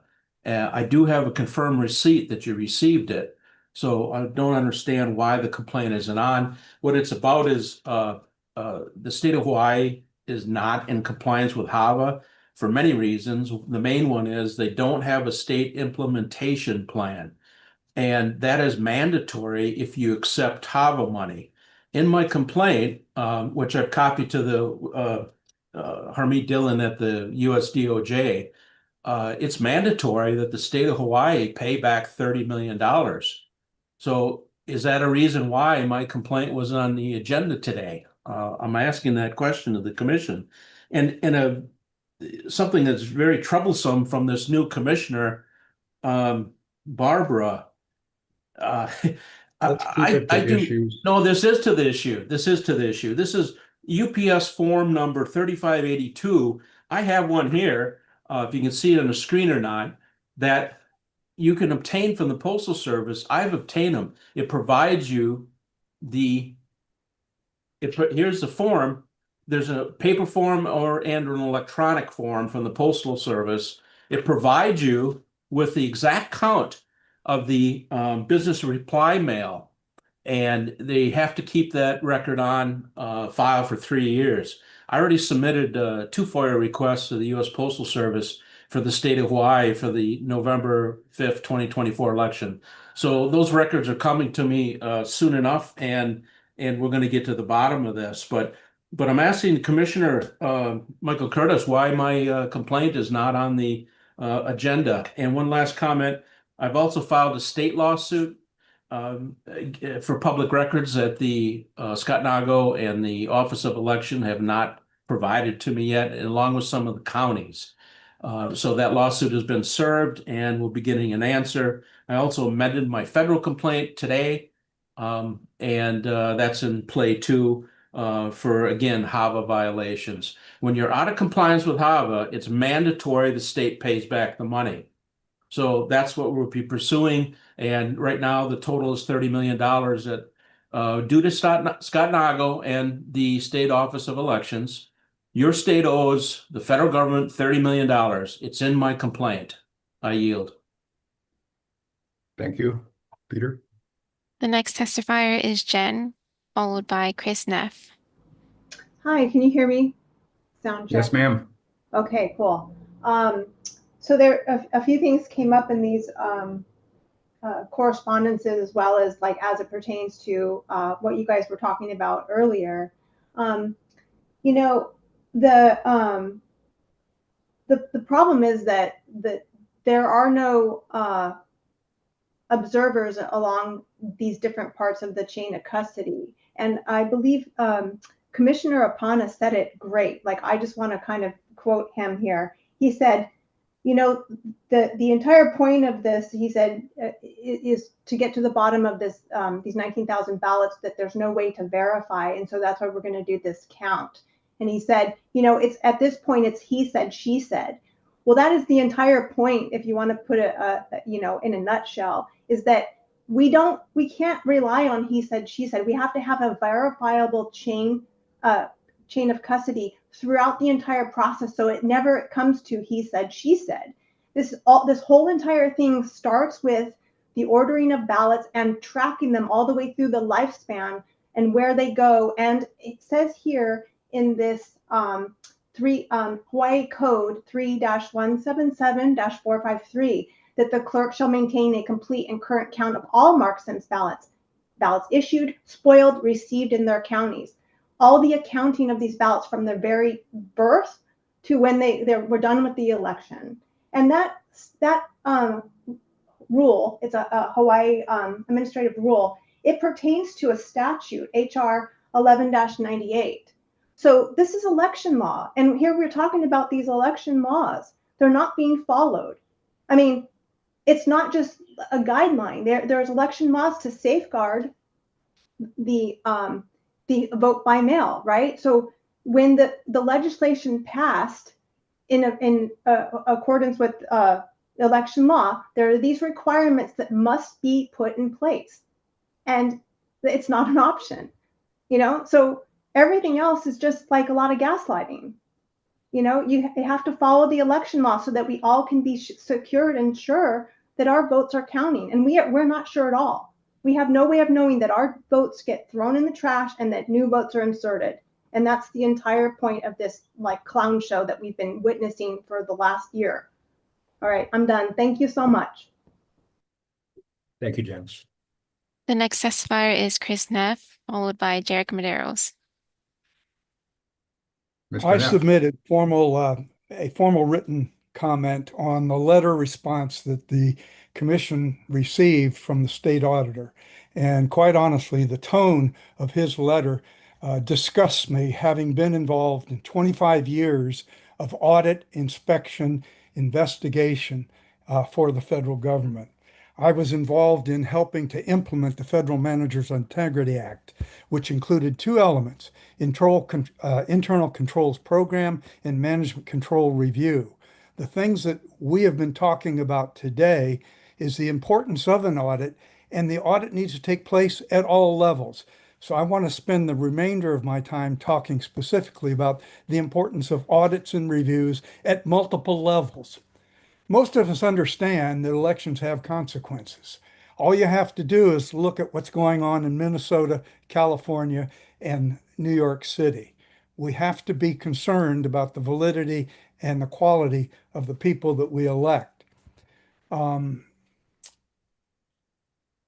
I served when I was working in financial management community. I served on both the Secretary of the Navy's office as well as every level with the Navy, from the department all the way down to shipboard. And in every case, we looked at auditing and inspecting and reviewing the information that was readily available. I want to talk specifically about 1979, when I had a personal experience as a supply department head on a ship in Subic Bay. I received a phone call from a colleague who said, "We just got notification that somebody in our organization bought tax-free cigarettes in town, and there are only 3 ships in port right now that sell tax-free cigarettes." Just for those of you that don't know, tax-free cigarettes can't be sold within the territorial limits, only in international waters. So I called my assistant up and I said, "Can you find out whether or not our people were involved in selling tax-free cigarettes?" He came back and said, "Not us." Well, I didn't like the answer. I didn't feel good about it. And 3 days later, we were getting ready to leave Subic Bay and go to Sydney, Australia. So I said, "We are going to conduct a surprise audit. You are going to be assigned to one of your storekeepers, and I'll be assigned to the other one." I took the records keeper and he took the ship store operator. We conducted 2 complete inventories of both the storeroom and the ship store. And we were off by a standard deviation of 4. We were completely different. So I said, "We're going to do this again." We did 2 more complete inspections, audits, and once again, we were way off. Concerned about the status of the information, I went to the captain and I said, "I suggest we call NCIS in." We had NCIS come in and spend a week looking at it, and we found out that the problem was much bigger than just selling cigarettes. We had outright fraud going on our ship. So it's important. Thank you for your time. The next testifier is Jarek Medeiros, followed by Junya Nakoa. Hi, me again. After that last round of you guys going back and forth at each other, I just find it kind of really unbelievable. Like, you know, you got a person that was a former mayor. He's confused about why is this like this? Why is this answer here like that? Why is this? It's simple. You as the mayor, you should know that the county holds jurisdiction over the state. This is why I've been asking. Put the county elections back in the county. It seems that the state does not have that authority to do anything because of the county, right? We don't want you guys to handle our county elections. Look, you guys cannot even resolve it. Every time there's a motion, you four guys, and now the new one, Dalton, my question is, why even she the one acting as she's this know-it-all about the Postal Service? Why aren't you guys talking to the Inspector General? Put him there. It's 19,000 ballots that you're talking about here, right? And Osterkamp, if you think it's fake news, then you better wake up. You need to prove that it's not real.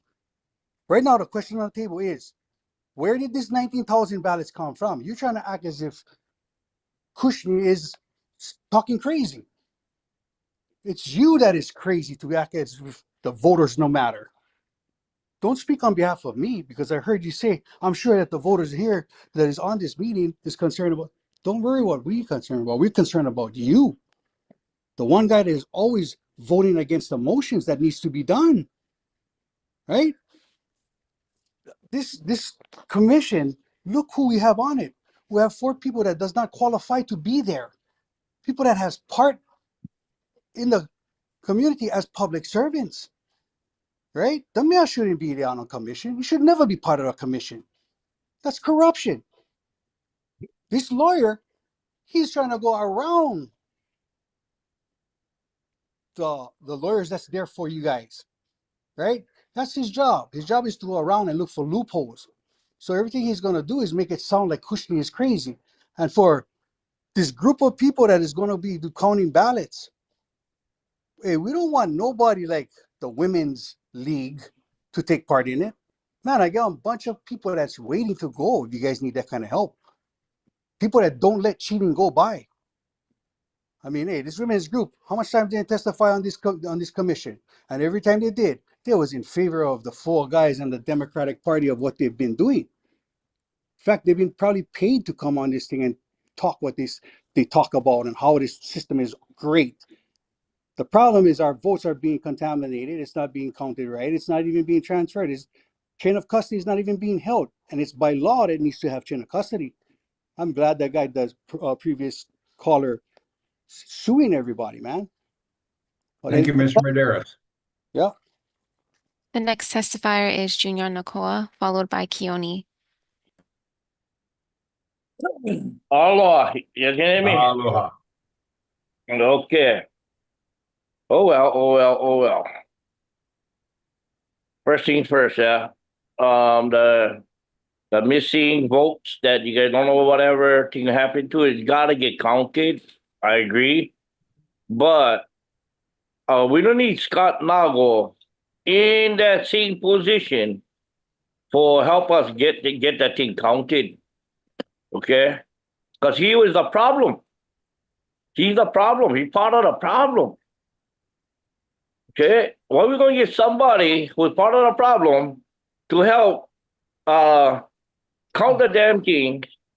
And us guys, the one who's out here, who depending on this investigation, to be content with whatever comes out of there. I lucky get the cam lady doing them. You know, she McLean. But I mean, my brother just to say before me, she go get some guys like us who really care. Okay, and really care. And I'll go, I go fly in Big Island. I'll go over there, and if I can handle the payment, I'll do it. I'll handle it because it's gonna benefit the people of Hawaii. But if the mugger is crazy expensive, of course I'm gonna come and get you guys, gonna get some money from you guys.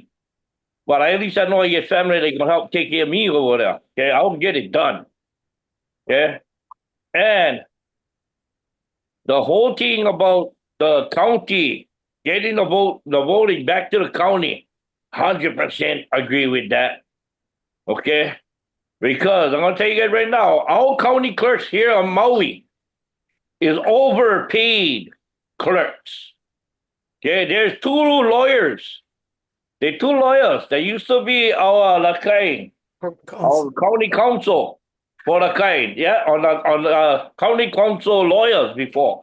But now they don't want who they counting our votes. And again, how I going to hold her accountable when I was challenging her and the planning commission here on Maui about one house that was illegally built, and I proved myself right. Yeah, and these two lawyers are in Basama inside, you know what I mean, the legal thing. Now they're running away.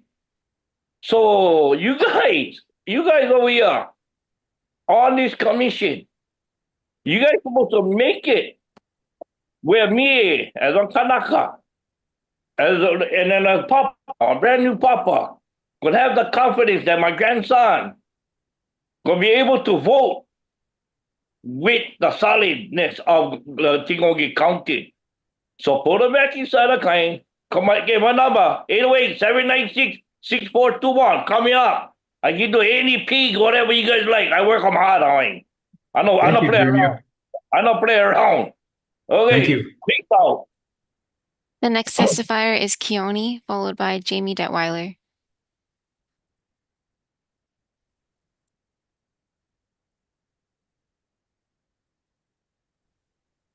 Keone, you're still muted. You're coming and going. I see it clicking, but you click back. Keone going once. It goes in and out, Keone, but it doesn't stay there. You're still muted.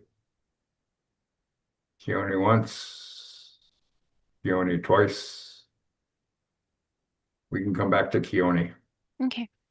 The next testifier is Jamie Detweiler, followed by Tara Malia. Aloha, Aloha.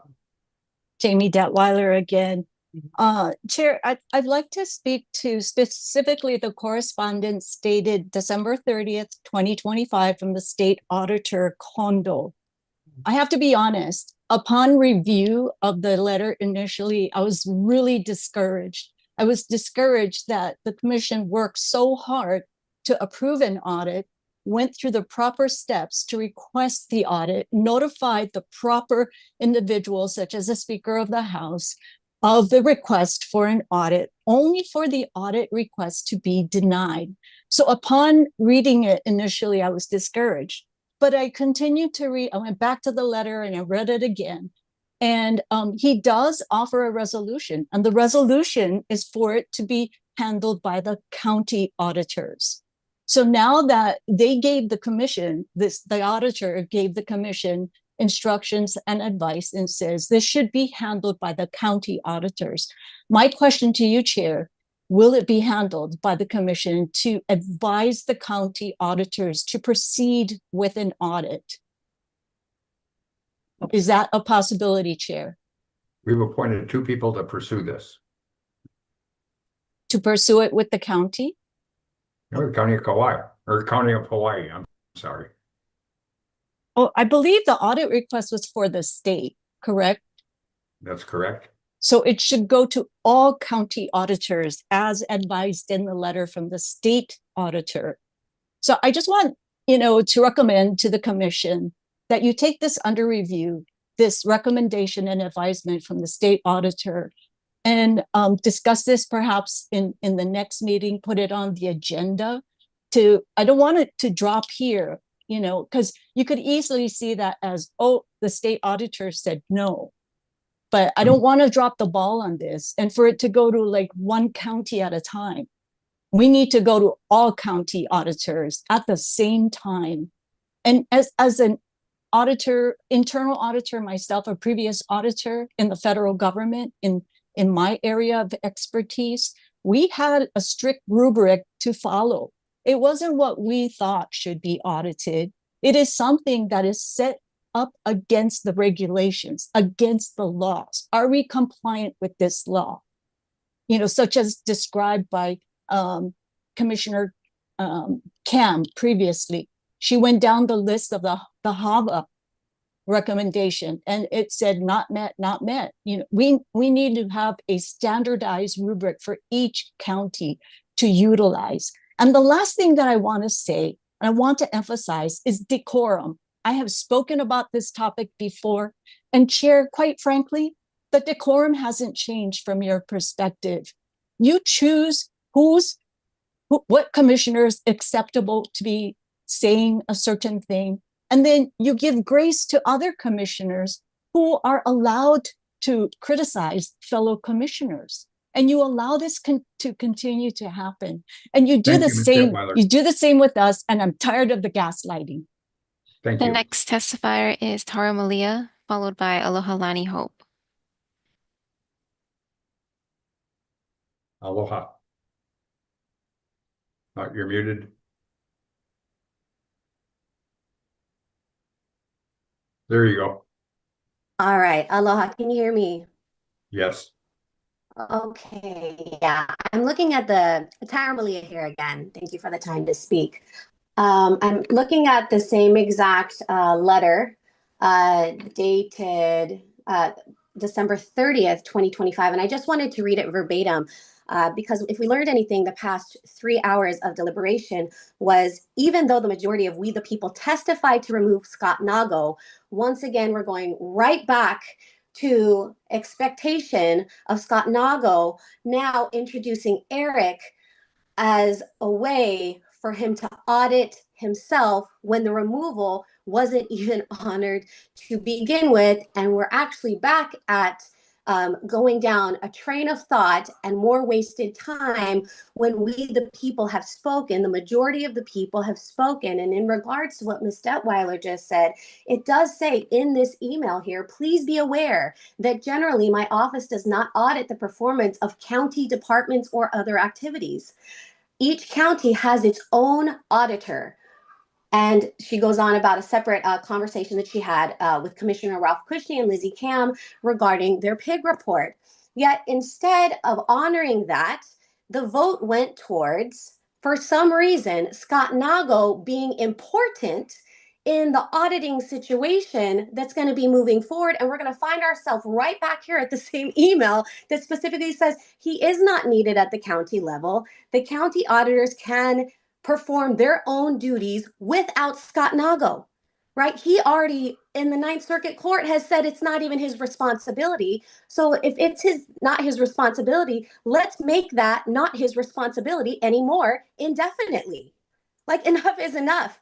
And another thing is, we're being told, trust the mail-in ballots, yet here we are being told by an expert commissioner who used to be in the Postal Service, Ms. Barbara Dalton, that, well, there aren't always stamps on these envelopes, so they're unverifiable. But yet we're wanting to trust mass mail-in ballots for unverifiable. Like, it just doesn't make sense. None of this is adding up.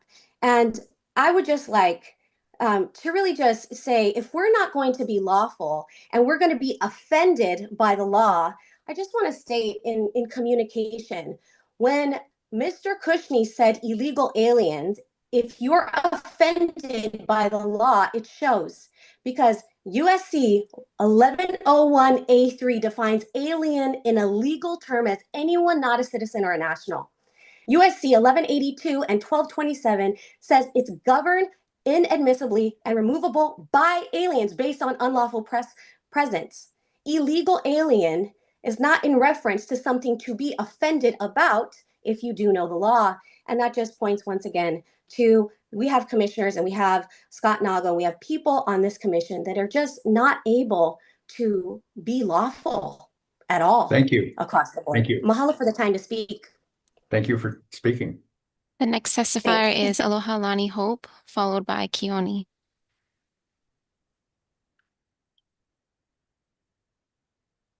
Am I able to be heard? Yep. Yes, ma'am. Aloha again, Chair Curtis.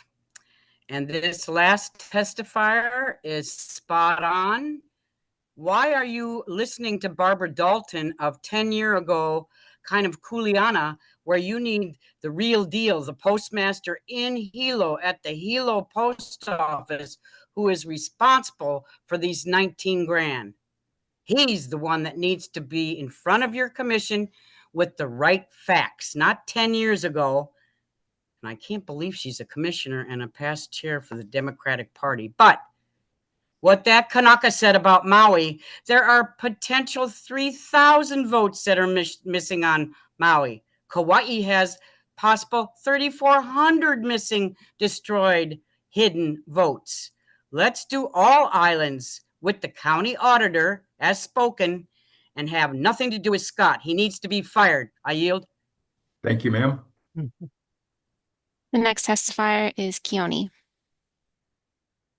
Keone, I hope you can unmute.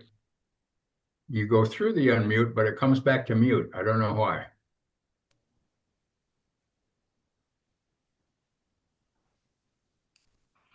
Keone once, Keone twice. Sorry, Keone. Can't hear you. Okay. The next testifier is Michelle Stefanik. Good afternoon, Hi, Michelle. can you hear me? I'm Yes, trying ma'am. to find. Oh, you're off now. You're muted. Can you, okay, can you see There, me now? there you go. Can you hear me? Yep, gotcha. Okay. Yes, ma'am. I would like to request that one of the commissioners present a motion so that all commissioners have an opportunity to add items to the agenda before it's finalized. First, I just wanted to say that. Then I concur with Jamie Detweiler.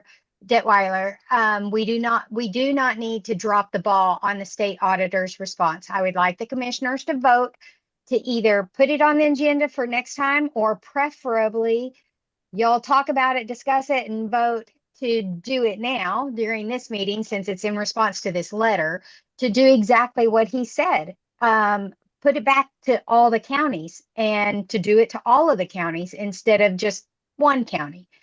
To not just take his letter and then just, okay, we got your letter and be done with it. I also 100% agree with Tara Malia regarding Scott Nago and Eric. I'm disappointed that even though the commission voted to not go with Eric, the CEO went ahead and signed up for it anyway. I think there is a conflict of interest with Scott Nago and evidently all of the other CEOs of all the other states being on the board. And why is it that only 23 states are on there? Is there a reason maybe other states are not on there? Anyway, Austin Martin is correct with his testimony saying observers are not always allowed to watch everything. I was an observer also on Hawaii Island, and I was not allowed to watch what happened to ballot boxes. They were brought in to the Kona polling location. They were taken to a room and processed behind a closed door where only 2 people and no observers were allowed to watch. That does not have transparency. I understand that y'all were going to, that y'all just voted to count all the ballots, and I think that's great. However, I did hear Commissioner Apana suggest earlier something that we've been asking for a long time. Let's have an outside investigation. We need that. I am also requesting once again for Chair Curtis to step down, or for the commissioners to put it on the ballot not on the ballot, on the agenda for next week for his position as a chair to be reviewed. I don't want it this one because not all the commissioners are here, I think. And also I think there has to be, it's a major item. So I think it has to have proper notice. So if it's put on for the next one, then that would be great, because Chair Curtis, you are showing favoritism to some and not showing them to others, and your decorum is not right, and you're rushing through things. There was one motion that you said, oh, it was passed because no second agenda. Nobody seconded. You barely gave anybody an opportunity to respond. So anyway, with that, I would also, one last thing, like to know if my tax dollars are being spent, along with everybody else's tax dollars, are being spent for the attorneys for Chair Curtis and Scott Nago. Thank you. I yield. Thank you, Michelle. The next testifier is Shelby Billionaire. And he'll be the last one.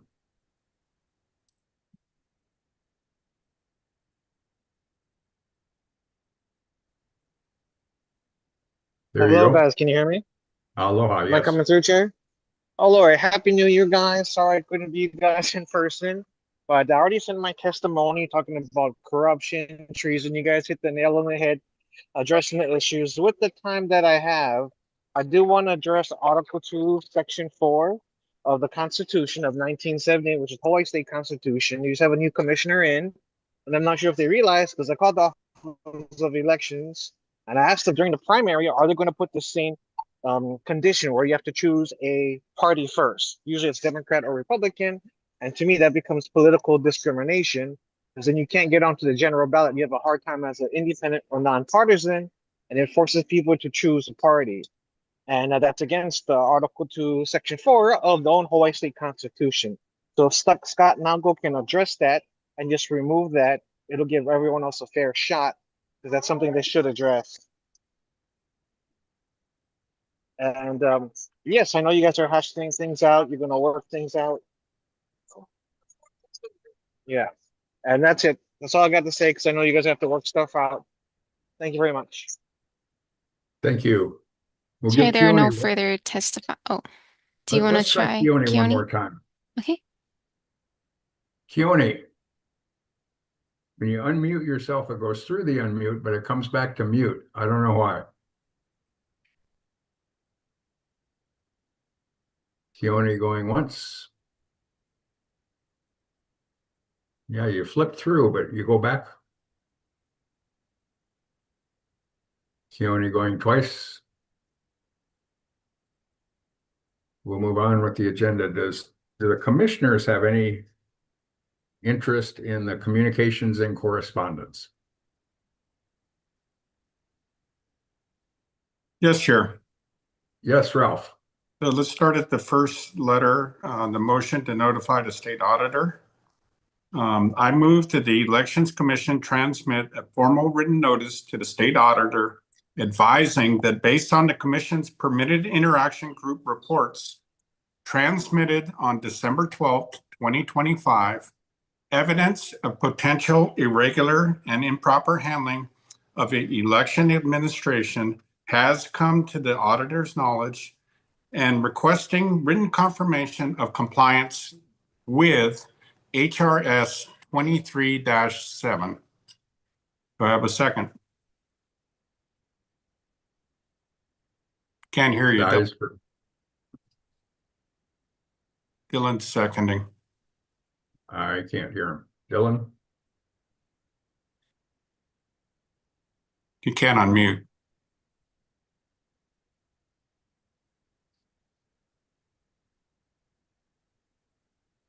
Can you guys see Dylan? I got low bandwidth. So I'm not seeing I can see everybody. him. Okay.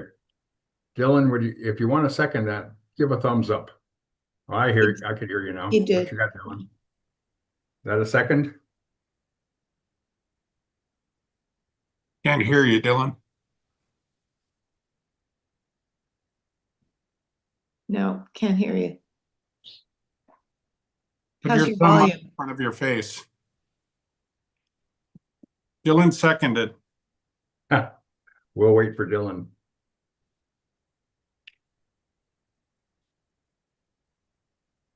He gave you I- the thumbs up you asked for. Can you Oh, hear okay. me? Yeah, now we got you. No. Can you hear me? I'm Kimo Apano. I can hear you, Kimo. I'll second for Dylan. Is that what you want, Dylan? Yes, please. Yes, please. Okay, I'll second for Dylan. Okay, could the secretary read back the motion, please? Sorry, could Commissioner Kushney repeat his motion again? Yes, so I move that the Elections Commission transmit a formal written notice to the state auditor advising that based on the commission's permitted interaction group reports that were transmitted on December 12th, 2025, evidence of potential irregular and improper handling of election administration has come to the auditor's knowledge, and requesting written confirmation of compliance with HRS 23-7. Discussion. Yes, Chair. Go ahead.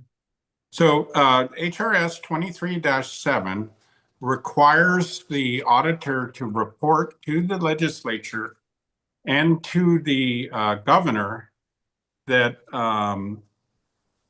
something that there's evidence of potential irregular and improper handling. So as part of that statute, he doesn't have to do an audit, but he's required because we have officially notified him through our PIG reports that there are issues that need to be looked into at the Office of Elections. So it's just a formal notification. It's just a follow-up to his letter, and it's just putting it on the record that we're letting him know. We have sent him evidence of irregular conduct, improper handling of election administration, and he needs to follow up per HRS 23-7. He already knows that. He acknowledged our letter, including the PIG reports. Mr. Apana. Yeah, can you hear me? Yeah. I'm gonna ask a serious question. Chair, like you, they know why we sent the letter. We said that we don't know. We want to find out. That's why we sent the letter. My question is, what we vote today, will it be used in a future lawsuit? Point blank. Yeah, Ralph's asking for the auditor to put himself on notice that he's aware of irregularities and not doing anything about it. They already know that. So is this I know, he already knows that. Is this being used as an exhibit or something for a future lawsuit? This is not, no. It's just a formal notice that we have notified him of irregularities. Because that's why we sent the letter in the first place. Yes, and he acknowledged receipt of our letter and responded. So the next step is for him to notify the legislature and the governor, and we're just putting this on record that. Why don't we notify the legislature that we were That's turned down and we have gone to this new direction, which is our PIG, because we want to get to the bottom of this. I mean, it is we the drivers at this point. Yeah, we don't care about the auditor anymore. County auditors. They told us other no. comments. That's all. Thank you. Are there other comments? Dylan, we can't hear you. Dylan's trying to speak, but we can't hear him. Try to take your earbuds out. You know, I think Turn off before your when I froze, Bluetooth. Lindsay and Ralph froze, and that's Kauai. So I don't know if Kauai is being frozen. Right now, I'm on my hotspot. I'm not frozen. Lindsay, you're up. You're No. okay. Dylan, you had something you were trying to talk? Not Dylan, you look like you're frozen. No, he's not. Just can't hear you, Dylan. I can't see him move either. He's gonna look in and out is what he's saying. Okay, let's take a 5-minute recess while I reset mines too. I'm on my hotspot. I'd like to go back to Hawaiian Tel if it's stable again. Okay. So Sounds good, if we Chair. could put a 5-minute timer, take a 5-minute recess, and let us all reset our network. Okay, Please and thank you. 5 minutes. Yep.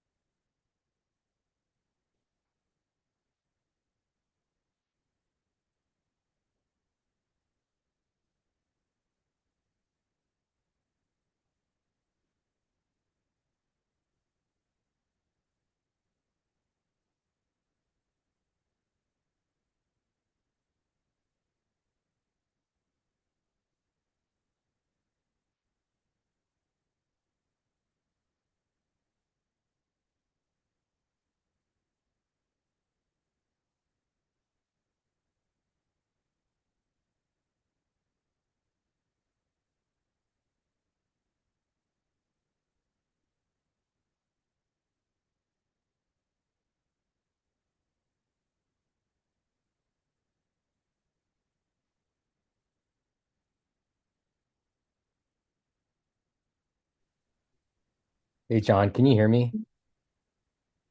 Commissioner Sabas? Yeah, you can, yeah. Yes, I did it. Thanks.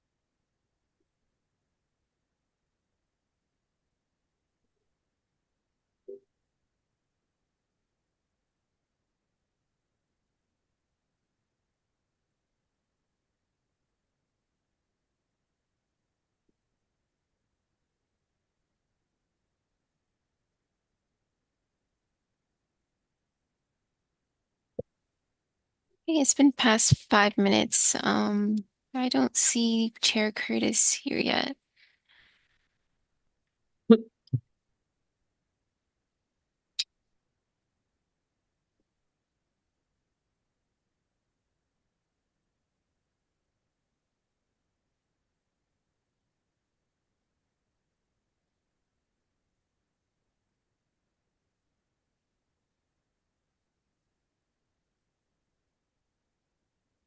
Okay, I'm back on my hotspot. Why until didn't work.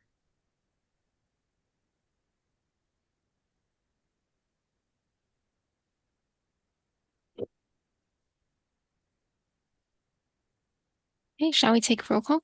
Chair Yes, Curtis, please. Commissioner Andrian, Here? Commissioner Apana, Here. Commissioner Kushney, Here. Commissioner Dalton, Here. Commissioner Kam, Here. Commissioner Osterkamp, Here. Commissioner Papalimu excused, Commissioner Sabas, Here. Chair Curtis. Here. Okay, we still have quorum. Thank you. Ralph, you were saying something when I interrupted. Well, we're just closing the loop on our request to the auditor, and we're doing our due diligence and asking him to finish up the requirements of 23-7 once he's been notified. And that requirement is that he notifies the legislature and he notifies the governor that the Elections Commission notified him of issues. So we're just closing the loop on this, doing our due diligence. Thank you. Other discussion? Would ask for a roll call. Chair. I'm sorry, Mr. Sabas. Go Yes. Jamie Detweiler, had a good suggestion, and she had some very good comments, I thought. And she pointed out, that according to Les Condo, the state auditor, that our concerns should really be placed with the county auditors instead. So I'd like to make a motion. But we're already in the middle of a motion. Yeah. So we can do that after this. All right, that's fine with me. Other discussion? Yeah, since I couldn't speak earlier, but you guys can hear me now, yeah. It sounds like this I is can just hear a you. procedural thing. We're responding to the state auditor saying thank you for his response and asking him to please follow through with 23-7 by notifying the legislature and the governor via his office. Is that correct? Yes. Okay, so be it. Would ask for a roll call. Okay, Commissioner Andrian, Yes. Commissioner Apana, Mr. Apano, you're still muted. Mr. Apano, we can see you, can't hear you. How about can't- no? Okay, thank you. Commissioner Kushney, Yes. Commissioner Dalton, No. Commissioner Kam, Yes. Commissioner Osterkamp, No. Commissioner Papalimu excused, Commissioner Sabas, No. Chair Curtis. No. The motion does not pass. Mr. Sabats, you had something for us? Yes, I'd like to propose a motion that we send a letter to the different county auditors, the auditors for Honolulu County, Maui County, Hawaii County, and Kauai County, and suggest that they do an audit of the 2024 general election as recommended by State Auditor Les Kondo. There a second? Second. Discussion. You need, yeah. Mr. Apana? Mr. Chair, let me see. Am I muted? No, I can hear you. Okay, Mr. Chair, I'll be supporting this because these are one of the chairmen of our PIG. And that's if that's what they need to do their job that we asked them to do, so be it. We need to give them all the tools they need to do their job. Right. So I'll be supporting it. State Auditor's recommendation. Anybody else? Would ask for a roll call then. Commissioner Andreon, Aye. Commissioner Apana, Yes. Commissioner Kushni, Yes. Commissioner Dalton, No. Commissioner Kam, Yes. Commissioner Osterkamp, No. Commissioner Papalimu excused, Commissioner Sabas, Yes. Chair Curtis. Yes. The motion passes. Is there any other discussion on communications and correspondence? Yes, Chair. Yes, Ralph. Okay, so our letter to the post office. I think everybody is thoroughly confused with whether these ballots came through the mail and there's no receipts, but we know that we don't have clarity on the whole post office issue. In February 10th of 2021, Scotty Anderson wrote a letter to the legislature and to Scott Nago, and he said that the Elections Commission recommends that the legislature prioritize the following items: verifiable chain of custody of ballots at every stage of transportation and handling, and ensure ballot tracking is in place for the 2022 elections in coordination with the United States Postal Service. So this is a letter in February of 2021. We need to figure out what kind of records the post office, we need clarity on this. And we sent a letter, we did not get a response. So I would like us to bring somebody from the Postal Service to explain this to us. We're being told we have to do elections through mail. Let's bring a representative from the post office and have them explain to us, hopefully in the next meeting, how all of this folds out, and what their roles are, what their responsibilities are. But we just need to get clarity on this moving forward. So you quoted a letter that's not included in today's communication and correspondence.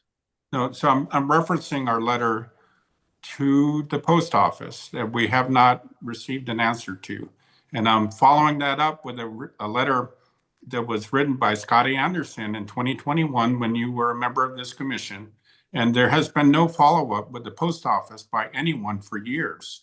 So I'm just asking, let's make a motion. So I move to request to write a letter to the post office to have a representative come to our next meeting so we can ask them about all these questions. And let's get all this stuff clarified instead of just pushing this out and nobody has clarity. It really would help us out for this upcoming election. So I move to have the commission request that the Postal Service send a representative to answer our questions.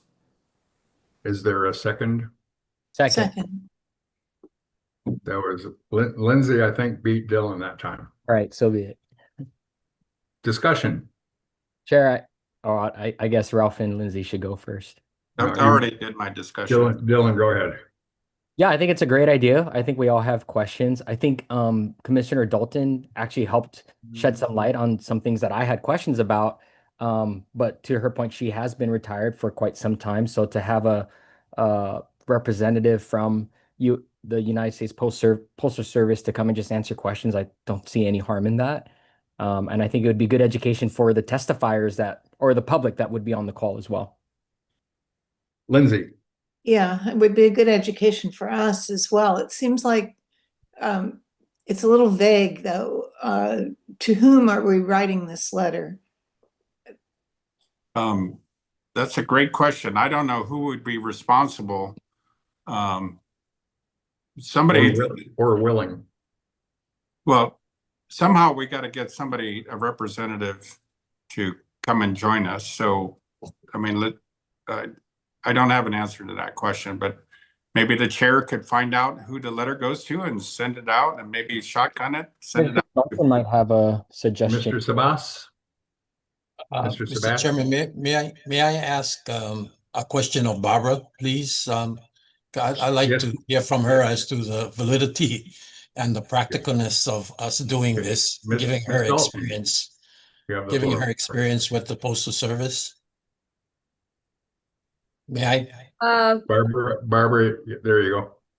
The individual that, at least from my past experience, that would be has the most expertise is a longtime window clerk and sometimes supervisor in Kailua Kona, Paul Teixeira. He can explain all the details of how business reply mail functions, which I guess my explanation didn't quite cut it. You know, there was a letter sent to the Postal Service Office of the Inspector General or something. Is that the letter you're talking about? Mm-hmm. Yeah. Yeah, there's a little bit of confusion there because the United States Postal Service does have a law enforcement entity called the Postal Inspection Service. They, however, do not respond to inquiries unless the loss to the post office is upwards of $50,000. So it's not surprising that you wouldn't have gotten a response. And from my many years of experience in the post office, your best bet is always to approach, bring your concerns at the most local level as possible. And since the business reply account in question here is held at the Hilo post office, then I would start there. However, Paul Teixeira is, you know, even though he doesn't work in Hilo, he really has considerable expertise in all this stuff. He's been doing it for decades. Let's send it to the postmaster in Hilo. That would be great. And the other thing too is, you know, everybody in the post office is overworked. Since Christmas is behind us, you're better, you know, there's a better chance of getting a response. And certainly as a Big Island commissioner, I'm happy to go into the Hilo post office and talk to them. But I want to make sure, you know, everybody's okay with that. So we're inviting Looking at you, Raul. Yeah, let's get them on. Let's have them join via Lindsay, Zoom. you're up. I wanted to respond to that and say, yes, a personal request from a known person to a known person is much better than flying a letter out to an unknown official. So yes, if Barbara is willing, I would vote for that. Kimo, you got your hand up.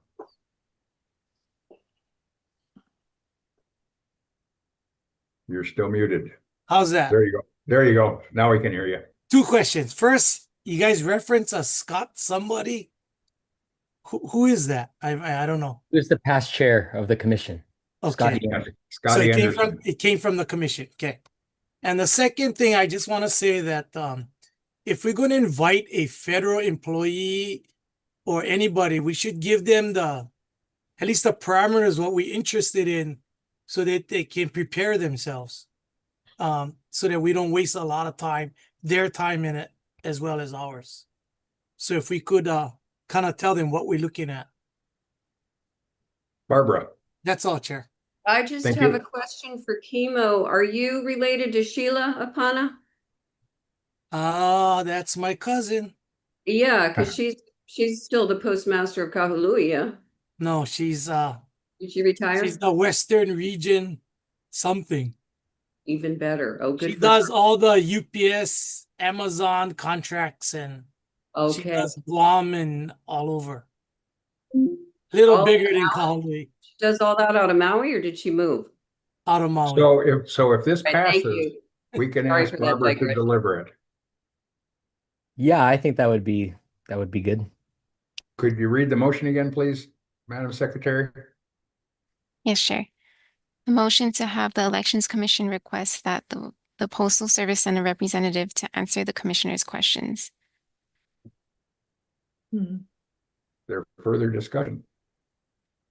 And it sounds like we're saying we're all in agreement that it would be good for Barbara to make that request on our behalf. If this passes, then we'll ask Barbara to request Mr. Teixeira presence.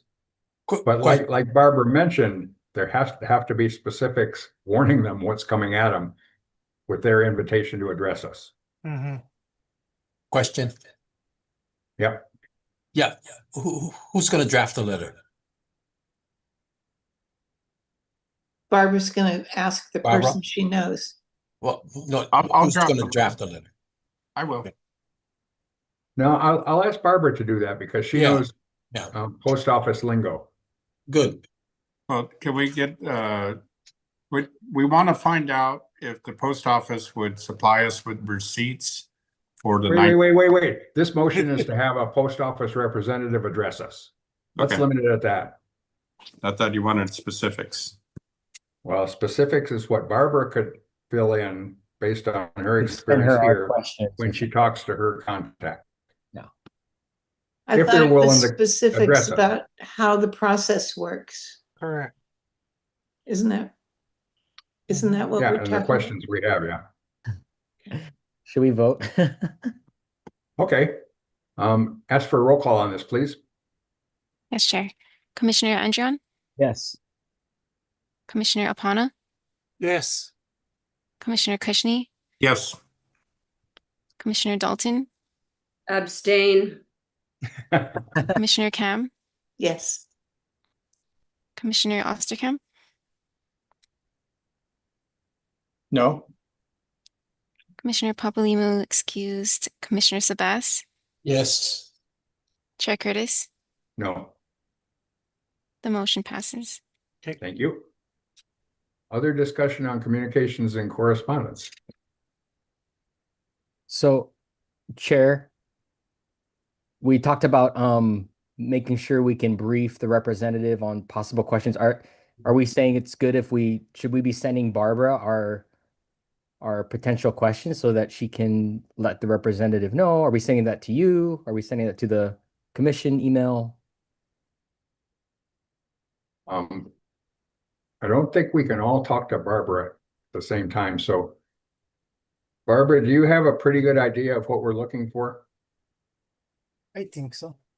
Well, Or we could do one-on-one emails though, right? Just to give her. Well, she I knows what think we've been there talking are- about.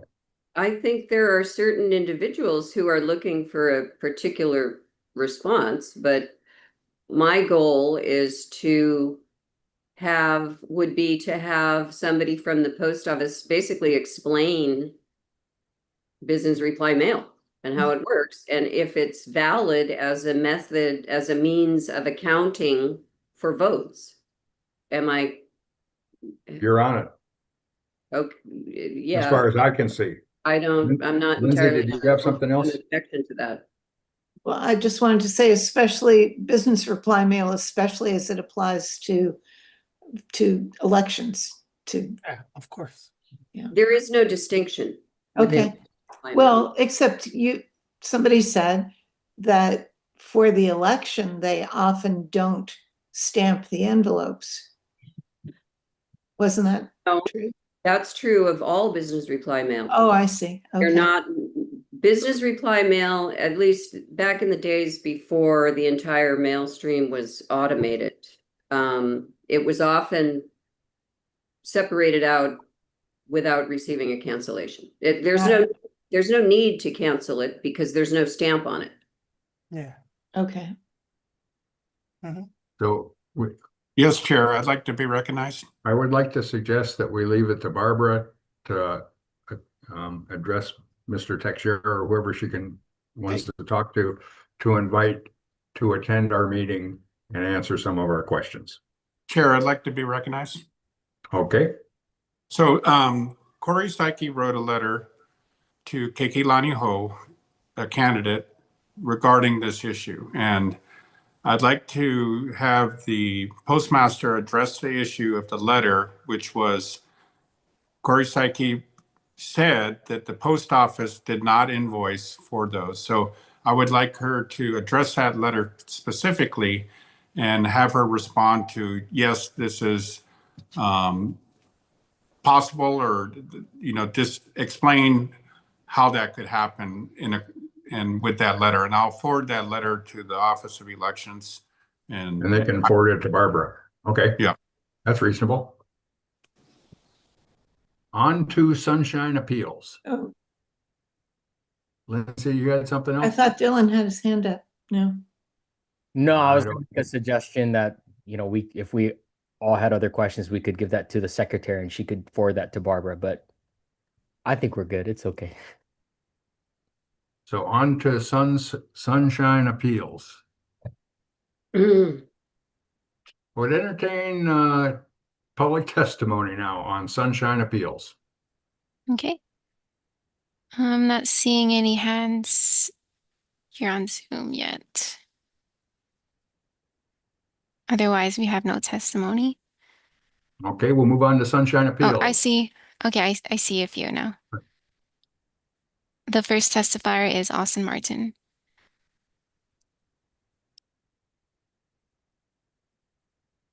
Are we testifying on Sunshine Appeals?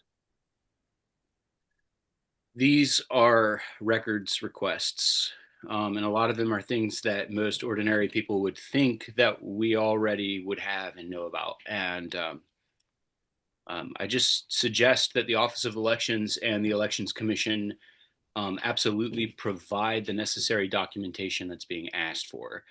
Second of all, I'd like to address, like with public testimony, this is the time for the people to be able to redress their grievances with the government directly. And so criticizing government employees and committee members is most certainly allowed according to the United States law. If it's on the agenda, you're allowed to testify I'm sorry, on the sir. agenda I item. think that you selectively enforce that based on I do. Yeah, you do. Okay, thank you for acknowledging that. I appreciate it. I'm going to proceed to say that Barbara Dalton should not have been appointed to this committee. That's not one of these Sunshine Appeals. It's more than that. Look, this whole thing is a sham. Chair Curtis, you're running a sham here, and I think that it's a shame that you think that people can watch this and come to the conclusion that, oh, maybe it's okay. It's not okay.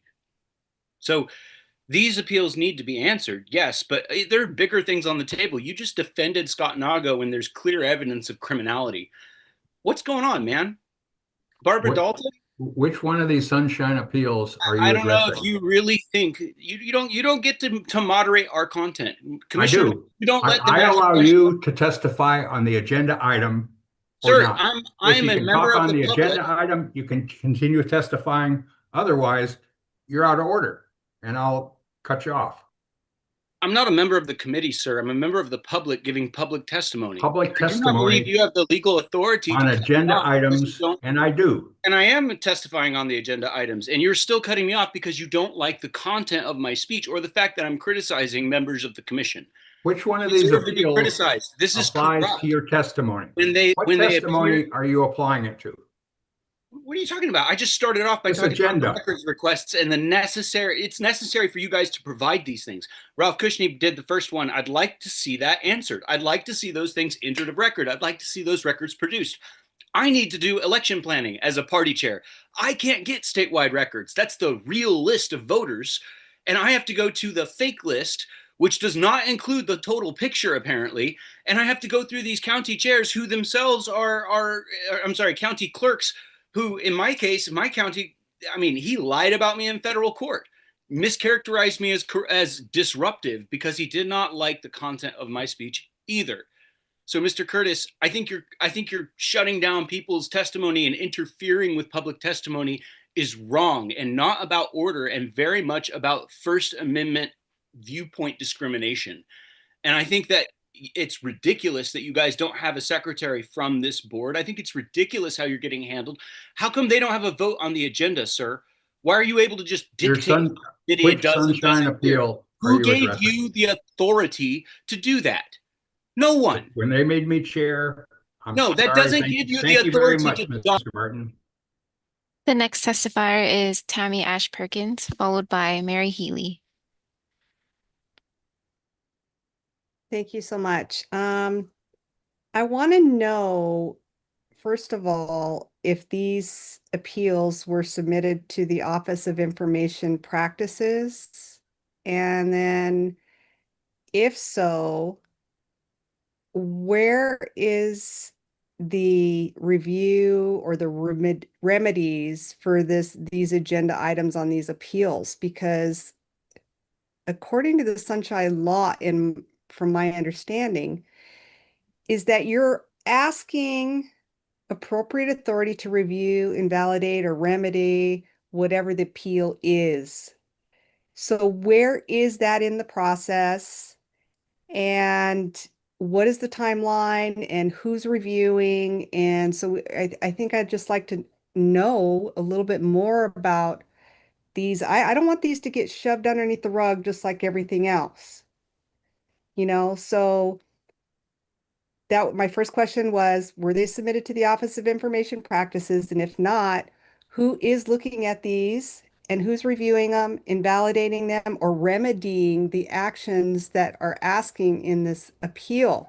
These are very important. We can't just, like I said, sweep them underneath the carpet. So those are my questions. I yield. Thank you. The next testifier is Mary Healy, followed by Jarek Medeiros. Ms. Healy. Aloha Elections Aloha. Commission. It's very good to be here. Chair Curtis, thank you for the time as always. You've known me we're coming up on our 2-year anniversary very soon. Well, I just want everyone to know here, new election commissioners and old, I have been diligently watching all of these meetings, and I'm here to speak about the agenda item, of course. But I would also like to speak about our testifiers' free speech because, I've been here before, Chair Curtis, where you've told me to not make it personal when I accused Osterkamp, the lawyer, of knowing full well where the evidence is leading from the Big Island. And you said, don't make it personal, but I've also been here when Lindsey Cam has complained about somebody threatening to throw all the commissioners into the volcano, and you said nothing. And you didn't interrupt that person at all who was making threats against other commissioners. And now, I'm very thankful for all the new commissioners here. And I'm very thankful for the fact that I have the ability to speak about these agenda items.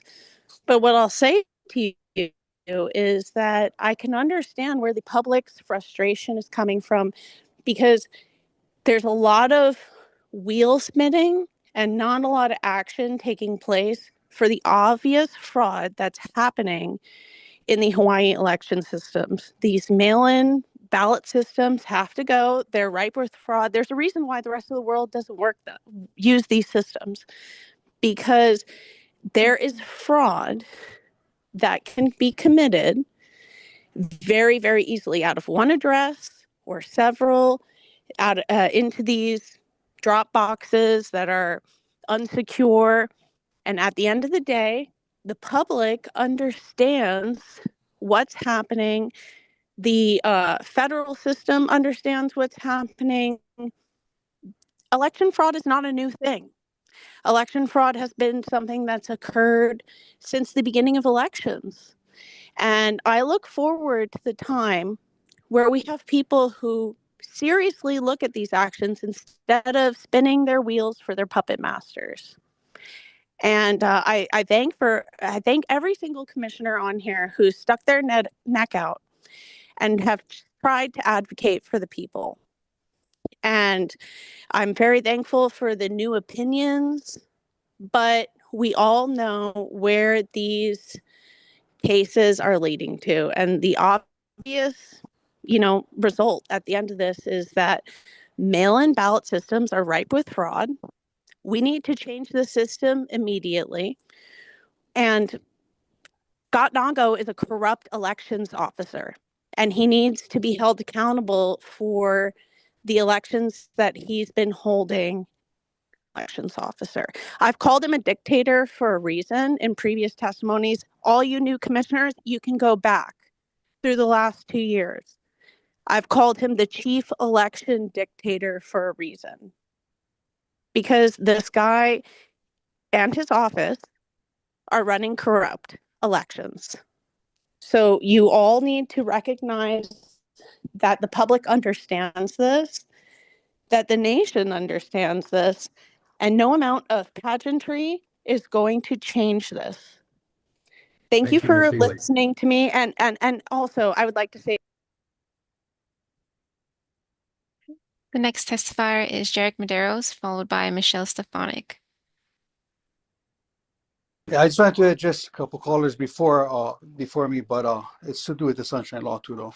But yeah, the Office of Information in our emails that we sent to them to ask these questions. We had one email returned back, and it was, "I'm sorry, we can't answer that question because we do not have the jurisdiction to do so. This is why I'm saying, put the elections back in each county because that's where it belongs, instead of being all altered the way it's been altered in this last few elections. I want my county vote to remain in my county. I don't want the state. The state does not have solutions or remedies. The state only creates problems. Why? For funding. Okay, that's it. We don't need that in our voting. I want to go back to county. That way, nobody can blame you guys for anything. We've been blaming you guys this whole time, and you guys been doing nothing about it. Put it back in the county clerk's office, because we do have an office of election at the county level, and let that happen that way. It'll be more secure. They already have a process that, they already have the precincts. This is why we know more precincts, because the state wants to take charge, and then they know more the keys to the precincts, right? So now the counties, put it back there. Put it back in the county's hands. You guys are going to find everything better off. Thank you. Thank you, Mr. Medeiros. The next testifier is Michelle Stefanik. Can you hear me? Yes, ma'am. Okay, so this is just going to be short and sweet, but basically I think, I looked over each of these appeals, A through E, and every one of them says to respond within 10 days, including the last one, which I think was dated November 25th. I don't see a response anywhere, unless I'm missing something somewhere, but I don't see a response. Chair Curtis, you have obviously multiple times been violating sunshine law. There needs to be some remedies. Again, I am calling for the next agenda meeting to include a review of your position as chair. That I think it needs to be reviewed because you do not handle these meetings properly. You give preference to some and not to others. You talk over people. You cut people off. You don't let them talk. You don't even let them sometimes finish saying what they want to try to say. You don't even know what they're going to be saying, but you don't want them to, you want to silence them.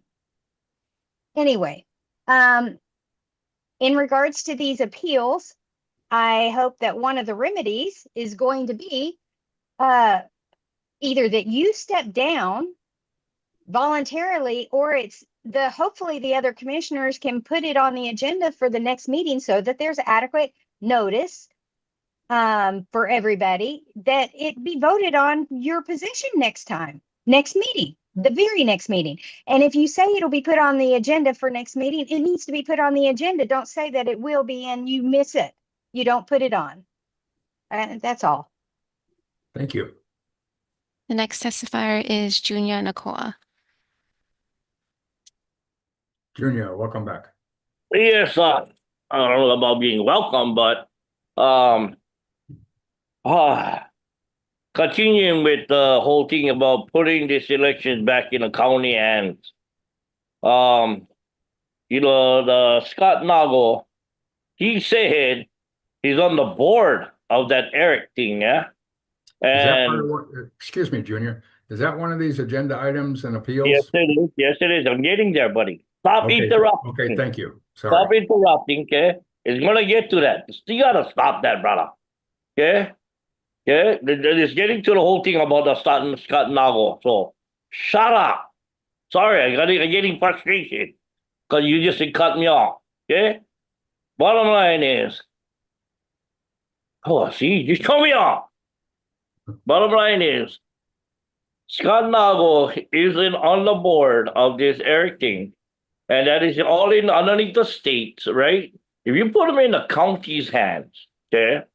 Like I explained on my last testimony, we get two overqualified county clerks inside there. We, the county of Maui guys, we pay choke. They get paid big dollars. So make them earn their money. Okay? Make them earn their money. Make them get off the okole and do the job right. And then, like I said, the state not doing a great job.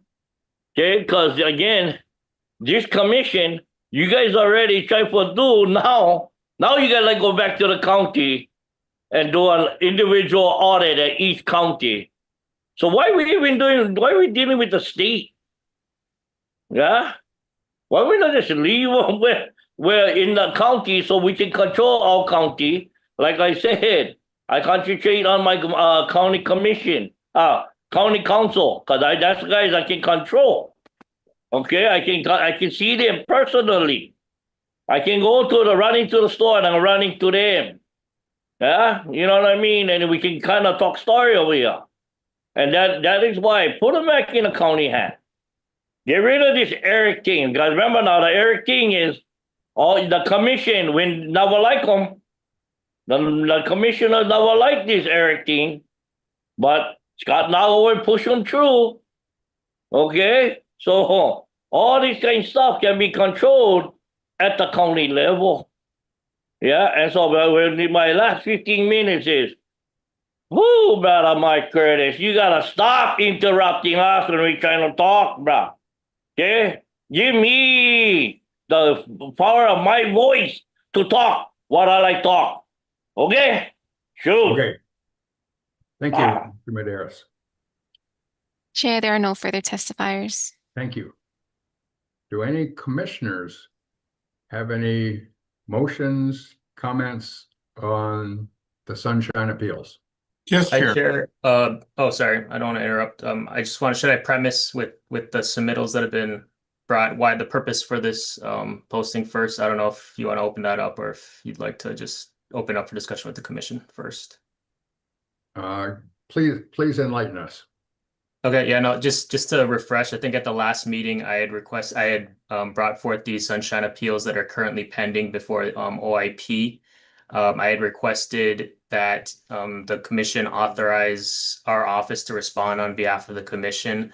And I believe the commission ultimately requested that drafts of these responses be submitted so that you can review it and then you can determine at that point whether or not you wished to authorize our office to respond in such a matter. I think just preliminarily, I'll note in the agenda, it lists, and sorry, let me pull it up really quick. The agenda lists, I believe it is 5 appeals. Yeah, 5 appeals. Yep. One of them inadvertently should have been S Appeal 26-12 and not 26-17. The reason being is those 5 are the current pending appeals that are specifically filed by Commissioner Cushney. The thought was just to address those at this meeting. However, there was an error in getting that agendized. So I believe what was sent to you included S Appeal 26-12. If you'd like to consider that, I would ask, I think the commission would have to amend the agenda to do that. And just a brief, in order to do that, the commission would have to vote on it. There would need to be 6 votes, 2/3 of the members of the commission would have to agree to amend the agenda to allow for this. Generally, we can only add matters that are not of, I want to use the Not language as used in the law. If it is of reasonable major importance and they're on the board will affect a significant number of persons. I think in general, of course, our proper administration of laws are, affect the public, but this appeal only touches on Commissioner Cushney's claims and only touches on that. So I think there's a basis to amend it if that's what the commission is inclined to do. So that's kind of an initial proposition for the commission to consider whether or not to include that. And then from there, if you have any questions on the draft responses, we can discuss that as well.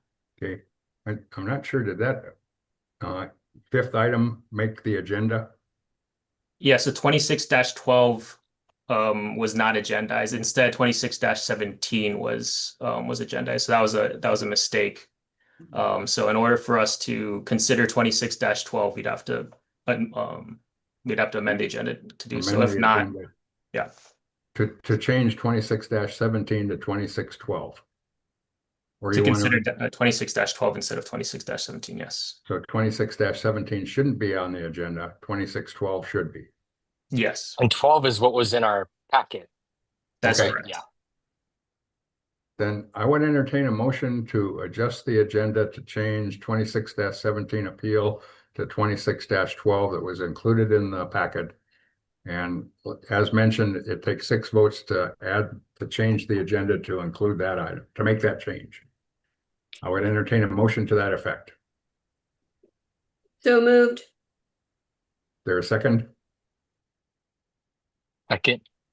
Okay, it's been moved and seconded to replace 26-17 with 26-12, which was the intended accuracy, and 26-12 is included in the meeting packet.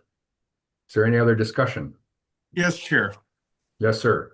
I think we should discuss that one because I'm not the only one who has written appeals. So I think we should just leave it right there and discuss it with the part of all of them. So this is very pertinent. I don't agree with the person's testimony, but I do agree with his right to give his testimony. So I think his appeal is pertinent in this case. So you mean 26-17? I will be voting against this because I think everybody's appeal is important. Sorry, can I clarify? We're Evan, just adding I can follow you. -12, right? No. Yes. So no, I should respond. So what I'm proposing is to switch 26-12 for -17 because those are the responses that I've drafted responses for. And this isn't to say that 26-17 would not be addressed. It would be, I think it would just have to be addressed at a separate meeting. And that's if the commission, I guess, votes not to authorize me to respond moving forward. So the motion is to replace 26-17 with 26-12.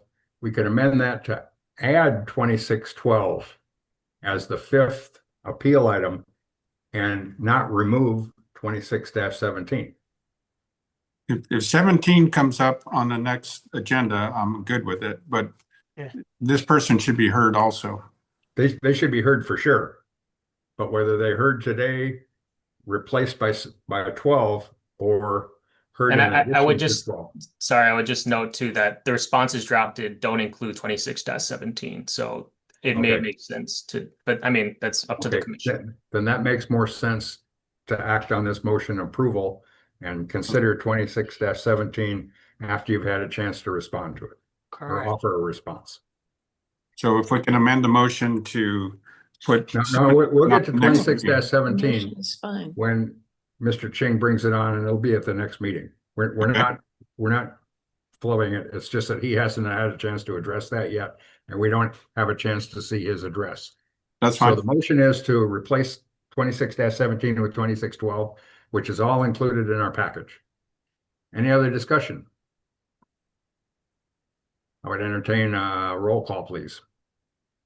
And this is to Commis- replace 2617 with 2612. For And today's agenda. put 2017 on the next meeting. Yes, absolutely. That's not the next. Yes, my vote is yes. Thank you, Andrea. Thank you. Commissioner Apana, Yes. Commissioner Kushney, Yes. Commissioner Dalton, Yes. Commissioner Cam, Yes. Commissioner Osterkamp, Yes. Commissioner Papalimou excused, Commissioner Sabas, Yes. Chair Curtis. Yes. The motion passes. You have any other comments, Jordan, before we address these? Just briefly, so I believe you've been provided the draft responses for the respective appeals. I would say that my recommendation, if you have substantive questions, would be to take it in executive session to the extent that it will include attorney-client privileged communications, but that's up to the board whether or not they'd like to do it, but that is my recommendation. Thank you. Lindsay. I just want a clarification.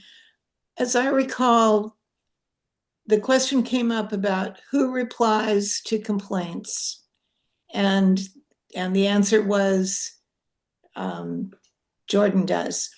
And Ralph was saying, but we should review what he says. It shouldn't just go out without us seeing it. And then the determination was, well, we'll review the ones that were on the agenda for the last meeting. But we hadn't established that that was the practice forever and ever. That was just the ones that were right in front of us. So I just wanted to clarify, we haven't established that we're always going to approve the complaint responses. We're just looking at these, correct? Correct. We should make a standard operating procedure of reviewing the DAG's response to the OIP appeals. Right. They're But not we really haven't done that appeals, they're yet. complaints, but yes. Okay. And I'll just very briefly add that, I mean, I think the reason being is I believe my predecessor would, I don't know if he'd submit drafts, but I think he would orally set forth it. So I didn't want to just send it without, if that was the process. That's why it's being brought forth. Yeah, and this is our chance to review Jordan's suggested responses and question him. Ralph, you have your hand up? Yes, Chair. I'd like to make a general statement before we continue. So the purpose of the Elections Commission is to ensure public confidence in our elections through transparency, oversight, and accountability. That means that allowing hard questions to be asked and answered in the open. When I joined this commission 2 years ago, at my very first meeting, I was told by Deputy Attorney General Reese Nakamura that I had to recuse myself for presenting evidence that the chief elections officer and the counties were not maintaining ballot chain of custody documentation. So we're still talking about this right now. During that same meeting, my microphone was muted. Since then, I have been repeatedly muted or cut off for asking uncomfortable questions that go to the very heart of election transparency. And a little over a year ago, I was removed from a meeting on Oahu by 2 undercover law enforcement officers for making a motion to subpoena chain of custody records. Now, we're still talking about chain of custody. That history matters. The reason for these appeals exist is because the public has serious questions about our elections.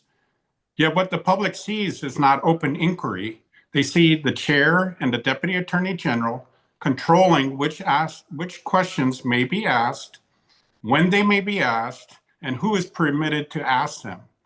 Our elections should be transparent and verifiable. Questions should not be feared or procedurally silenced. Transparency does not require gatekeeping, it requires openness. When questions are muted, deferred, or filtered through procedure, it creates the appearance that the process itself is being protected rather than the public's right to know. So here we are, 2 years later, still talking about chain of custody and all the things you've done to keep me from speaking about this. So I'd like to address these one by one. And I'm going to show you that the Attorney General's office is not interested in upholding the chain of custody documentation. And he Okay, start with number one then, Ralph. 26-16 or 26-10. I'm sorry. Okay, so which one are we on? 2610A.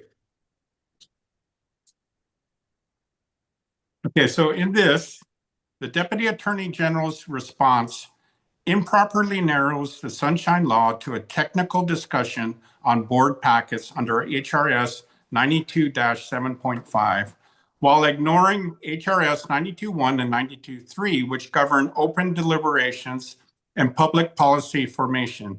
The issue is not a missing document, but the selective sharing of material information with one of the commissioners and withholding it from the others, impairing equal participation and transparent decision-making.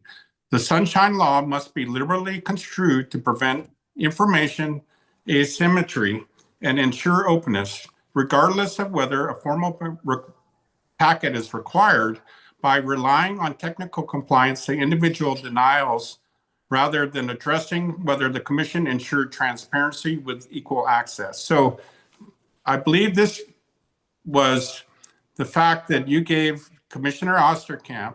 I had sent a letter to the commission and I asked that it be shared with the entire commission. You shared that letter and the evidence of the Big Island discrepancy, all the records, with only Mr. Osterkamp. And you denied the rest of the commission that information. So when we were deliberating these items in the meeting, only Jeffrey Osterkamp had that. And basically, you violated the Sunshine Law, and we should admit it. So I moved to have the Elections Commission acknowledge that Chair Curtis violated the Sunshine Law, HRS 92.1 and HRS 92.2.5, by sharing a letter sent to the entire commission with only Jeffrey Osterkamp, and these actions or inactions materially prevented the commission from deliberating with the full and equal access to information. Do I have a second? I don't know what you're asking. What's that? I'll second for discussion. What are you asking? Isn't that? So- the- Yeah, go isn't ahead, that- Chemo. Wasn't that the complaint? I have no idea what you're asking. Okay, so if you read the information that's in here, my complaint was that I sent. Wait, start off with a motion so I know where you're coming from.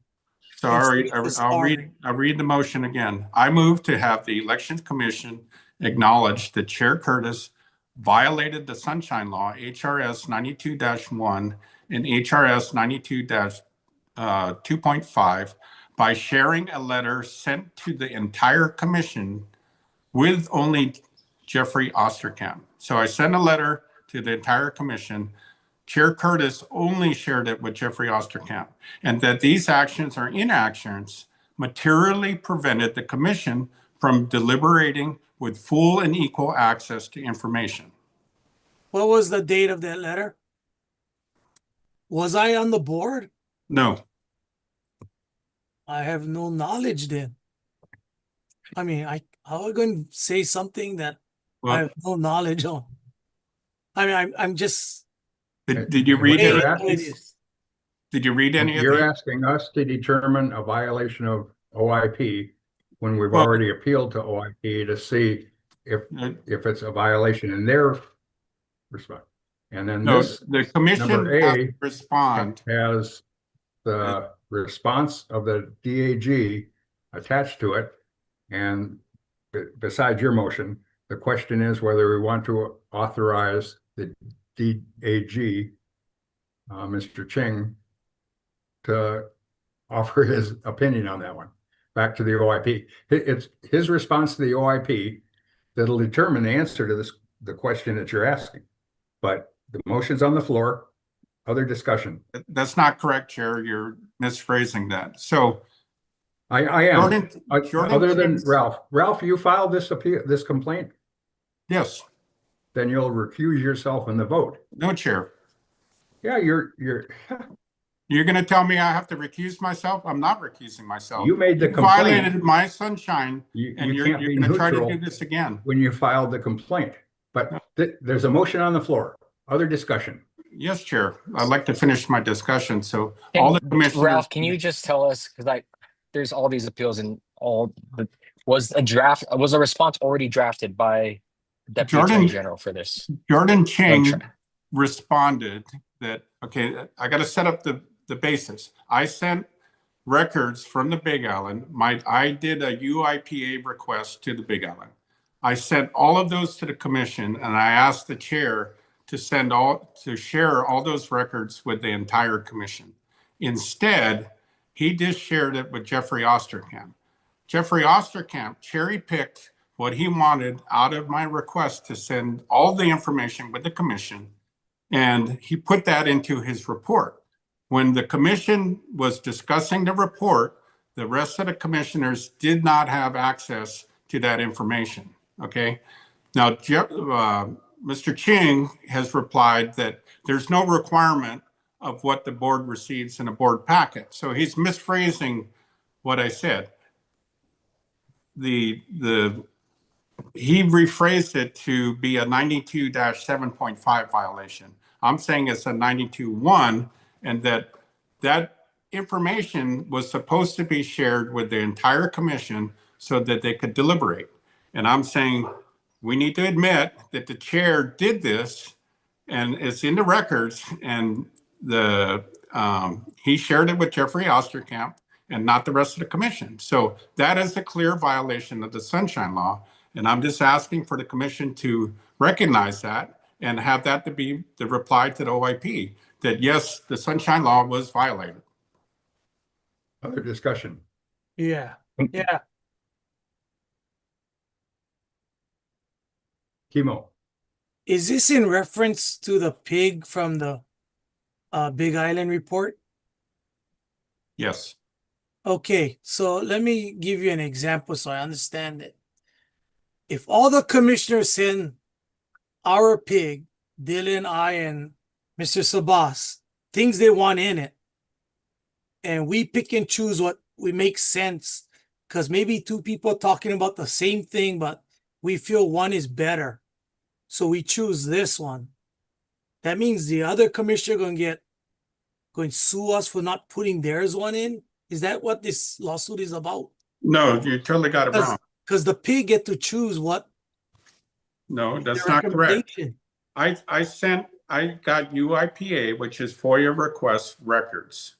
I sent that to the entire commission to be shared with the entire commission. Chair Curtis only shared those documents with Jeffrey Osterkamp. He can put whatever he wants in a report, but Chair Curtis has the obligation to share that information with everyone so that everyone can make an informed decision. So what Jeffrey Osterkamp did was he cherry-picked what he wanted out of all of those records, and then we had a discussion that not everybody could have nobody had the same information to have a discussion open to the public with all the information. So the problem was that Curtis selectively only shared with Osterkamp. Were you at that meeting when the report was discussed? Yes. Did you have an opportunity to showcase your point of view? That is not the issue. The issue, so what you're saying is that the harm can be relegated later. No, I'm just wondering. I'm saying that I just was wondering if the law, commissioners heard your point of view for consideration when they voted on the pig report. So you're saying that the harm can be relegated later? Oh, that's not what I'm saying. Yes, that's what I'm saying. I just want to know how complete their vote was when they voted on the pig. I protested that it wasn't shared, but it wasn't heard or whatever. Okay. So Mr. Sabas. I think I'm okay. Mr. Sabas, you have your hand up. Mr. Sabas, are you frozen or? Yeah, I didn't have my hand up, but if I may ask a question. Please. Was this all taking place before I became a commissioner? Yes. Okay, in that case, I'll probably abstain from voting on all of it. Other discussion? Ralph? Yeah, so the point is, the chair cannot selectively share information that is sent to the commission email with whoever he feels like it. He has to distribute that information to all the commissioners. So I'm saying that we violated that, and you don't have to have been there to know this. The chair cannot selectively share information with certain commissioners. That's a violation. And Chair, if I may, I just address. Who's that, Dylan? This is Jordan. Jordan, I'm sorry. Go ahead, Jordan. Okay, and if you guys read the responses, I mean, maybe, this applies to, all the appeals, OIP, they're limited in adjudicating violations of the Sunshine Law. And as stated in each letter, the various allegations being made, in our view, in our office's view, were not violations of the Sunshine Law. That's what's being set forth in each respective letter. In the letter that is being, that Commissioner Cushney's addressing, I'll just note that, as OIP stated in the response letter, and as I note in the letter, there's nothing in the Sunshine Law that requires, material or requires or dictates what needs to be distributed to the commission for a public meeting. And there's nothing that even requires a board packet to be prepared. And the only requirement is that if a board packet is prepared, it be made available to the public. So, for that reason, there is no violation to the Sunshine Law, and that's what we're representing to OIP. So I know that I understand that Commissioner Cushney sees it differently. That's why it's his appeal. But that's what our office's response is. So, and that's, I don't know if this, I don't mean to circumvent it, but that's what all of the draft responses in effect relay, is that there was either defensible basis. I think there was one letter where we do acknowledge that public testimony wasn't taken, I think, at the end of a meeting regarding, I think, Commissioner Andreon's pig report. And I think we acknowledged that was improper, but that harm was mitigated at the next meeting when we did discussion and decision making on the pig and public testimony was taken. So thank you. Yeah. Dylan? Thank you, Chair. I think I just want to remind everyone, the Deputy Attorney General's job is to vouch for the commission and is to defend and protect the commission. But I think where Ralph is coming from is this is an opportunity for us to admit where we did fail. And to me, this is pretty black and white. I mean, the difference here between the board packet situation is a commissioner sent material for the whole commission to the chair with confidence that the chair would share it with the entire commission.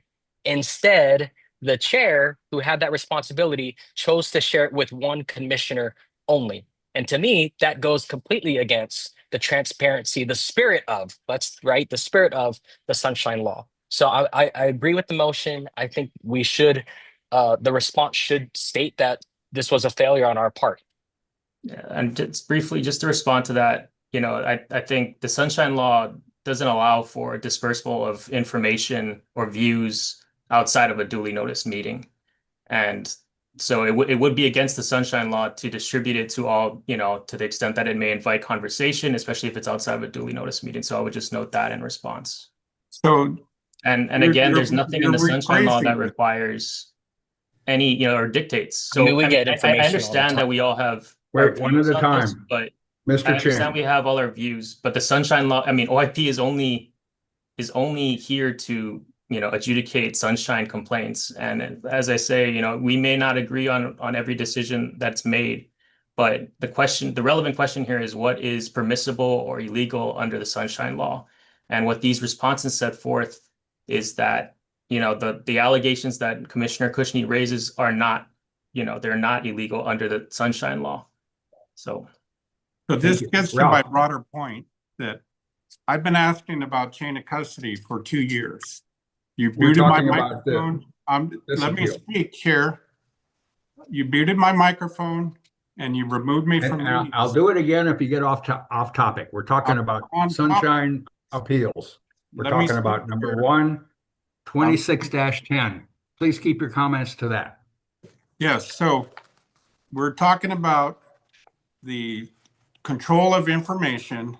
You've kicked me out of meetings with police for asking about chain of custody. In this case, I was submitting chain of custody documentation from the counties to all of the commissioners. You withheld that information from the rest of the commissioners. I asked that that be shared with the public and to the commissioners. So the Deputy Attorney General, who is trying to protect Scott Nago, is rephrasing these questions. The violation is that you're selectively sharing information with certain commissioners. It's supposed to be shared with everyone and the public. You put it in the written material packets, and that was my request, to be on the agenda with that information. You didn't do it. I immediately say, put it in the meeting materials. You didn't do that. And then I requested again, put it in the supplemental meeting materials so everybody could see it. And you still didn't do that. I have all of those emails to document this. I don't deny any of that. Huh? I don't deny any of that. Okay, so you didn't share it. I asked that it be shared with the public. The I shared it Sunshine with the Law, chair of the PIG that was involved in that topic. the Sunshine Law is there to get information out to the people. Okay, and you violated the Sunshine Law, and that's as simple as that. So my motion is to admit that you violated the law and submit that to the OIP. Can I ask, there any what other part of the discussion? sunshine law is this that was violated? What a specific 92.1 statute? and 92.2.5. No, more specifically, where does it say that what Mr. Curtis did is in violation of the sunshine law? 92-1 and 92.2.5. And what Go ahead. particular words are you looking at? Read it for yourself. Yeah, what's No, it say? you're the one who's making the appeal. I want to know how it is that Mr. Curtis violated the sunshine law. Give me a second, I'll look it up. Is there other discussion? Well, Ralph looks up his stuff.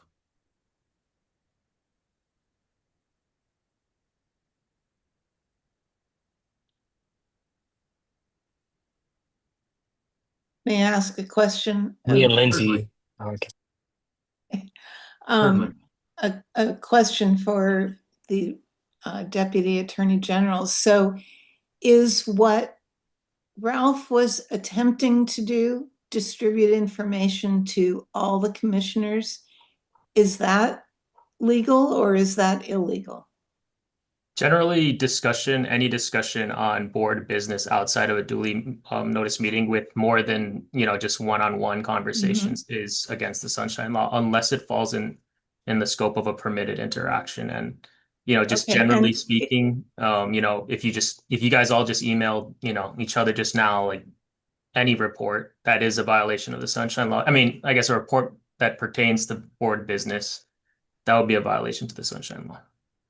Well, again, you're So I'm this. sorry, can I finish? Is distributing information considered a discussion? I believe that OIP, like email, to the extent that if you send emails, it invites discussion. And I think that like reading it, I believe, I can't quote, OIP Okay. opinions, but I think email communications would include discussion. Okay, so if he did that in good faith, like I collected this data and I want everybody to see it, and that was not okay, then you would think that he would get a response that says, sorry, we can't do that because it's against the sunshine law. You have to wait for the meeting. You have to put it on the agenda or whatever. You can't just send out an email to everybody.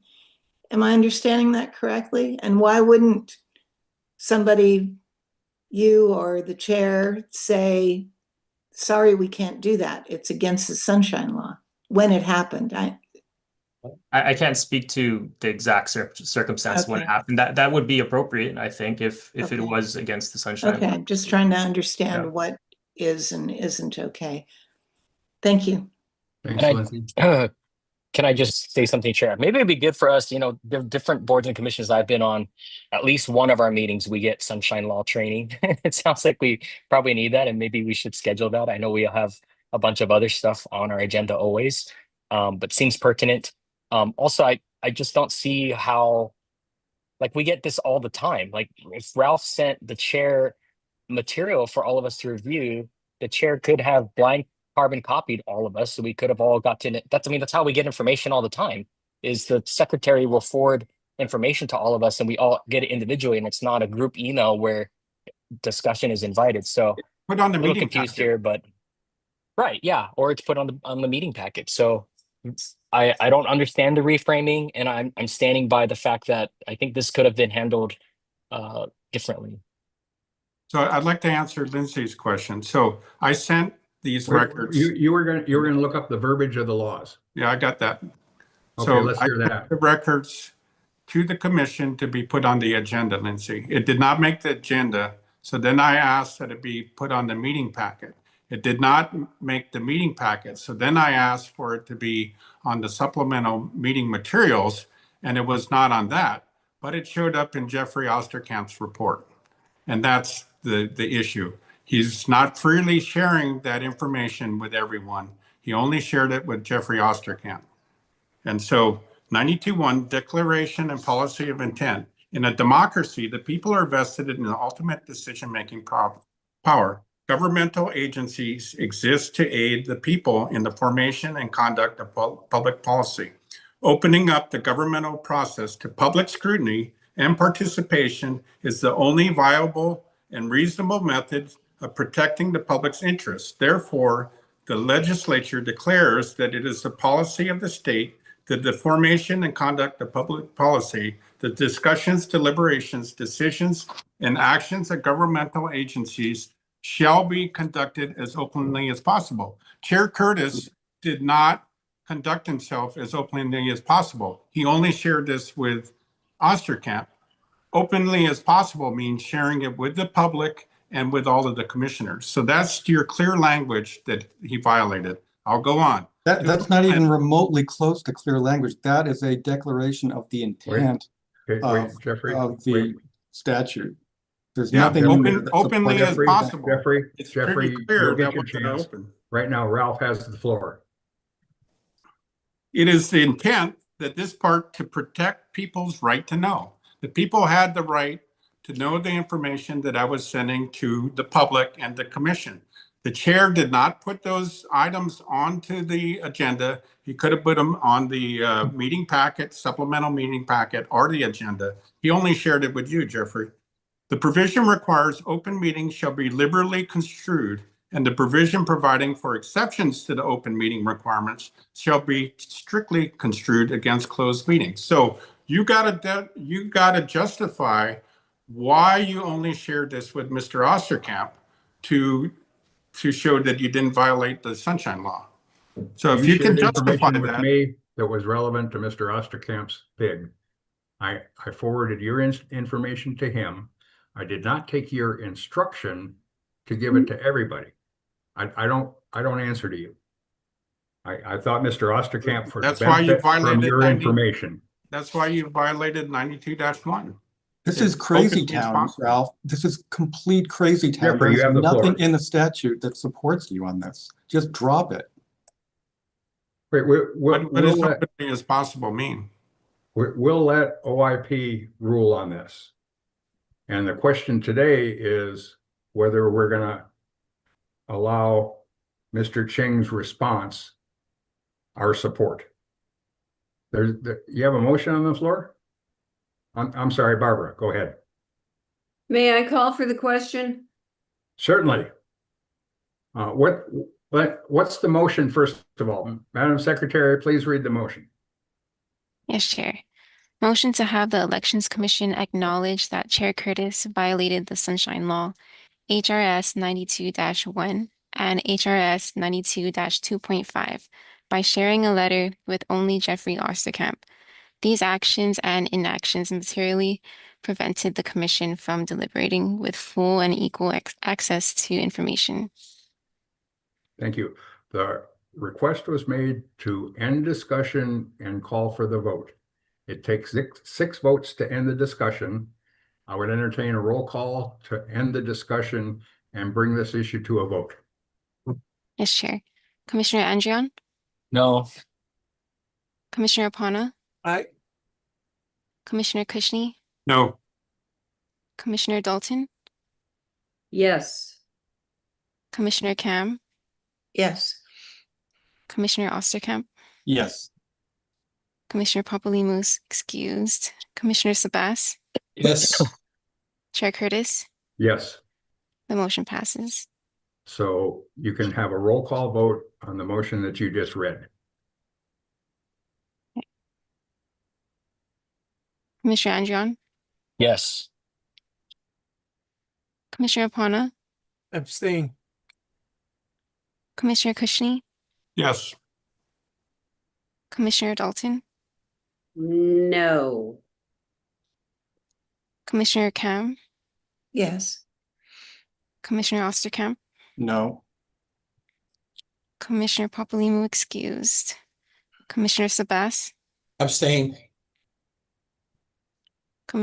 Chair Curtis. No. The motion does not pass. So now back to the appeal 26-10. We're being asked to approve DAG change. Hey, what happened?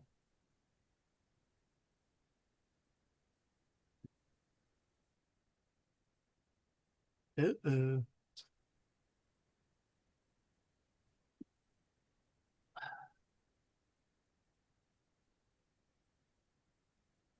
Did I get cut off? No, you're here. We can hear you. Oh, no, my sound just came back. What's going on? Mike is frozen. Oh, yeah. So we gotta approve Ching's thing.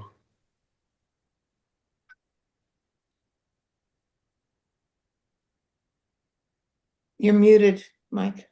Okay, I think I'm back. So this agenda item is to approve DAG Ching's response to that appeal. Is there a motion to that effect? This is, let me see where we're at. 26-10, the one that we were just talking about. So moved. There a second? Oh, Second. second. Okay, go ahead.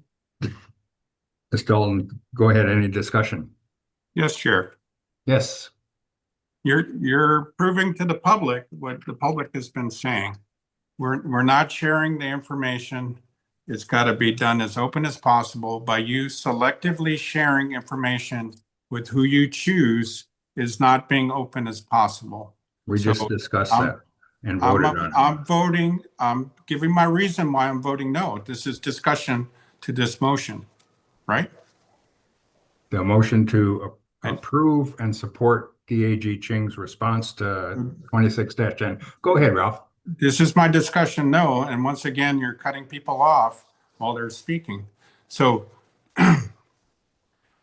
the 92-1 says to do this openly as possible. It has nothing to do with what materials are sent in a board packet. There is no requirement on what's sent to the board packet, but there is a requirement to be as open as possible. So when the commissioner sends or the public sends information to the commission, it is supposed to be shared with everyone for everyone to see, which means as open as possible.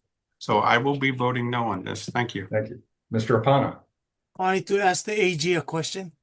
Certainly. Is he on? Okay. Yeah, he's on. I just want to know process because I have something down the future I want to talk about possibly. So commissioner is something they want to share. You're telling us not to send it to each other because that might start a conversation. So what do we do if we wanted to share with the commission? Do we give it to the secretary? Do we send it to the chair? I mean, what is the process? I don't know.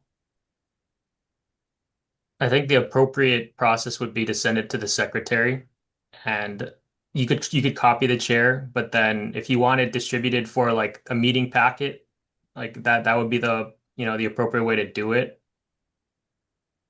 I always thought the chair had the latitude to pick and choose what is for agenda coming up the That is next. typically correct, yeah, and that's why the chair has discretion on, you know, what will be on the agenda, will be in the board packet and things like that.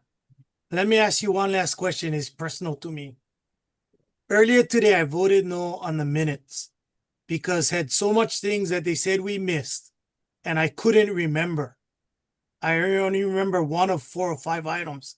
So instead of saying yes and it's locked in forever, I voted no so I would have the time to go review what was being said.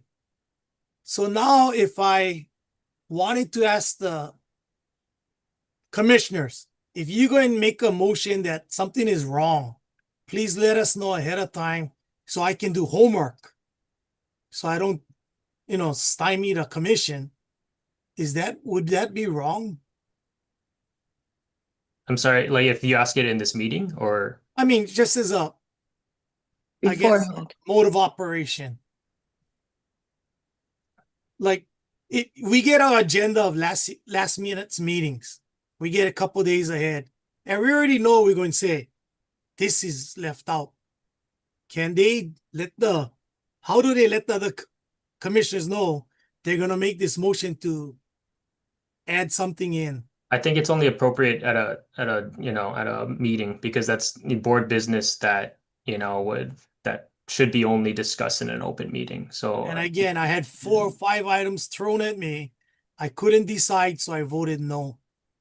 Because I didn't want to say I remember that when I really wasn't sure. yeah, I mean, if I'm understanding, I mean, just like any item, right? If someone is an inkling of how they're going to vote or things like that, that should not be discussed outside of a, you know, out of a board meeting. It should only be in discussions in a properly noticed meeting. Okay, I'm satisfied, Mr. Chair. Dylan. I just want to ask follow-up because I'm a part of other boards and commissions, and I feel like I guess they're different, but like if I had additions to the minutes and I sent those to the secretary so she could send it out to everyone just to be prepared, you're saying that we're not supposed to be doing that? Sorry, maybe I misunderstood Commissioner Pana's question. I thought he was asking if it was appropriate to send it to all the other commissioners. That would be, I think if you, that's an interesting question, because I you know, to the extent that you're sending like a inkling of how you're going to vote, you know, I think it skirts the line of, and then you send it out, you know, and maybe a permissible means through the secretary, but that might invite, you know, an opportunity to discuss or at least opine on how people are going to vote in this. I think that would be at least questionable, but I can't say with certainty that would be impermissible to give it to the secretary beforehand. Perhaps. Okay, thank you. Yes, I have a question for you, Ralph. Maybe, and sorry, I think that Commissioner Andreon's, you know, suggestion about sunshine law training is well taken, and that's something that we can agendize and we can have. But I mean, I just note that we're kind of getting off the agendized item right now that I think is up for as a motion in front of it. So I don't want to. I also don't want to, you know, go too off base, and we can address questions, maybe more broad sunshine questions, you know, at that time. So the motion on the floor is to approve Attorney Jung's I have a question, response Chair. to Be recognized the appeal. Yes, sir, Ralph.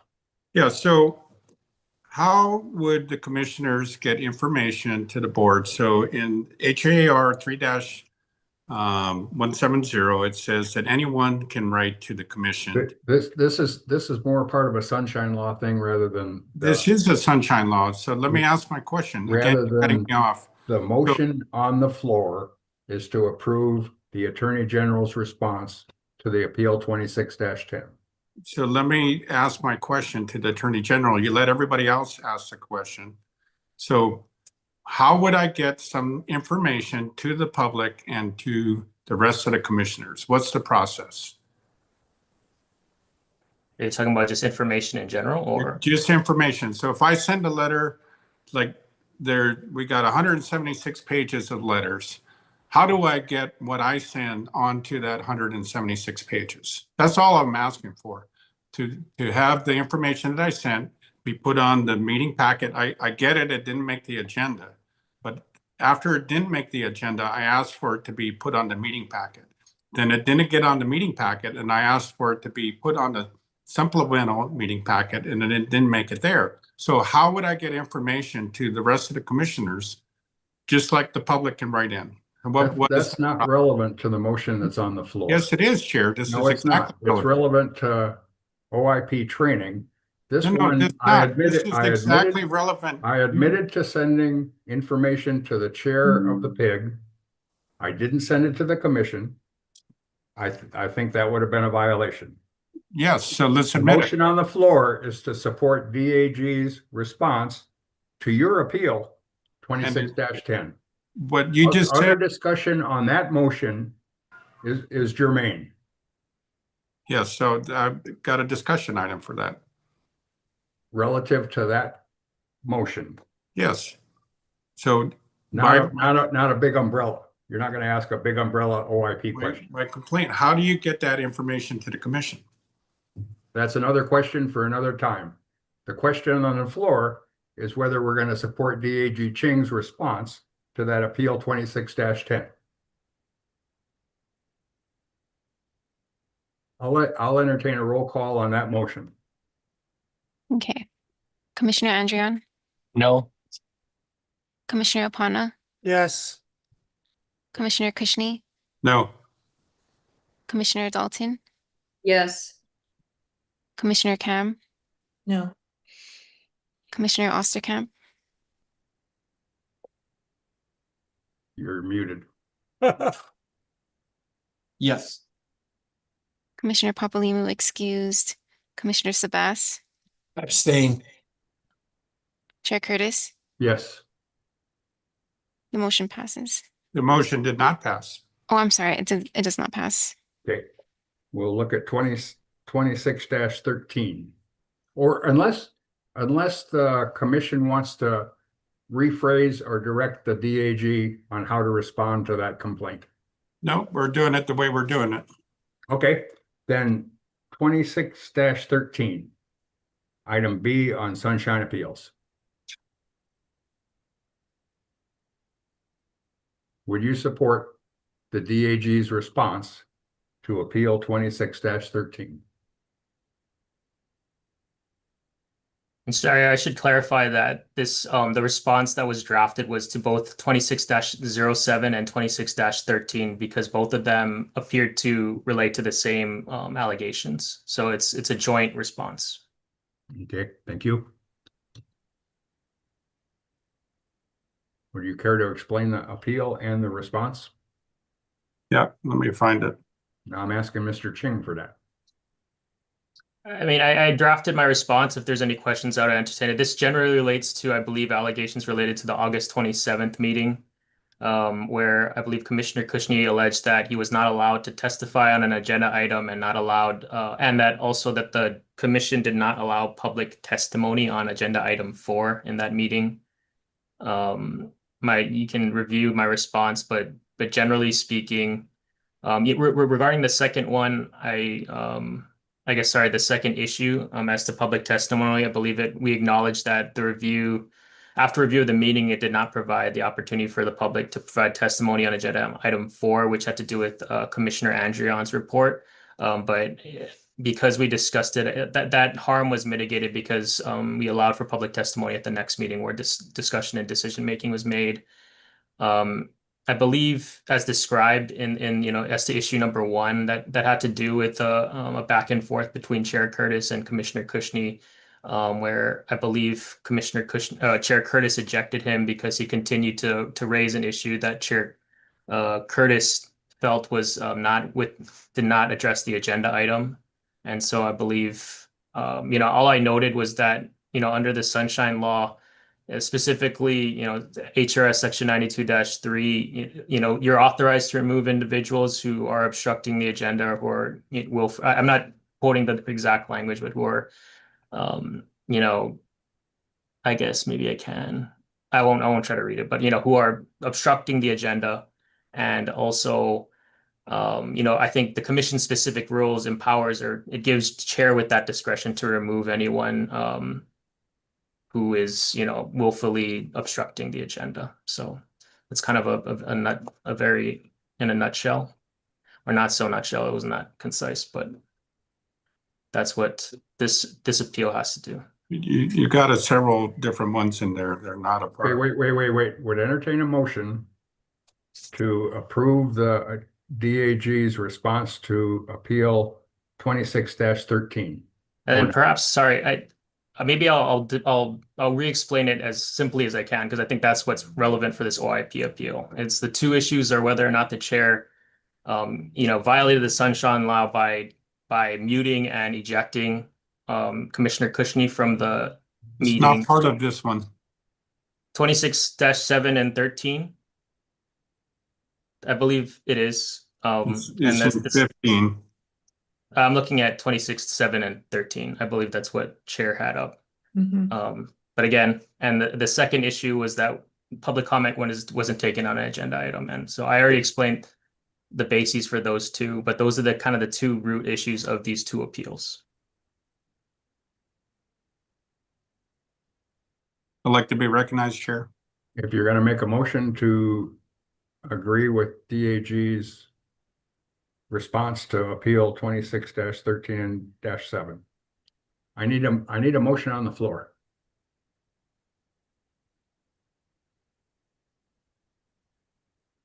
Okay. I move to approve the DAG's interpretation. In response to Appeal 26-13-7. Yes. Is there a second? Second. Discussion. Ralph. Yes, go Chair. ahead. So I'm against this, and I'm going to be voting no. So the DAG's response improperly reframes clear Sunshine Law violations as discretionary meeting management, while acknowledging that public testimony was denied on agenda item 4. The response claims that the violation was mitigated by allowing testimony at a later meeting. However, the Sunshine Law requires public testimony at the meeting where the matter is considered, not retroactively. Likewise, characterizing the chair's refusal to recognize a sitting commissioner and his removal from deliberations as a permissible exercise of discretion ignores that HRS Chapter 92 protects the right of board members and the public to observe and participate in open deliberations at the time discussions are being made. So sorry about that. So procedural suppressions during deliberations cannot be excused by later votes of adjournment or subsequent meetings, as that would allow violations of openness to be cured after the fact. So you've admitted that you violated the law, and you can't say, well, it didn't cause any harm, or we mitigated that later. So you kicked me out of the meeting because I was asking you under what authority you were withholding information. And you said that you overruled me, and Robert's Rules of Order 62.6 says immediately after the chair makes a ruling, any member who disagrees with it may then move an appeal. The member does this by rising and without waiting to be recognized, addressing the chair saying, I appeal from the decision of the chair. If the appeal is seconded, which Dylan Andrion seconded that appeal, the chair must state the question on it, clearly explain the exact parliamentary question, and issue and allow permissible debate, and put the question to a vote. So what I did was I disagreed with the ruling of the chair, and I appealed the ruling of the chair. We got a second from Dylan Andrion on that, and the chair muted my microphone and kicked me out of the meeting. So are we following Robert's Rules of Order in these meetings or not? And you've already admitted to the first part, so we can't say that, oh, the harm was mitigated. And then it's very clear in Robert's Rules of Order 62.6 that I followed the procedure, and then you removed me because you don't like the tough questions. So again, I'm voting no on this. Thank you. Other discussion? Can I just say this is why I think Sunshine Law training would be so pertinent for our team. Definitely with an appeal of the chair that should have gone to a vote, and to instead mute a commissioner, I think would violate Sunshine Law. But also, just lost my train of thought here. Come back to me. Robert's Rules of Order is superseded by the rules of the commission. That's what I meant. Robert's As Rules of Order. Mr. Ching pointed out in his response. But also, okay, so that's what I was going to ask. So if we vote no, like we did on the other draft response, what happens next? Are we just not responding? Yeah. So just So, to, I mean, I feel like answer- this. Oh, okay. No, to answer that, I think how it was previously handled was, I think in similar circumstances where the board wasn't able to agree or disagree on a response, our office would be compelled to just answer accordingly and try to provide just, I guess, the requested information like the minutes. But we would just note that the commission was not able to authorize a response on the merits of the appeal. Yeah. That's right. Other discussion, Mr. Apana. Yeah, I just was I here when all this happened? No. Yes. Yeah, I think I don't remember Well, maybe this. you I- were. You were in that were meeting. here. It was Yeah. August. Okay, so refresh my memory, someone. Did the commission take a vote and then you wanted to appeal the vote, or the chairman just made a ruling? He made a ruling and I appealed the ruling. Dylan seconded the ruling. So the commissioners didn't take a vote. It was Correct. just the chair's ruling. He just muted my microphone. Okay. Yeah, they quoted Robert's rules where the rules of the commission supersede Roberts in this case. I don't Ivo, But know. you can Commissioner mute. Apana, this is the meeting you told the chair you'd want to keep him on a tight leash. Yeah, I mean, To refresh the everybody, memory. Wait. the circus. So you're saying that you can kick out anybody and we're not following Robert's rules. So you can do whatever you want and we're not following Robert's Rules of Order. That's what I'm If hearing. you obstruct the agenda, I'll mute No, you. I was making the motion. You were out of order.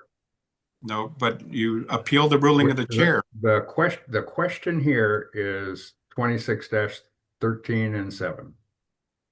Are you gonna give the DAG's response our authorization? I'm just showing that you're not having open meetings, so. I would ask for a roll call. Oh, wait a sec. Okay, I'm sorry. Go ahead, Lindsay. Question for you. You say the rules of the commission supersede Robert's Rules of Order. What and where What are are the rules? rules of the commission? Mr. DAG Ching? Yeah, so the commission's rules are codified under Hawaii Administrative Rules, Chapter 3-170. And just to briefly expound on that, so OIP has released opinions to the effect that the Sunshine Law is ultimately what prevails in the conduct of a public meeting. The board, if they by rule adopt, Robert Rules of Order, then that would apply, but the commission's rules do not do that. So it's not bound by Robert's Rules of Order. But there's also nothing that codifies specifically the appeal of according to the rule of the chair, right? So Robert's Rules of Order would take precedent. There's nothing correct? in the Sunshine Law that has to do with that's all Right. under Robert's Right. Rules So of we Order, should be following Robert's. Okay. Can I remember? Other discussion on supporting DAG Ching's response to 26-13 and 07? Yeah, I don't know if there's a way to separate. I think 2613 is about public not being able to testify, us admitting to that and saying mitigated because we brought it up at the next meeting. I mean, I think we should take it more seriously than that. That's why I'm saying sunshine law training. We need to be more procedural when it comes to testimonies. I think, Chair, you've done that now since That was my meeting. mistake. Yeah. But all that to say, I think the 2613 response is good. So are you ready to vote? In that case, I'll call for a roll call on approving DAG Ching's response to 2613 and 07. Okay. Commissioner Andrian, No. Commissioner Apana, No. Commissioner Kushney, No. Commissioner Dalton, Abstain. Commissioner Cam, No.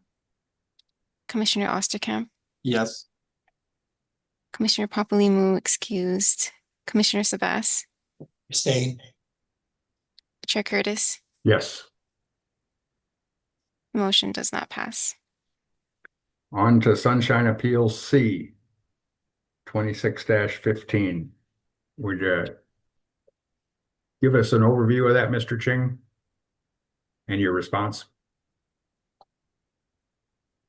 Yeah, so this relates to, I believe it was the meeting of October 29th, 2025. I believe the main issue that Commissioner Kushney raised in this appeal was that it's similar. Chair Curtis violated the Sunshine Law by muting his microphone and removing him from the meeting. I mean, again, I think the response is similar to what we discussed. You know, the commission's rules give the chair the discretion to remove members who are, I guess, to remove members who are willfully disrupting a meeting or preventing the conduct of the meeting, and that's also authorized under the Sunshine Law. And so, to the extent there was no violation of the Sunshine Law, that's kind of the nuts and bolts of it. There a motion? Same motion. Would entertain the motion to approve the Attorney General DAG's response to Appeal 26-15. Yeah, so moved. There a second? Second. Moved and seconded. Discussion. Yes, Chair. Yes. So the difference here is that you don't like the content of the questions that I ask, and you rule me out of order. And like I said in my opening statement, 2 years ago, we were talking about chain of custody and you muted my microphone. Then a year ago, I would ask for information on chain of custody. You removed me from the meeting by force. Okay, so this is a clear pattern for the public to see that you're not running meetings where we can ask questions and get answers. You're controlling every little bit of this, and you're discretionary, and now saying Robert's Rules of Order doesn't apply. So we need to get this on the agenda in the next meeting. And what rules are we following? Because you do some of Robert's Rules of Order until the question gets uncomfortable, and then you mute microphones and you cut people off. So we need to establish that in the next meeting. What rules are we following to conduct these meetings? But they're not following the Sunshine Law. And by everybody voting against this, it's proving that point. Mr. Apana, you have your hand up?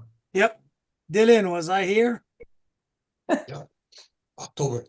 Yeah. Yes, you're here. This is That's all I 3 need months to ago. know. Okay.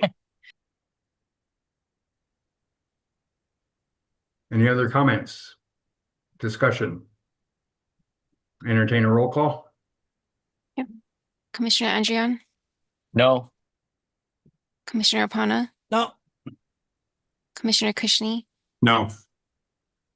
Commissioner Dalton, Abstain. Commissioner Cam, No. Commissioner Osterkamp, Yes. Commissioner Papalimu excused, Commissioner Sabas, Yes. Chair Curtis. Yes. The motion does not pass. Okay, now we're down to D, 26-12. Mr. DAG, would you explain this to us, please? Yes, so this appeal had to do with the August 27th meeting. Actually, no, sorry, let me read this a little bit clearer.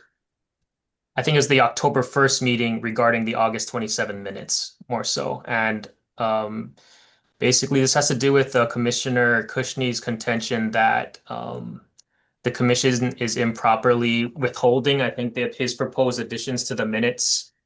And I think the response is basically that, just like I think I noted that there's nothing in the Sunshine Law that actually requires a board to approve minutes, but it can elect to do so. And here the board has elected to do so. And just like anything that the board that is brought to the board for approval, that's subject to, a vote, and, per the commission's laws, any action, including, the approval of all items, such as the minutes, is subject to a majority vote, and which was not reached. And so there was no violation of the Sunshine Law by not including the additions to the minutes proposed by Commissioner Cushnie. Yes, Chair, I'd like to be recognized. Go ahead, Ralph. Yeah, I move to have the Elections Commission acknowledge that it is violating HRS 92.9 minutes. Do I have a second? The motion on Repeat that, Ralph.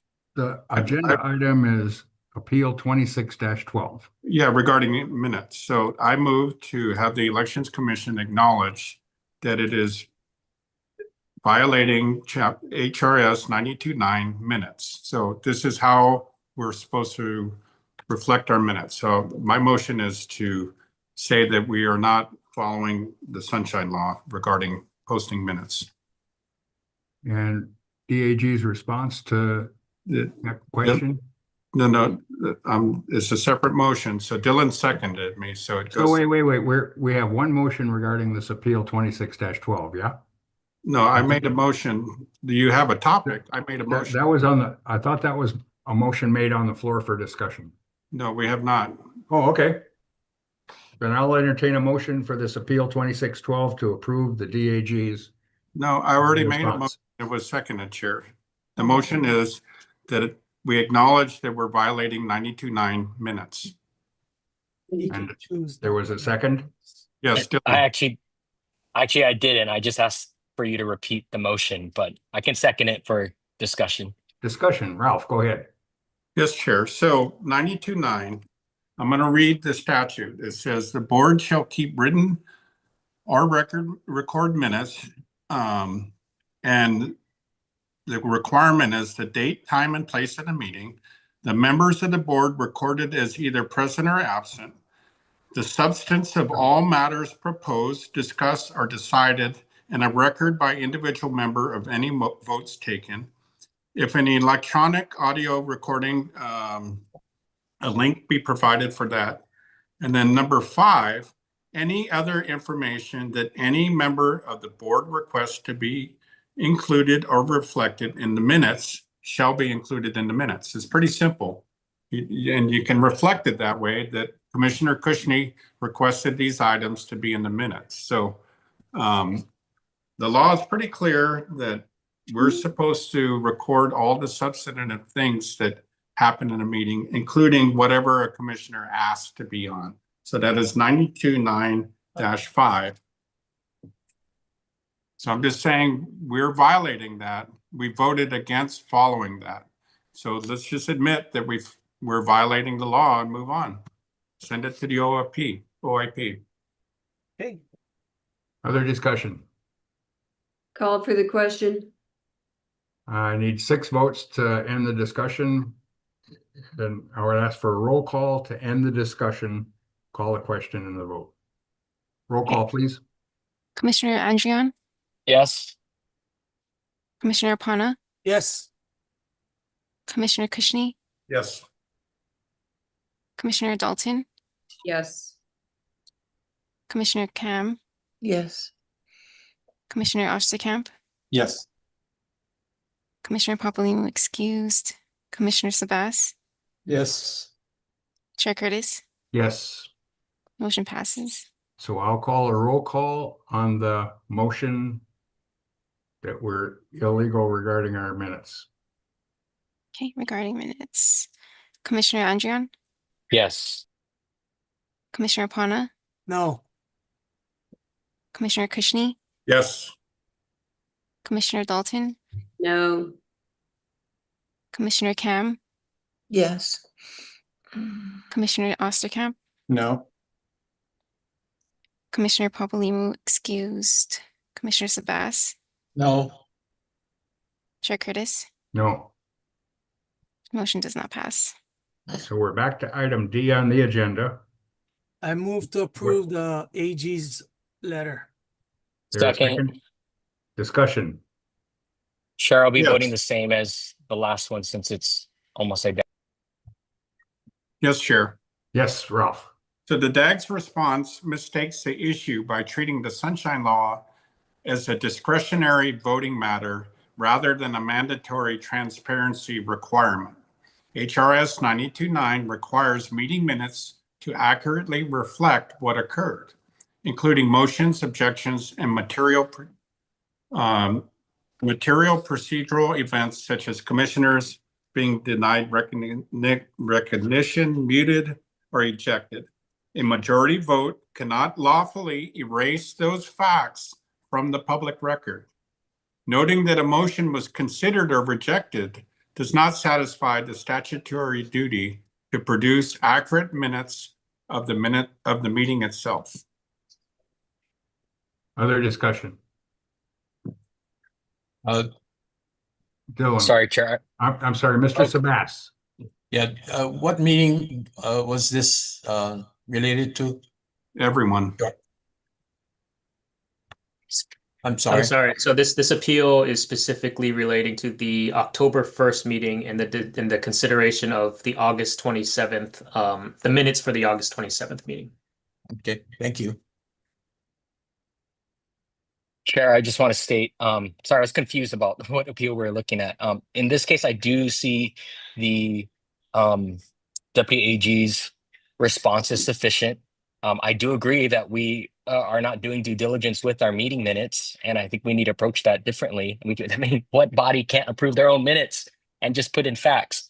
But I have been a part of other boards where the body doesn't formally adopt the meeting minutes because there's not an agreement, and then those meetings remain in draft form and are not official record, as a matter of fact, because the body never approved to formally adopt it. So I think this is pretty straightforward, and I'll vote to approve the Deputy AG's response.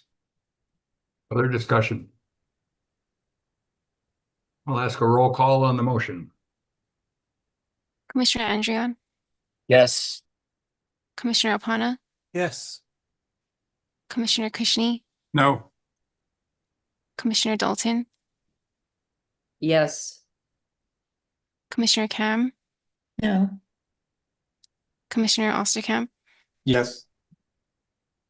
Commissioner Papalimou, excused, Commissioner Sabas, Yes. Chair Curtis. Yes. The motion passes. And that ends our agenda, so I'll Mr. adjourn the Chair. meeting. Wait. Mr. Chair, can I formally welcome Miss Dalton to the wild thing? Congratulations. Move You might to, not know what you've signed up for, Commissioner Dalton. I move to adjourn.